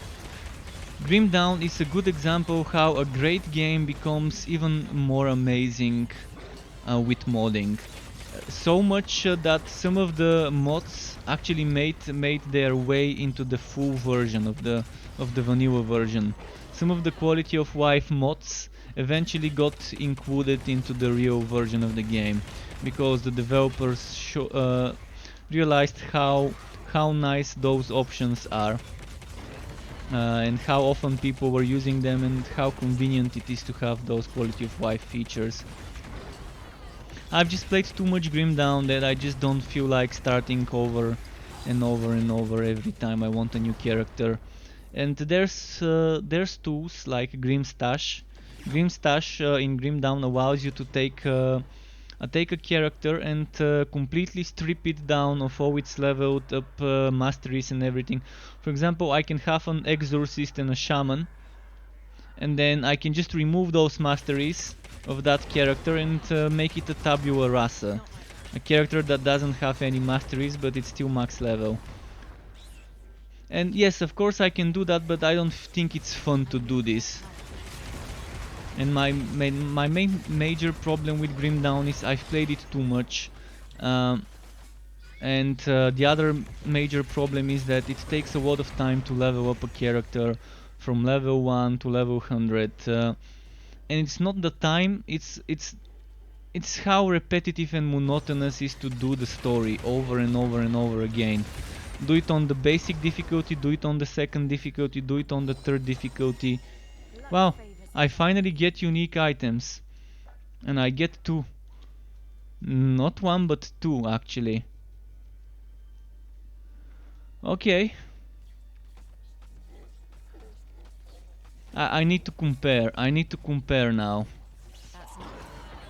Thankfully I got a quintet and I really wanted a quintet for the paladin build. So now if I get the Smile of the Searing Song. So do you see what happened now? I've not been getting unique items for like 4 hours and then bam, two on the same chest. And yeah, as I was saying in Grim Dawn, you just have to do the game in the basic difficulty, then on the next difficulty, and then on the next difficulty. Kind of how you do it in Diablo 2. Complete it on normal, on nightmare, on hell. In Diablo 2. The same goes with Grim Dawn. You kind of need to go through the story to get all the devotions and things like that. But I think they added items that you can buy that let you skip the need to do this, that give you the devotion points and the skill points that you get from quests. So maybe now it's a little bit better for people like me who are sick of doing the story, over and over and over. Not right now.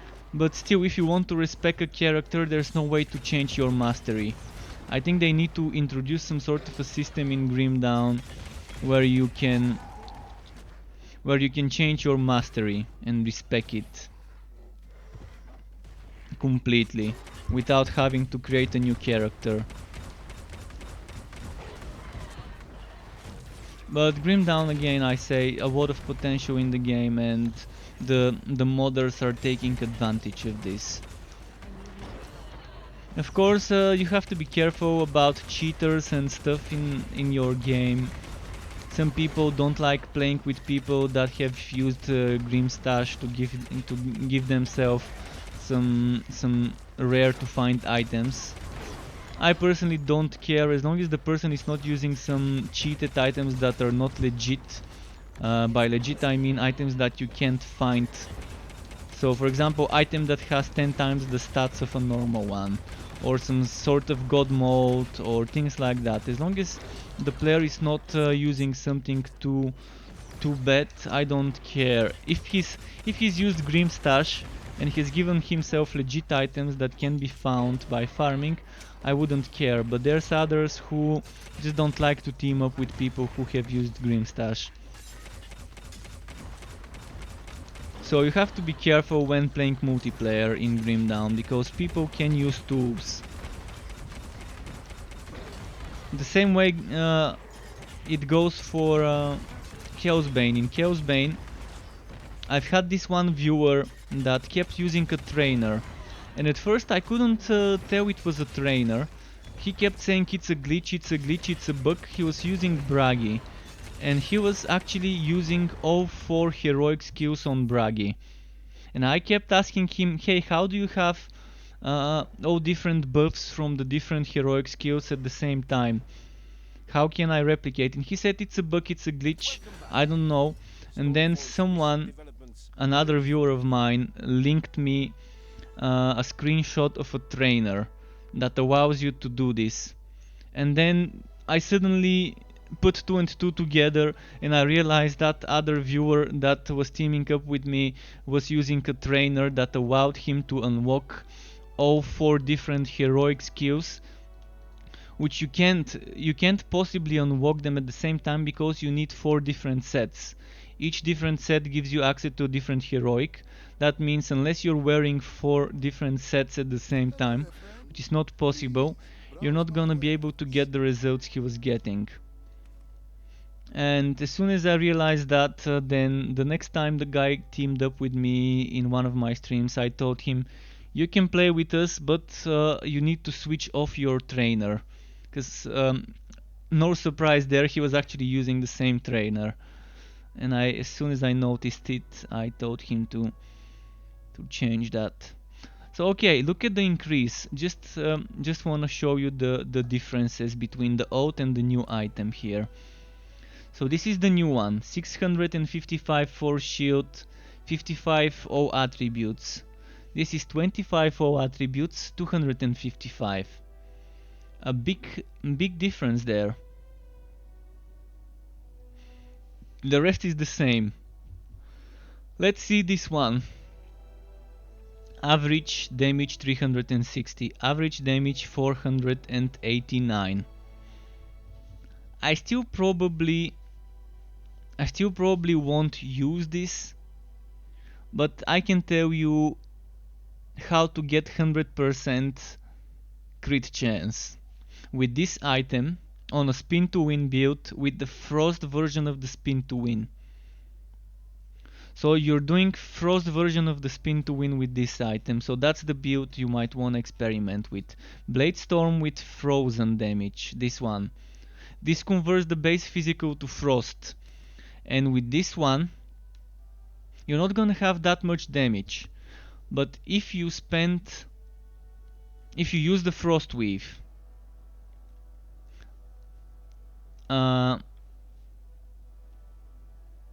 if you use frost weave, that means this 97% freeze chance score would be 97% crit chance score, And if you add a little bit of crit chance score by yourself, another 3%, then you have 100% crit chance score. And or if you get another 3% freeze chance score. In any case, you just need another 3% freeze or another 3% crit to get that. And that means you need to focus on crit damage, not on crit chance. You need to focus on damage and crit damage. And yeah, the item is shit. It's only 489 total damage. But if you get a lot of frost damage, a lot of elemental damage bonuses, you're not gonna get something like 1200 damage. So I need to test it. I really need to test it because I don't think it's gonna be worth it, but I might test it. So next time I'm streaming, I'm probably gonna test this shit. So right now, this shield I don't need, and this oath weapon I don't need. But look at that, you're getting 61%, 61 wisdom compared to 40. You're getting 100% frost resistance score, which is not 100% frost resistance. And I think this should have given you more frost damage. Just look at the difference. 133 to 213, and it only changes to 168 to 255 watt. I think this should have gone to 313 or 300 frost damage at least. It's a joke. It's a joke. They didn't increase the damage to as much as it needed to have been increased. Yes, the weapon does give 44 frost damage, and the damage is not 255 but actually 319.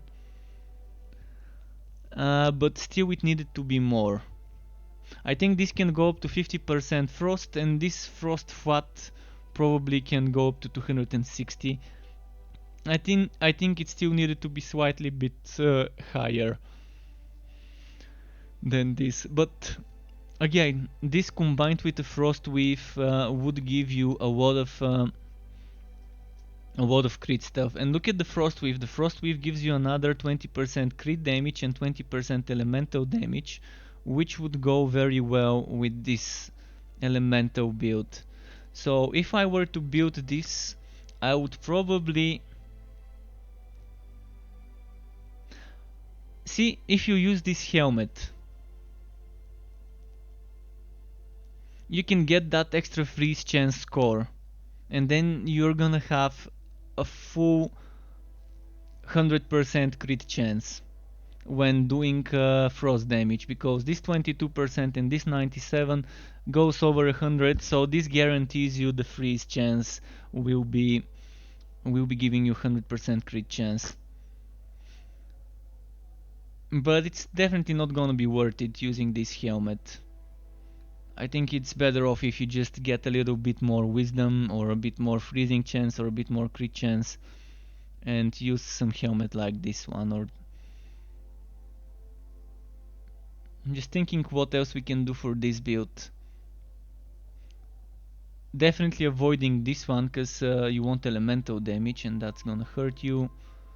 What else could be good if I get high level version of it? I think sacrificing heavy chest piece to get a frost weave by itself is a huge sacrifice, but it might end up paying off. I'm gonna test it maybe tomorrow. I can rework my build, test it, and if it's good I can stream it and show it and make a build video. Because I've got the two important items. Right now I need a high level frost weave though. So maybe I should wait to get a high level frost weave. Because this is a legacy frost weave, and this legacy frost weave, I think this 20% elemental damage would end up being 35-40% elemental damage, and the dodge chance would be increased. Maybe the crit damage from 20 might go up to 25. The HP and force shield would definitely increase. There is a potential there for a build, so I'm gonna put this in the warehouse. As for the paladin build, I have the important item for the paladin build, one of the two needed. The more important one is this one. Allows the bearer to cast sacred spells. Definitely a good increase. 30 more flat O attributes and 400 more force shield. What are you looking The force shield is not that a new important, weapon, perhaps? but yeah, I'm happy. I'm happy that I got 2 unique items finally as drops. Another example of a shit item without a built-in without a built-in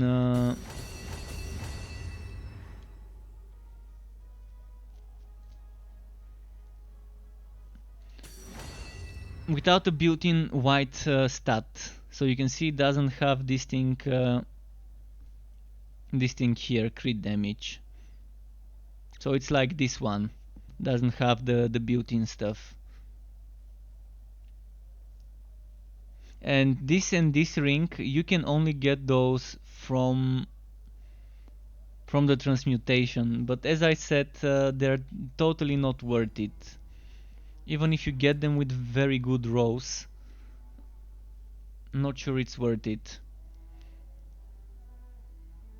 See, this gives me 2 times flat damage and it gives me crit damage, and I can add another stat to it, but it's not gonna cut it.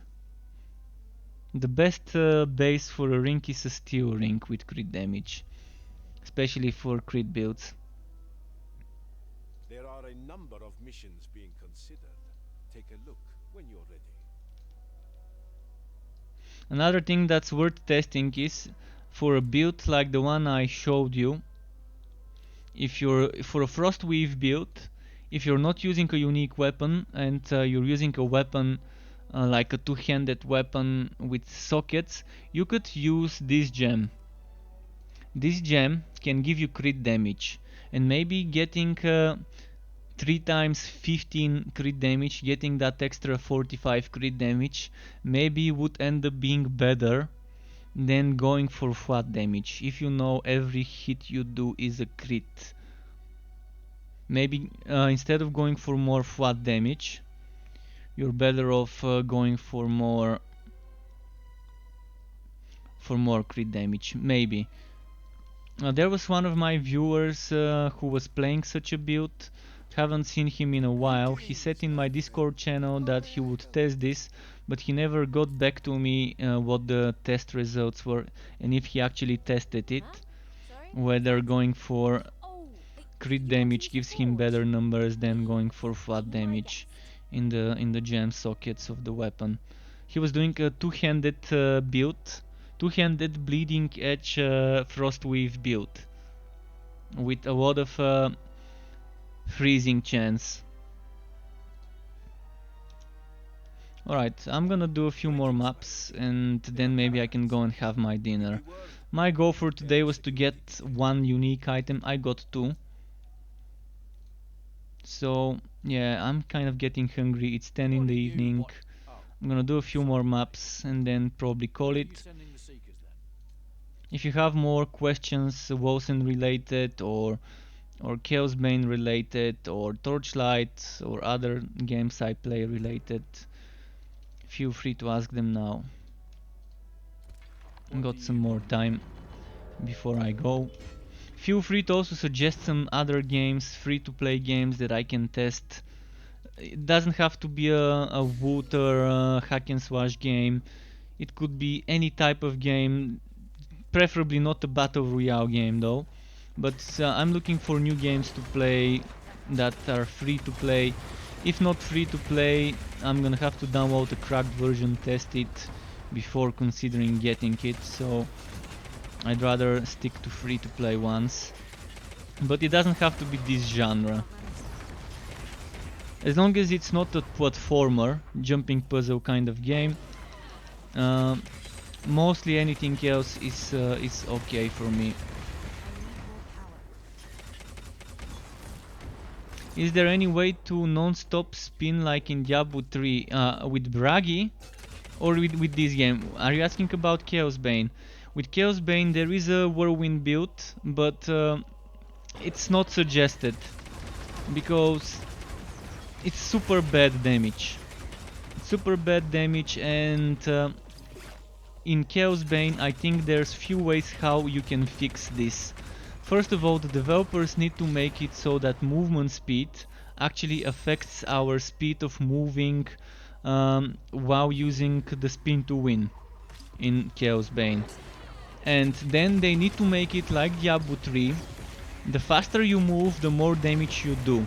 The same way Whirlwind Barbarians in Diablo 3 have this passive or whatever it is, where the faster you're moving, the more damage you're doing. So something like this would be amazing in Chaos Bane. Because there is a god skill that gives you 50% movement speed. And with enough cooldown reduction, you can almost keep this 100% uptime. And you can just stop spinning, cast this god skill, and then start spinning again.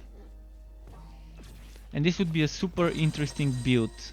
But as I said, first they need to make movement speed actually affect the speed of moving while spinning. Because right now, regardless how much movement speed you've got, you are still moving with the exact same speed when using that spin to win skill on Bragi.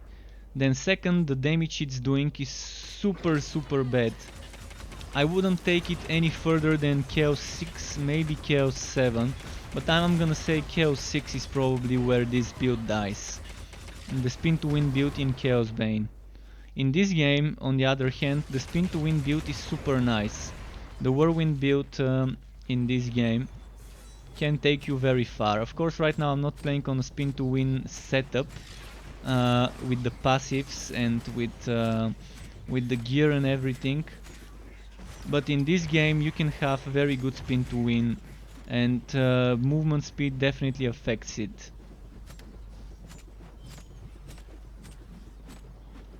But yeah, I'm not playing a spin to win build right now, so let's return to Halacorp. Just wanted to demonstrate it in case you were wondering about this game. So in this game the spin to win is actually okay.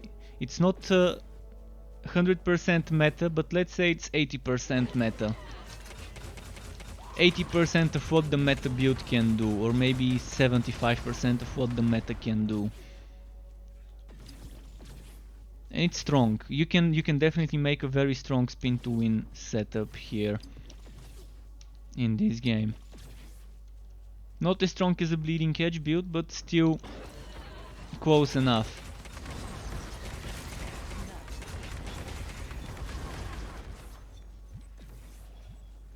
And this is something that Chaos Bane really needs to change.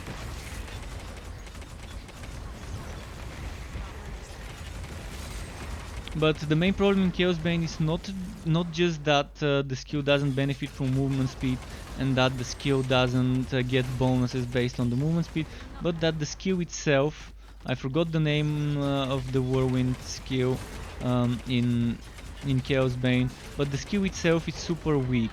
The base damage it does is just super bad. Even with a full green Bragi, maxed out crit monster build with shit tons of crit damage, even then it's doing 10 times, maybe 20 times less damage, maybe even 30 times less damage than my jumpy skill with Strike of the Anvil. And that's a huge difference. If a skill is doing 20-30 times less damage than another skill, it's just obvious that the skill hasn't been balanced at all. It's said that right now for Bragi, most builds would be centered around Strike of the Anvil and probably Last Bastion and Call to Ult. Although Call to Ult is not always necessary, but I can tell you Strike of the Anvil, Last Bastion, then this what was the name of that skill? The invulnerability one. I keep forgetting it, but the invulnerability god skill. Those are kind of the skills I think are amazing for the class. compared to some other ones that kind of are not as good. As I said, the one that shoots flames on the god skill, that's on the way to fighting spirit, on the way to the counter-attack based crit damage. That god skill that lets you breathe flames through your mouth on Bragi. This one is a good alternative if you don't wanna use call to ult. Another unique. What happened? Suddenly the game started dropping me unique items. And it's actually another one for the paladin. Another one for the paladin build. Not bad. Oh, actually it's still the same. This didn't change. Accessories did not change. Only armors and weapons and offhands. So this didn't get a change. I already have it. It's the same as the one I've got. Maybe the next update would add an extra tier to the accessories, because they added 2 weeks ago. They added extra tier to the. Well, let's say on the 30th of March they added new tiers for weapons. On the 10th of April they added new tiers for armors. So now what's left is adding a new tier for accessories, if they're even planning on doing that.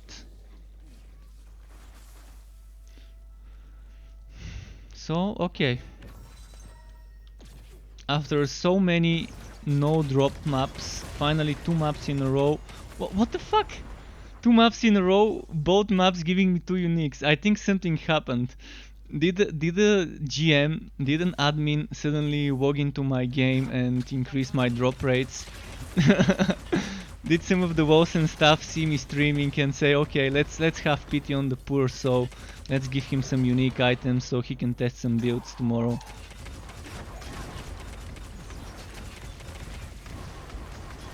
Because 4 hours of no unique dropping and then 4 uniques in 2 maps. Something seems fishy, but I'm not gonna say anything bad about it. Keep giving me those uniques. I don't care about the legendaries. So I'm gonna do a few more maps. See, maybe we can see the NPC that sells unique items and I can buy some stuff from her.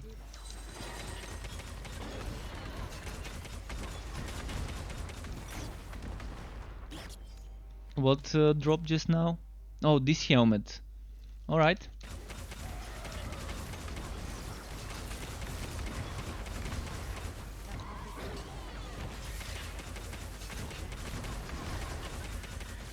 Oh, I'm seeing something with the performance. I think the game used to run better performance-wise a month ago. Maybe it's my PC. Maybe I needed to restart my PC. Maybe I've not restarted it in a week or 2. It might need a restart. But I think my frames are dropping a little more than before.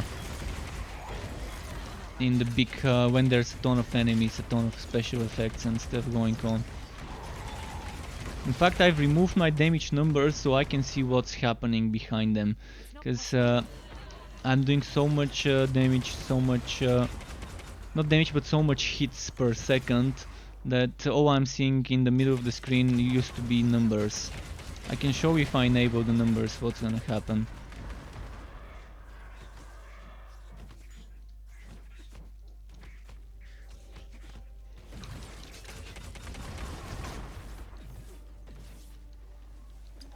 I've intentionally disabled those so that I'm not...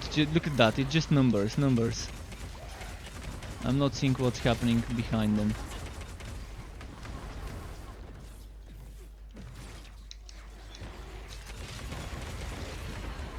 And the numbers need to be condensed. They need to do like Chaos Bane. Million should be M. Billion, of course, that this game doesn't go to billion, but million should be M, 1000 should be K. So let's do XY point Z K, XY point Z M. So maybe 1 or 2 numbers after the decimal, and then M or K. So let's say 10.20K, 10.20M. Diablo 4 beta? I certainly hope the Diablo 4 beta is much better than this. And welcome back, Zizou. And you're telling me to give my pet a petting. Sky, say hello. He's sleepy. He doesn't want to say hello to the stream. Alright, let me remove the damage numbers again, because it can give me cancer having so much uncondensed damage numbers. So here is one of the things that, as I said, Chaos Bane did okay with that that feature where you're condensing the damage numbers. Alright, the boss is done. We can kill it now.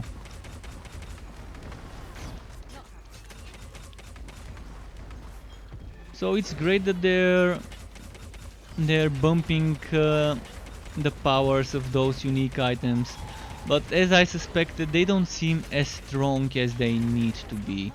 I'm gonna put it to the test tomorrow. I'm gonna try and test this freeze spin to win setup to see how much damage I can squeeze on a spin to win freezing build with that unique frozen hammer. But I think the only way to play it well would be Frost Weave and the freezing hammer uniques, and I don't have a high level Frost Weave yet, but I think this is gonna be the synergy. The freezing unique two-handed hammer that gives you 97% freezing chance, and the Frost Weave to turn this 97% freezing chance to 97% crit chance, and then you get every single piece of crit damage node you can get. You get 0 crit chance from the passives and you focus on the crit damage.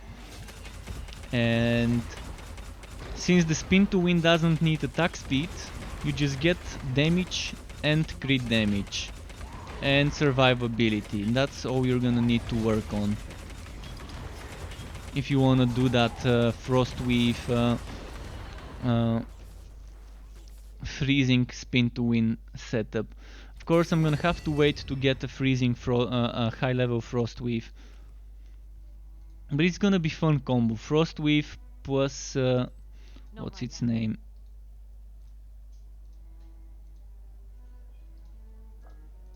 Those two items, let's put them next to each other. This one, the level 60 Soul's Bane and the Frost Weave. But I need a level 60 Frost Weave, as I said. It's gonna be interesting how much crit damage I can squeeze. I think I can get up to 450 crit damage, maybe even 460 if... actually, I'm not gonna get 460 because this weapon doesn't have sockets. That means I can't put 3 times 15 crit damage in the weapon. But I can put a lot of crit damage via steel rings like this one. This one is 60 crit damage just from the ring. And in the passives I can put a lot. Right now I've only got 386. But from the passives, if I go for a crit build, I can get, where is it? 10, 20, 20 and 25, 25 more.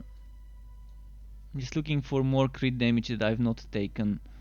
25 more. Where was the crit damage? There was some crit damage. I can't remember where.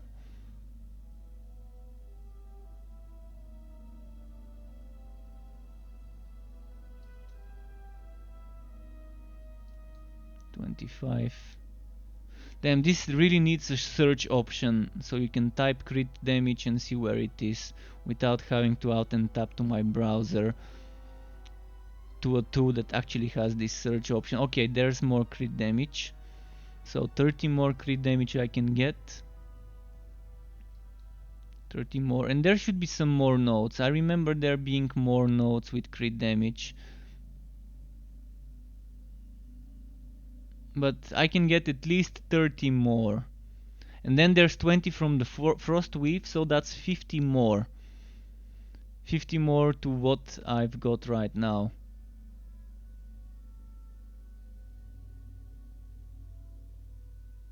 I don't think there's any more crit damage. 50 more.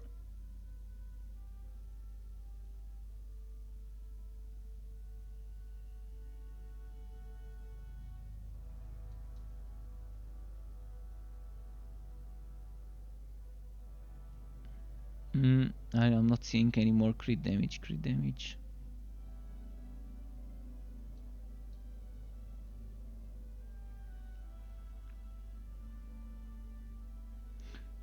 So 50 more to my 386, and that's without a second silver ring.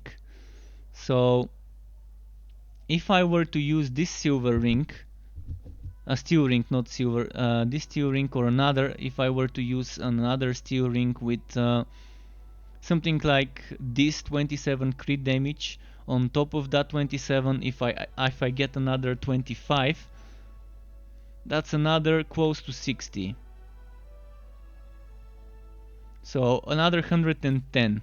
So in theory I can get close to 500 crit damage. Close to 500, and that's without getting crit damage on my amulet. If I get an amulet with crit damage, that's gonna be over 500 crit damage from passives and items. And with that much crit damage, I think this one being 489 total damage won't really matter, because you're gonna be critting every time. Critting every time with the Frost Weave. And with a lot of elemental damage, this frost damage would get increased. And it's gonna be fun. It's gonna be a fun build to try. I can't wait to be able to try it. Just need a high level Frost Weave.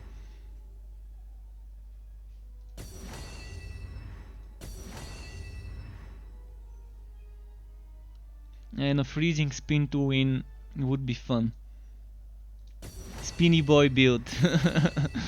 I'm actually my older viewers that saw me playing the beta know how much I love the spin to win, and a Frost Weave frozen spin to win build would be fun. What can I do for you today? Of course I'm gonna have to focus on survivability as well, but at least all the points I spent into crit chance, I can get rid of those.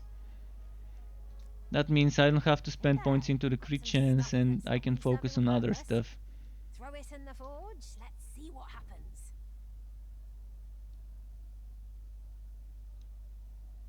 Are you looking for me? Oh, of course you are. Let's get the gold. Plenty of expeditions to choose from. You have a good eye. And this amulet, I should have it somewhere here.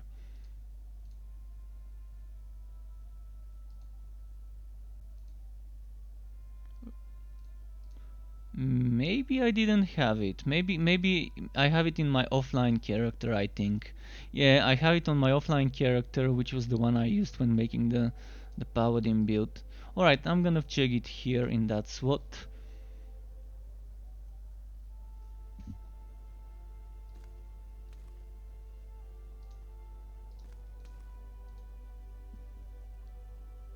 And let's sell this, because it's shit. We need an option to reroll the white. We need an option here where it says 30 crit damage, or here where it says 18 to all attributes. We need an option, orb or something that allows us to re-roll the values on this until we get the best possible one. In this case it's 18, I think the best I can get, maybe 19. Here 30 seems to be the best, or at least used to be. So we need an option, for example, rings like this one 29, this one 26, 27, to be able to get those to 30.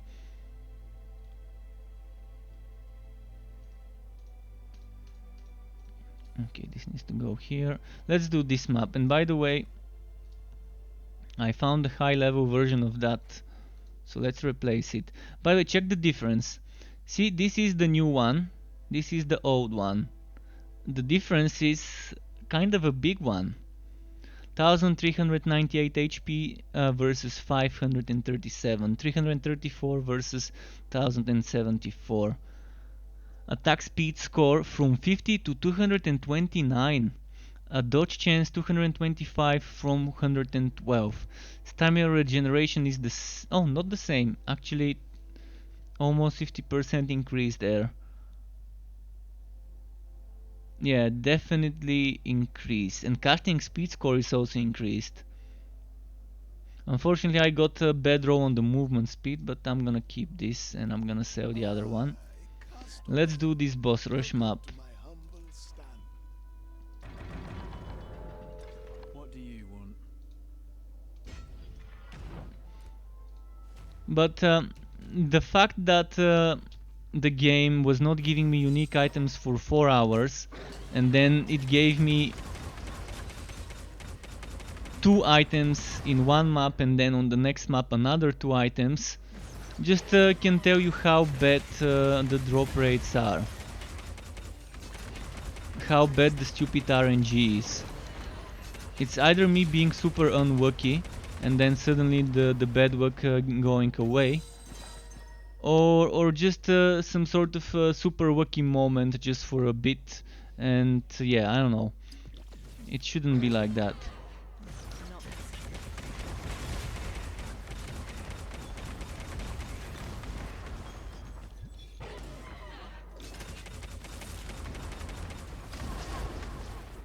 Let's see if on this map... Oh shit, I forgot to use... Actually, I did use it. I did use the map piece. So this is a map with increased amount of chests. Those maps are the best when it comes to farming uniques. You have to make sure you're not missing a single lootable object in this map. Because even a dead corpse or a weapon stand or a loose tile on the floor can drop you unique items. Gotta make sure you're looting everything. Everything shiny.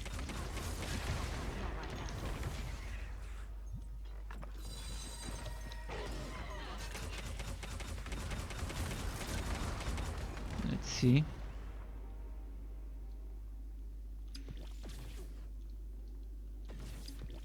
But yeah, nice to see slightly stronger versions of those unique armors.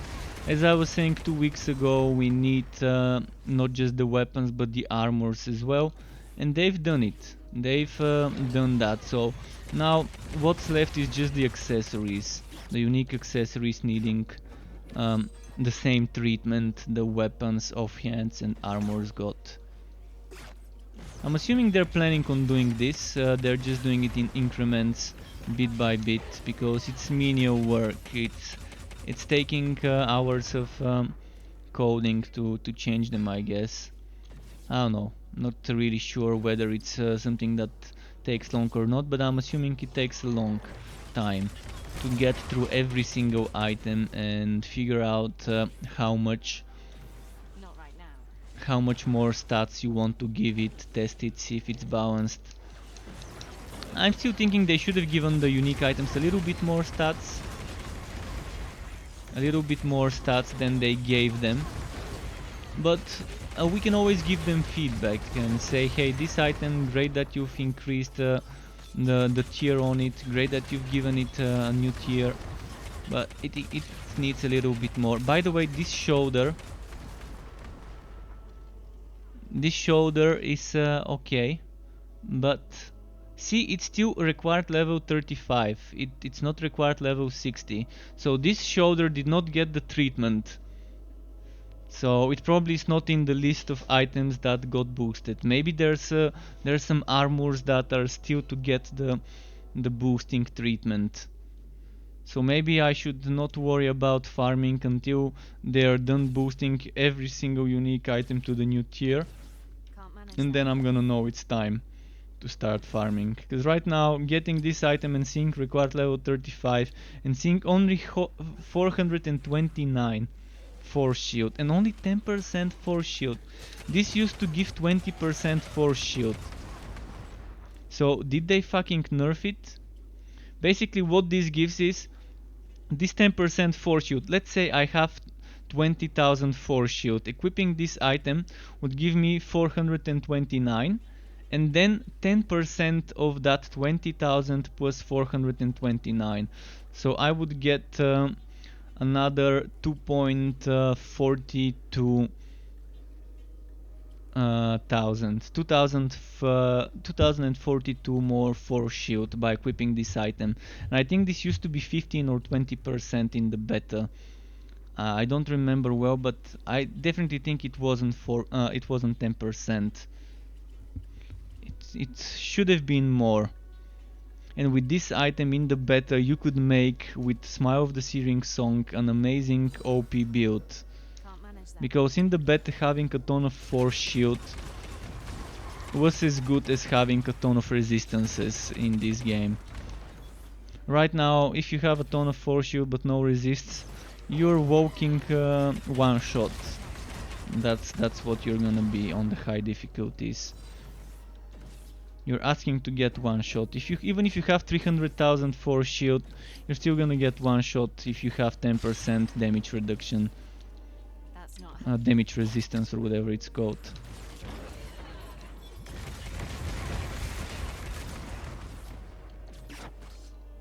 But in order for this to get fixed, they really need to bring their A game and do a complete rework of the resistance, health and force shield systems. not right now. Right now, there's no variety. You're using resistance or you're getting wrecked. Speaking of getting wrecked, I have an emote on Twitch. I wanna use it. Just a moment, I'm gonna use it in a second. This emote, what is it? Struck 6 wrecked. Shit, that's not it. Fuck, I messed. Alright, first let me not die and I'm gonna use it.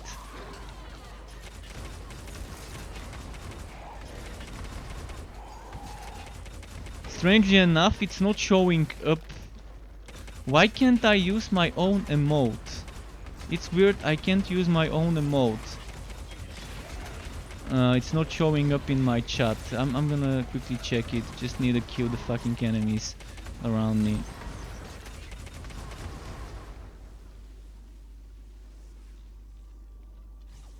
Yeah, it's not showing up. Weird. Let me check.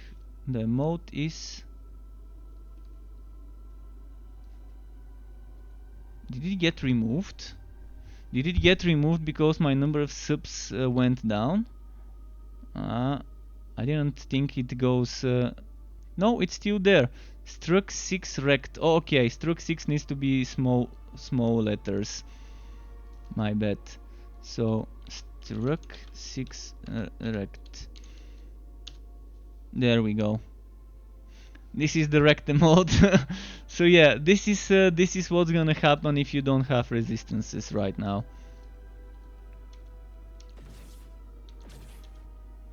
I need more power. Wait, am I missing something? Some chests? Some floor tiles? Corpses? Trying to loot everything before I move on to the boss fight.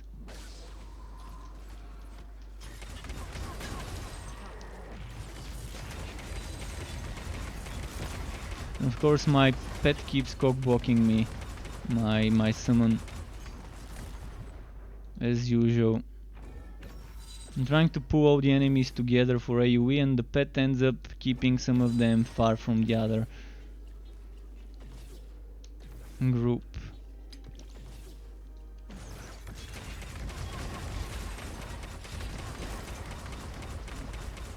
Oh, there's no boss on this map.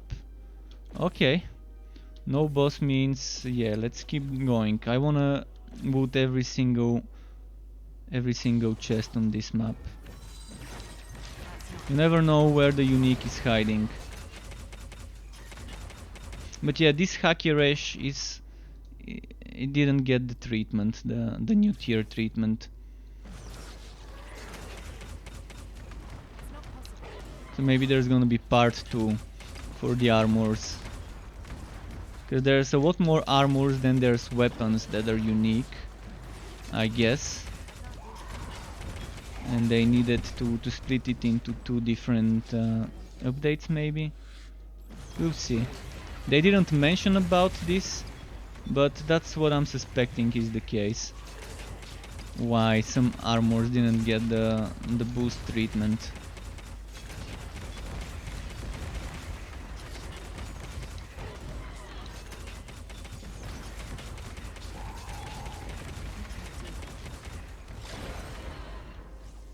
But right now I'm better off using legendary shoulder with like 2000 force shield instead of using this one.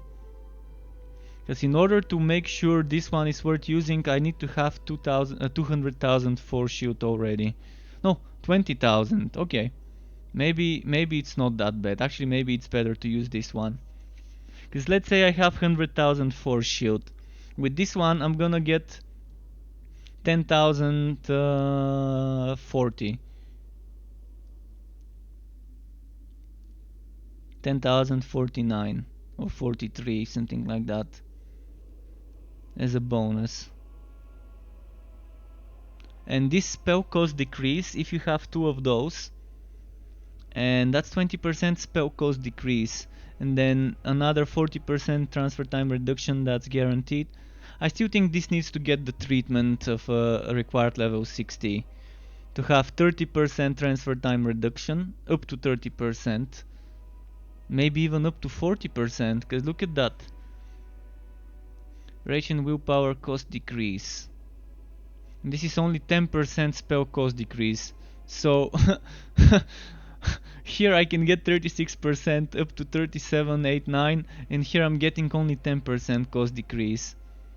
Here cost, what is it? Transfer time, where was the transfer time?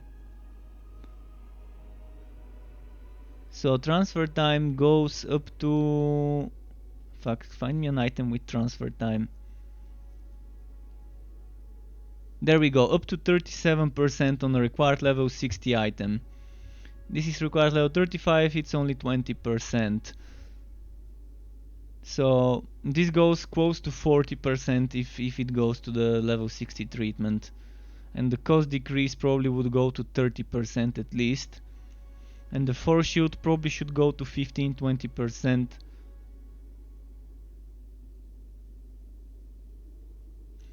Yeah, it's definitely not worth using unless they fix force shield to not be shit. And then using 2 of those with Smile of the Searing Song would give you a ton of HP.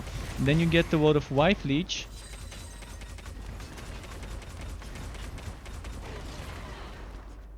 There maybe would be some sort of a hybrid build, using a helmet with like 600 resistances. Smile of the Searing Song, a lot of resistance on your heavy items on your hands and legs and boots to make up for the resistances you're losing in the shoulders and in the chest.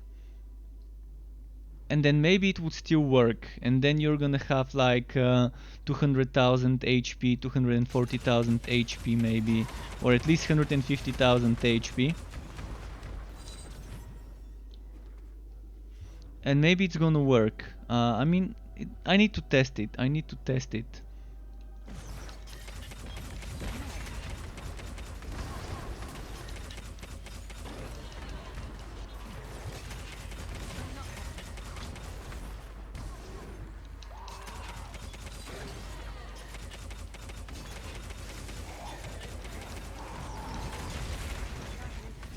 even at level 35, but I need a second one of those. Because only using one of those won't be that good, won't be that great. But using two of those, the more base force shield you've got, the more flat force shield you've got, the more returns you get from this item. That's why it's good to have two of them, because you stack the percentages.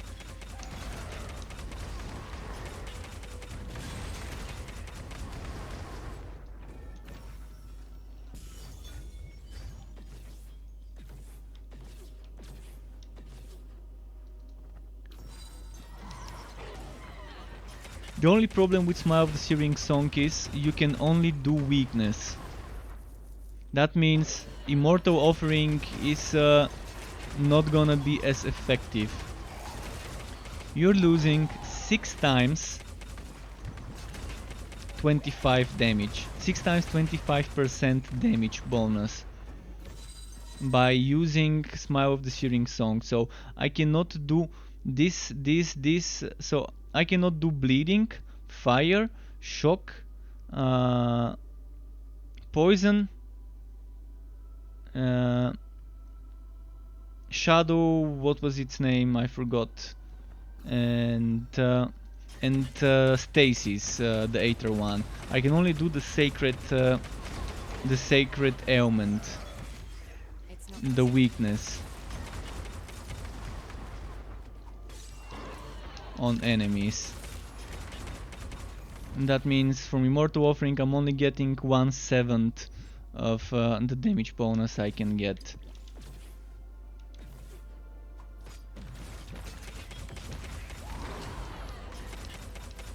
So probably not that good as a damage build, but maybe to support your teammates. And again, as I said, right now the way the game is set up, if you want to be supporting your teammates, you better be inflicting all sorts of different ailments. You're gonna be better used to them doing that rather than being a healer buffer. Because debuffing the enemies and causing them to have ailments on them would increase your teammates' damage by a far if they're using some sort of damage based on how many ailments an enemy has got on them. I think it's time for me to go and eat. I got a lot of unique items, more than I was expecting. And the portal is quite far. So I'm gonna go exit through that portal, but before I exit the portal I'm gonna say my usual thank you everyone for joining, for watching. Not sure whether I wanna play some more Wolcen tomorrow, because there's gonna be a lot of farming needed if I wanna get all the items, but I'm probably gonna play off stream just to test if I can make something with that unique hammer I've got. I need more. With the low level frost weave, to see if the low level frost weave would be enough to make the build worth using, a spin to win freezing build. So thanks everyone for joining. Until next time, keep it cool, and goodbye from me.